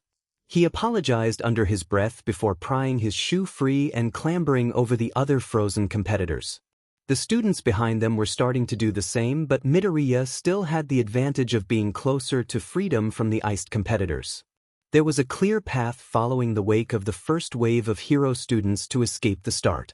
Midoriya could see the flash of Aoyama's laser up ahead as Present Mike announced the first obstacle, which were the same giant robots from the entrance exam. Guess they really had to get their budget's worth out of them, didn't they? The crowd was going wild as two of the robots collapsed. Midoriya could see the familiar sheen that indicated they'd been coated in ice. He was just drawing up to the spot the first wave students had stopped when they continued on. Midoriya huffed but kept running. Seriously, he wished he could have a support item for mobility, but alas, life wasn't fair and neither was this sports festival. There were ways to make it fair, but for now, Midoriya needed to just focus on getting past the robots. He could see a pathway around the collapsed robots, covered in pieces of dissolving metal from a far too potent acid, and Midoriya was suddenly very glad he'd worn a long-sleeve compression shirt under his uniform. The arm-side linings may have been uncomfortable at the moment, but Midoriya had long since learned suffering a little pain could go a long way. The acid started to dissolve his shoes as he picked his way across the rubble. It wasn't nearly as bad as it could have been since the acid appeared to be a strong oxidizer eating away at the metal. But thankfully Kaken had passed this section since Midoriya didn't want to use practical chemistry to find out if the new mixture was explosive. Along the pathway through the acid, Midoriya began seeing traces of another person ahead of him. Small footsteps were scattered through the acid, lightly touching down and hardly picking up material. The person must be very light on their feet. Midoriya finally escaped the debris field of the robots and stuck to the outskirts as the other competitors dealt with the other robots. Their targeting system focused primarily on the exit as a point to lock onto their targets rather than picking off stragglers on the edges. Midoriya made it through the robots without hassle. He was still near the front of the second wave, but there were undoubtedly at least 15 to 20 people ahead of him, most from Class 1A. President Mike had already announced the second obstacle of the race, which he had creatively named the fall. Midoriya wasn't afraid of heights, and he could even see the nets below to catch them in case they did actually fall, but that didn't stop the wave of nausea that crept up his throat. The competitors ahead of him were already halfway through the labyrinth of ropes and islands. Midoriya swiped his hands on his shirt to get rid of the sweat before he placed his body on the first set of ropes and began to pull himself across the gap. Midoriya breathed a sigh of relief when he made it to the first island in under a minute. There were people on the rope behind him, uncaring of the fact that they were moving the rope in unpredictable ways that would make them both fall. He clenched the rope with white knuckles until he could pull himself up onto the next island. The student behind him scoffed as they passed him, muttering about how pretentious and prissy Hero Corps students were if they couldn't handle a little rough play. This time, now that the competitors had branched out across the ropes, Midoriya paused to untie his shoes. His distinctive red sneakers were the same ones he had always worn, since the day he had been diagnosed as Quirkless. They were one of the few brands of shoes that were wide enough to accommodate his extra toe joint. But these weren't just stock models of the shoes. No. Between Midoriya's digging through the rulebook, some cautiously phrased questions to Nizu-sensei, and a permission slip from Aizawa-sensei, he had found a loophole. And oh boy, was it a loophole. See, the rulebook only stated that the hero students couldn't wear their hero uniforms or bring in any outside support items. They must wear a UA gym uniform that belongs to them. It was the weird wording of the second part that nearly distracted Midoriya away from the far too normal first part. The students must only wear a UA gym uniform, but it didn't say it had to be unmodified. And as long as the items were part of the clothing itself that could be repurposed into supporting, not support, items, then it wasn't a support item or a hero costume, which meant that they weren't banned. He wasted several precious seconds removing the wire inserts from both of his sleeves. They were molded into a circular shape with a thin clasp holding them together. Despite their thinness, Midoriya knew they could hold a disproportionate amount of weight. The cuffs was subtle enough that Midoriya didn't worry about the cameras, or the teacher's ire, alighting on him. His shoelaces were reinforced to add extra support as a HRS to support him and his cuffs across the large expanses. He had hoped to keep his advantages quiet for a while longer, but he knew the cutoff for the first event had to be drawing close. Midoriya had made it across 3/4 of the fall when he saw a lilac-haired general education student traversing the rope in front of him. His hands were cut raw with rope burns, but he kept on pulling himself along the ropes, despite obviously not having a quirk suited to do so. He made sure to pick a different rope than the other boy. The ropes often passed close to one another, close enough that the contestants could reach out and touch each other, or disturb them accidentally, if they so wished. It was this fact that brought about the next moment as both boys were approaching the same next anchor. The purple-haired boy's bloody hands finally gave out, the rope slipping through his fingers. His eyes widened as he desperately tried to recover. But it was too late. Midoriya, who had been keeping an eye on the boy, swung his body toward the other boy. If the cameras were watching at that point, they would have seen that there was no way for Midoriya to be holding onto the rope and stretching his body like so. They might attribute it to his mysterious, hidden quirk, but the attention would still be highly unwanted. The boy's grasping hands made contact with Midoriya's leg, and it was only pure luck that he got his arm around Midoriya's calf and ankle. The quirkless boy grunted as his leg was nearly yanked from its socket. He gritted his teeth and stared down at the purple boy. Their eyes connected as the other opened his mouth. Midoriya beat him to the punch. "Brainwash me, Shinso," he gasped out. The bracelets alleviated most of the strain, but there was only so much they could do while remaining subtle enough to remain detection and/or potential disqualification. "Tell me to bring us to the edge without falling." "The boy?" Shinsu's eyes widened. "What the F dash? Do it." Midoriya felt a wave of calm wash over him. The world grew fuzzy as his body moved of its own accord. He couldn't see much, but he could feel his sense of gravity changing with each movement he made along the rope. It felt like ages until they finally reached the edge of the rock and his body pulled both him and the other boy atop the island. Midoriya snapped out of the fog as his knees scraped the dirt. They weren't scrapped up much, but the pain must have been enough to draw him out of Shinsu's command. He climbed to his feet and held out a hand. "I knew you could do it," he rambled as their hands clasped, and he pulled him to his feet. "Your quirk is so cool, Shinso, we should talk after this. It's such a great quirk for heroics, and I know you're going to join the hero course, so you're going to do such a great job, and I hope I see you on the podium. Good luck, bye." Midoriya dashed away before Shinso could get a word in edgewise. After leaving the startled general education student behind, Midoriya ran for the next obstacle. Present Mike had announced it as being a minefield. It sounded extremely unsafe for a high school sports festival, but when he strained his ears, sure enough he could hear the sounds of detonation coming from up ahead. Jair had been loitering near the front of the last obstacle, waiting for him.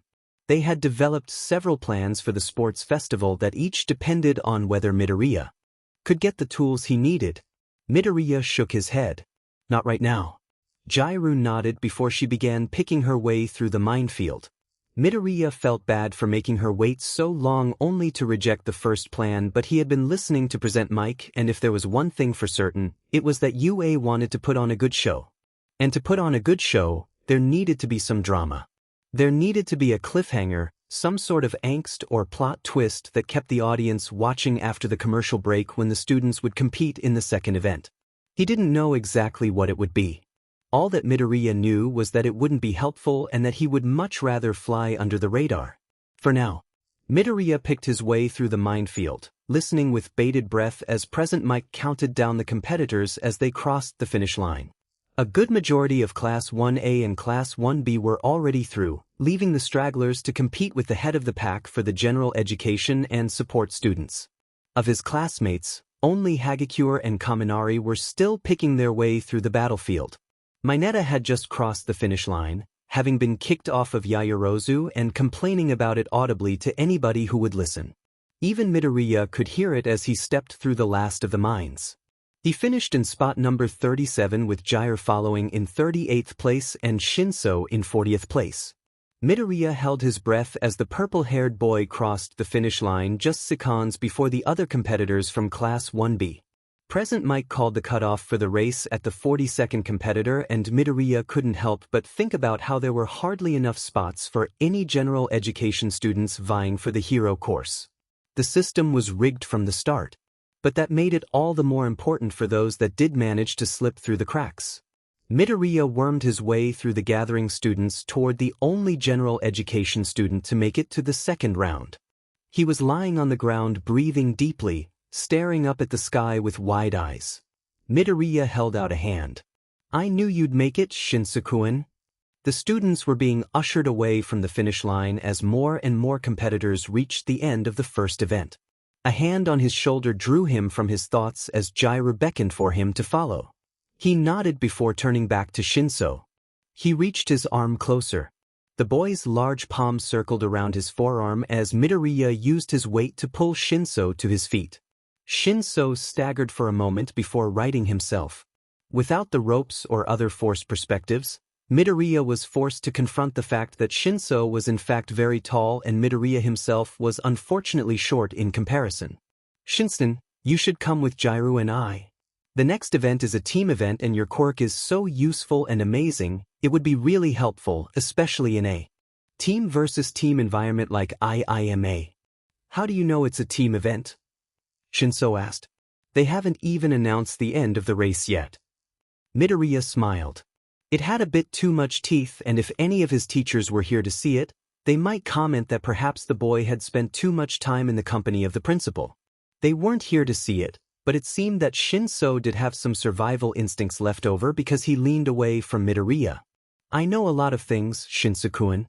I know that your quirk is brainwashing, that you want to be a hero, that you failed the entrance exam because your quirk doesn't work on robots, which is absolutely stupid by the way, and your favorite hero is Eraserhead, and that you do really well in English, which might be because of some recessive quirk trait or primary quirk trait that."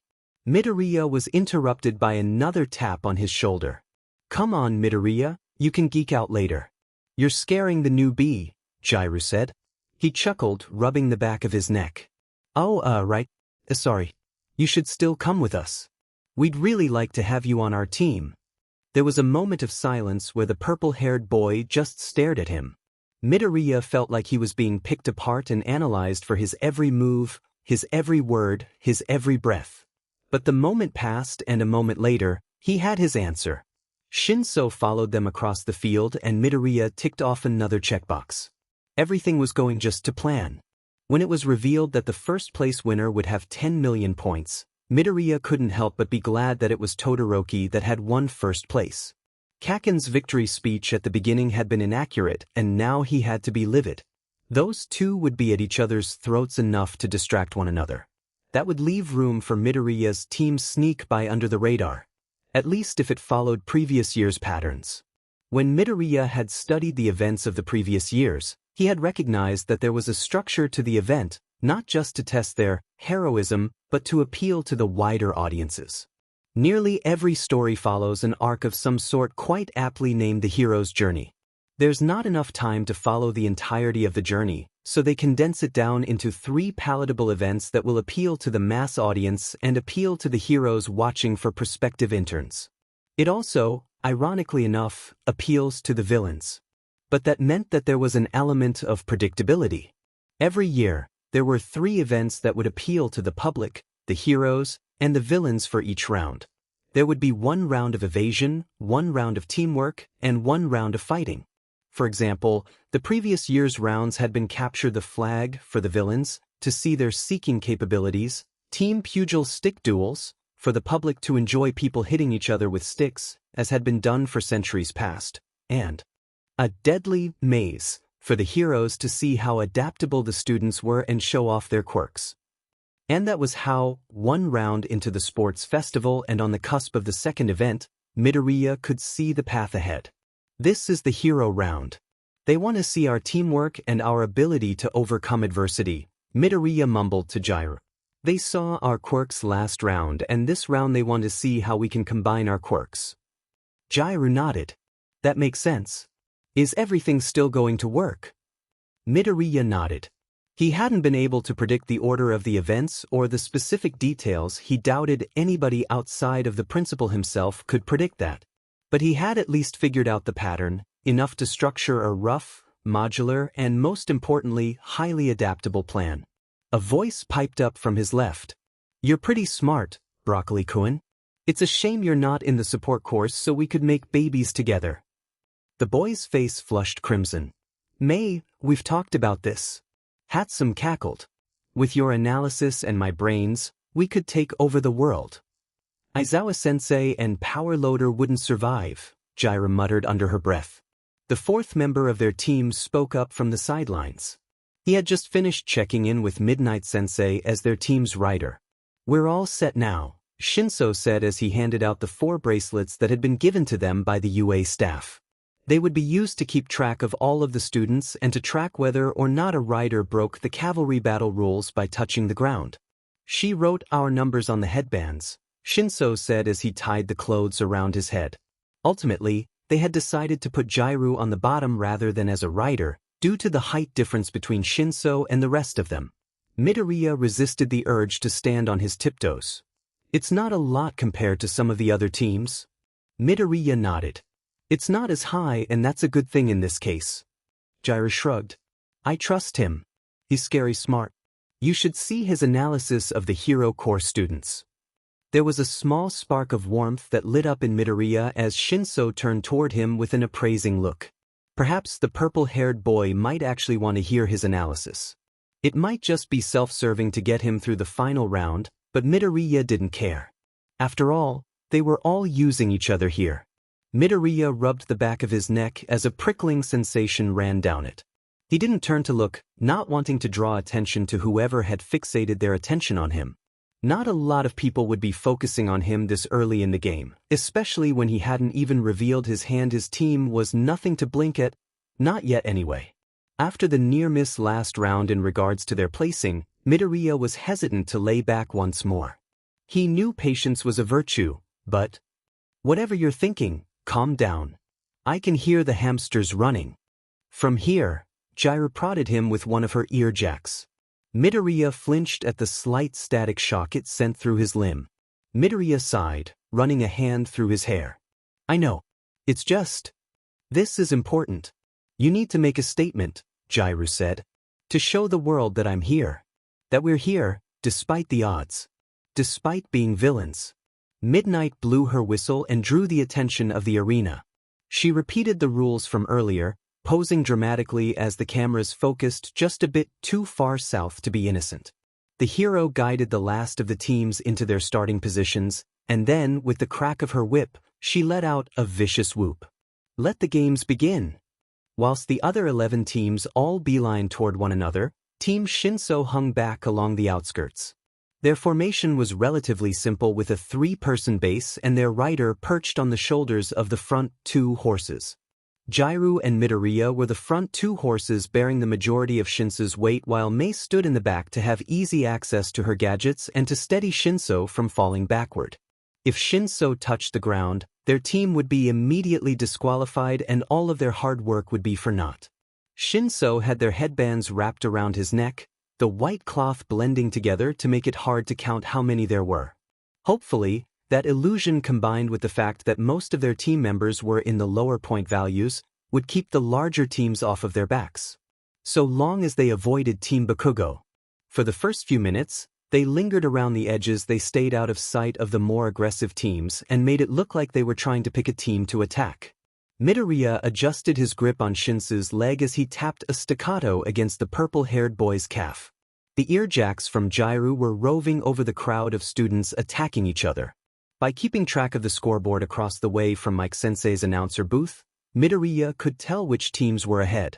Team Todoroki had started off with a 10 million point headband and had successfully kept it so far, though not for Kaken's lack of trying. There were some unexpected combinations of teams. For the most part, students had stuck to their own classes. This round was all hero students with the exception of Shinso and Mei, who were both on Team Shinso. But the 2 powerhouse teams that Midoriya were concerned about were comprised solely of Class 1A students. Team Todoroki was a 5-person team with Todoroki as their rider while Uraraka, Yaoyorozu, Ida, and Kaminari were the horses. Their quirks could be a very difficult combination to overcome in terms of versatility and sheer power. They were obviously using Uraraka's quirk to ease the burden of carrying Todoroki, thus allowing for more striking attacks without worrying about disqualification. Out of the riders, the 2 that were most likely to attack were Kaminari and Ida, though Yaoyorozu could be wily. She had scored a lower position in the obstacle course however, and Midoriya was sure that had impacted her confidence and willingness to strike out alone. Team Bakugo wasn't an unexpected combination in the slightest. The explosive boy obviously rode atop his friends in a similar formation to Team Shinso but with Ishido in front rather than behind. Shiro and Kirishima were the shakable pillars supporting Kaken whenever he deigned to return to his team. So far, his strategy consisted mostly of launching himself through the air with explosions to steal headbands. Midoriya made sure to keep several teams between them at all times. Unfortunately, their aversion to the two main threats left them in the path of an almost less appealing option. Well, if it isn't the Quirkless Reject and his band of misfits and rejects, Monoma said, astride of his teammates. They were all Class 1B and Midoriya recognized both their faces and quirks. Tsuburaba and Kaibara would be a hard combination to fight as they would be easily cornered by the former's solid air walls and left to fight the later in a confined space. Combined with the unknown element of Kurwaro and without the knowledge of what quirks Monoma had copied, or their remaining duration, this was an undesirable situation to say the least. Is that really the best you've got? Gyro asked boredly. After seeing her excited before, it was a stark difference seeing the front she put on in front of others. Midoriya doubted he'd seen her at her full expressiveness. She trusted very few people and he certainly wasn't high up on that list. Why would he be? Where did you learn your calm? Midoriya pinched Shinsu's leg hard. The boy didn't yelp, but he did reflexively kick Midoriya's shoulder, which would certainly add to the collection of small bruises he was sure to have by the end of the day. There was a slight breeze against his skin. Midoriya didn't flinch, especially not when he saw the way Tsuburaba's hands were moving. Yaoyorozu had told Midoriya about the boy's quirk a few days ago from where she'd heard about it from Kendo. The boy could create solid air that he could manipulate at his will, albeit with some limitations. Midoriya didn't know all of the details, but he had been able to see some footage of the boy using quirk to at least get the general idea. The shifting air was invisible, but the effects could still be felt, or rather, sensed. Instead of looking around, he focused on Tsuburaba to see where the boy himself was looking and how his hands were moving. Midoriya knew he could do nothing about this particular scenario, but rather they would have to let it play out and try to maneuver their way out of the trap with each foot stepped forward. Plans were never foolproof and improvisation should never be unexpected. He had been unsure if Gyru's sound blasts would be able to blow the air away enough to deconstruct the walls. But that didn't matter as there was a mad cackle from behind. Sure enough, the pink-haired girl in question had pulled out a device that Midoriya had previously thought to be a jetpack, except that she was now using it the exact opposite way as a vacuum. That's right. My babies are adaptable and stylish. Mei cried, showcasing the device to one of the nearby cameras. Midoriya looked up at the large screens to see that their little skirmish had actually made the cameras. He hadn't planned on actually being noticed until far later into the event. She held the device with both hands as she essed the air around them. Tsuburaba continued making new walls, as did Monoma with his copied quirk. It didn't matter as Mei's devices, not babies, never babies, were deceptively powerful. They did not, however, stop Kaibara from leaving his post as a horse to lunge at their rider. His arms were spinning faster than the eye could see as they were outstretched toward Shinsu's head. The purple-haired boy dodged the attack. But in the process, he put a bit too much pressure on Midoriya's side. Midoriya staggered under the additional weight while Gyru scrambled to ease his burden. Shinsu's hands tangled in his curly hair and Midoriya barely withheld a girlish yelp when they ripped against his scalp. Midoriya could still hear Mei's cackles even over the sound of her skin baby. Gyru was using her earjacks to keep Kaibara at bay. While Hatsum brought out another one of her devices and Gyru held their defense, Midoriya could only hold onto Shinsu's legs and do his best to weather the storm. There wasn't much else he could do besides pray that Shinsu didn't use his quirk unless absolutely necessary. To do so beforehand would ruin the one part of Midoriya's plan that was essential. A blast of sound to his right drew his attention. Gyru had used her earjacks to release a loud burst of her heartbeat. It had been amplified by a small device in Mei's hand that Midoriya recognized from the stack of papers he'd handed her at the beginning of the week. Meet the Hatsum Industries amplifier. It can fit in your pocket and carries the acoustic capabilities of a professional stage setup. Not only is my baby perfect for hero work, but it can be adjusted to the volume of a normal smartphone speaker for everyday usage. Midoriya could see the drone cameras focusing on Team Monoma as the sound blast sent them flying backwards. He held his breath as Monoma tumbled from atop the rider's shoulders, then stopped only inches before the ground. The look of terror and shock was plastered across the big screens as Mike-sensei shouted about close calls. Before the team could recover their rider from the clutches of Tsuburaba's quirk, there was a wave of cold that filled the air. Midoriya didn't even have time to call out a warning as the ice swept over the area. The riders from both Team Monoma and Team Shinso were trapped with their payloads. Mei immediately flared up her boots, which were spitting fire and heat that added a new element of pain to the freezer burn affecting his legs.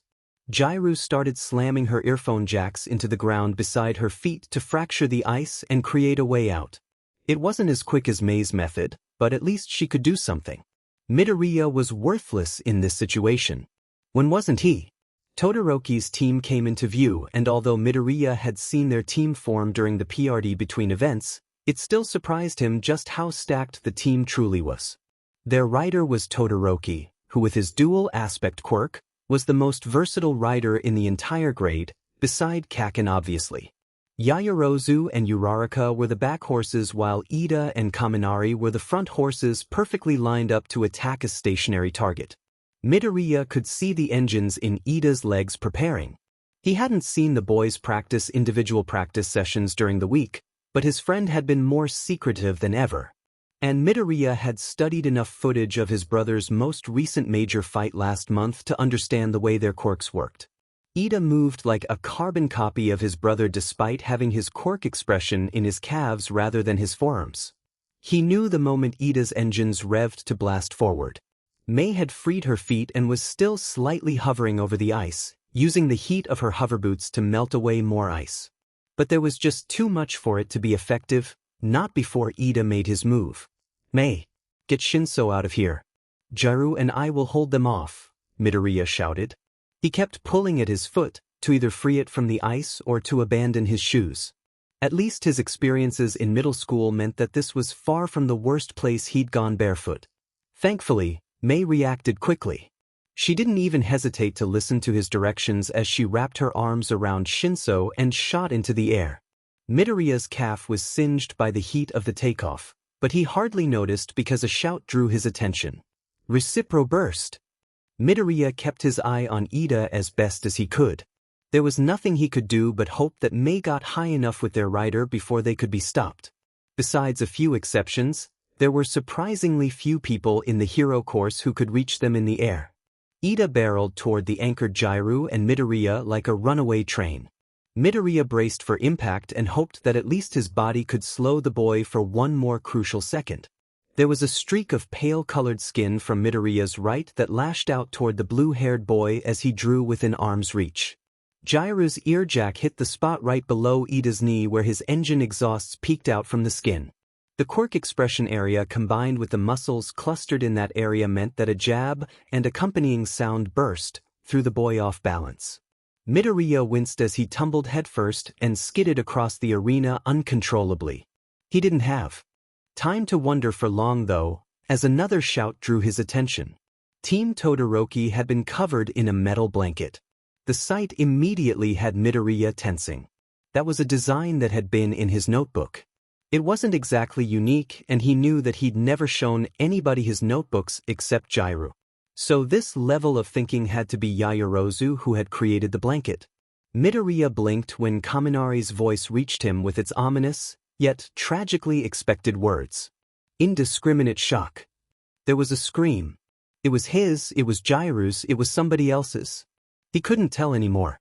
The last thing he heard though, as he lay twitching against the ice collapsed in a heap against Jairu and the other person, was the sounds of the final countdown. His watering eyes tracked the pink and purple shape hovering in the air with a substantial amount of white bands wrapped around their head. Some of the other teams made grabs for their headbands, but Shinso and Mei dodged their attempts with ease. When Mike-sensei reached the final number and the timer hit 0, Midoriya could feel the last of the tension leave his muscles. The medical bots swarmed the field immediately with 3 stretchers heading in their direction. Midoriya and Jairu were loaded onto their stretchers as Mike-sensei ran through the final ranks. In first place, we have Team Todoroki with the 1 million point headband. Then we have Team Bakugo in second place, followed by Wait a second, listeners, are my eyes deceiving me? Or is that Team Shinso holding on to far more than their original 5 headbands? It seems that Team Monoma has lost some of their points too, bumping them down to 4th place at the cutoff for the final round. I wonder how Team Shinso got those extra bands because I sure didn't see it. Midoriya laughed as the medical bots began moving across the field past stationary teams. They passed by Mei and Shinso, the latter of which was stuck in a boa-like death grip by the pink-haired girl. Perhaps it was the last remnants of electricity coursing through his brain, but Midoriya swore he saw a small smile grace the general education student's face. He held out his hand, clenching his fist with trembling muscles. A brush of air returned the gesture and a weak giggle came from the 3rd stretcher, the empty stretcher. Whoever said that invisibility wasn't a useful quirk for heroics? Class 1A Hero and Villain Analysis for the Future. Entry No. 7 Kaminari Denki. Quirk, Electrification, see notes. Hero name, Stun Gun Hero, Charge Bolt. Student number. Height, 168 centimeters. Description, blonde hair with a black lightning bolt, natural or dyed. Gold eyes, very slim lean. Fighting ability, close quarters, relies heavily on his quirk in large disabling bursts. Weaknesses, fries his own brain with quirk overuse, not the best tactician, overwhelmed by strong physical fighters. Speculative assignment, hero, tentative awaiting further review. Reasoning, Kaminari is smarter than people give him credit for. For as much as he speaks, he doesn't actually say much. In the few times I've spoke with Kaminari, I haven't been able to pinpoint why I think he's a hero. He's keeping a secret from his friend group. I think it has something to do with his family. His quirk is incredibly powerful, despite his current operative drawbacks, but that means it should be easier to trace the public quirk lineage. And I think I've found my answer about his secret, or at least one of them. I'll add more down in the notes section. My biggest circumstantial doubt to his heroism, outside of his big secret, is that he's friends with Mineta and sometimes partakes in his comments, albeit to a lesser degree. I also don't recognize him in the group chat, but like I've said before, Kaminari is smarter than people expect. He isn't as book smart as our classmates, but he is people smart, and I truly believe he would understand the importance of keeping your identity secret, especially with his own secret. I might have to pick Nizu's brain about that since he's surely aware. Notes: Kaminari's quirk is extremely powerful. Him and Gyro would be a powerful combination if I could trust him to keep quiet, not because he's a gossip, because he totally is, but that if he's a hero, he would feel it was his obligation to report us. And that wouldn't be good, not at this stage of the game. In regards to his quirk, I've been asking Mei about support gear and she said she'll ask Power Loader if we can help design his revisions. I had a really cool idea about lightning rods and conducting electricity, but I also have a theory that he produces passive electricity without knowledge, which maybe contributes to his struggle with focusing in class.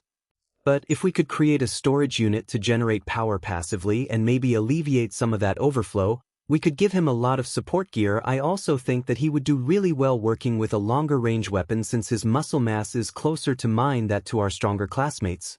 I have a rough outline with Mei already for a few potential items, and maybe I'll ask Nizu soon about getting Kaminari training with Snipe to work on aiming his charge bolts better, especially if we're going to create an aid to help store, channel, and discharge his quirk without the significant health impacts that Recovery Girl has apparently been ignoring, which is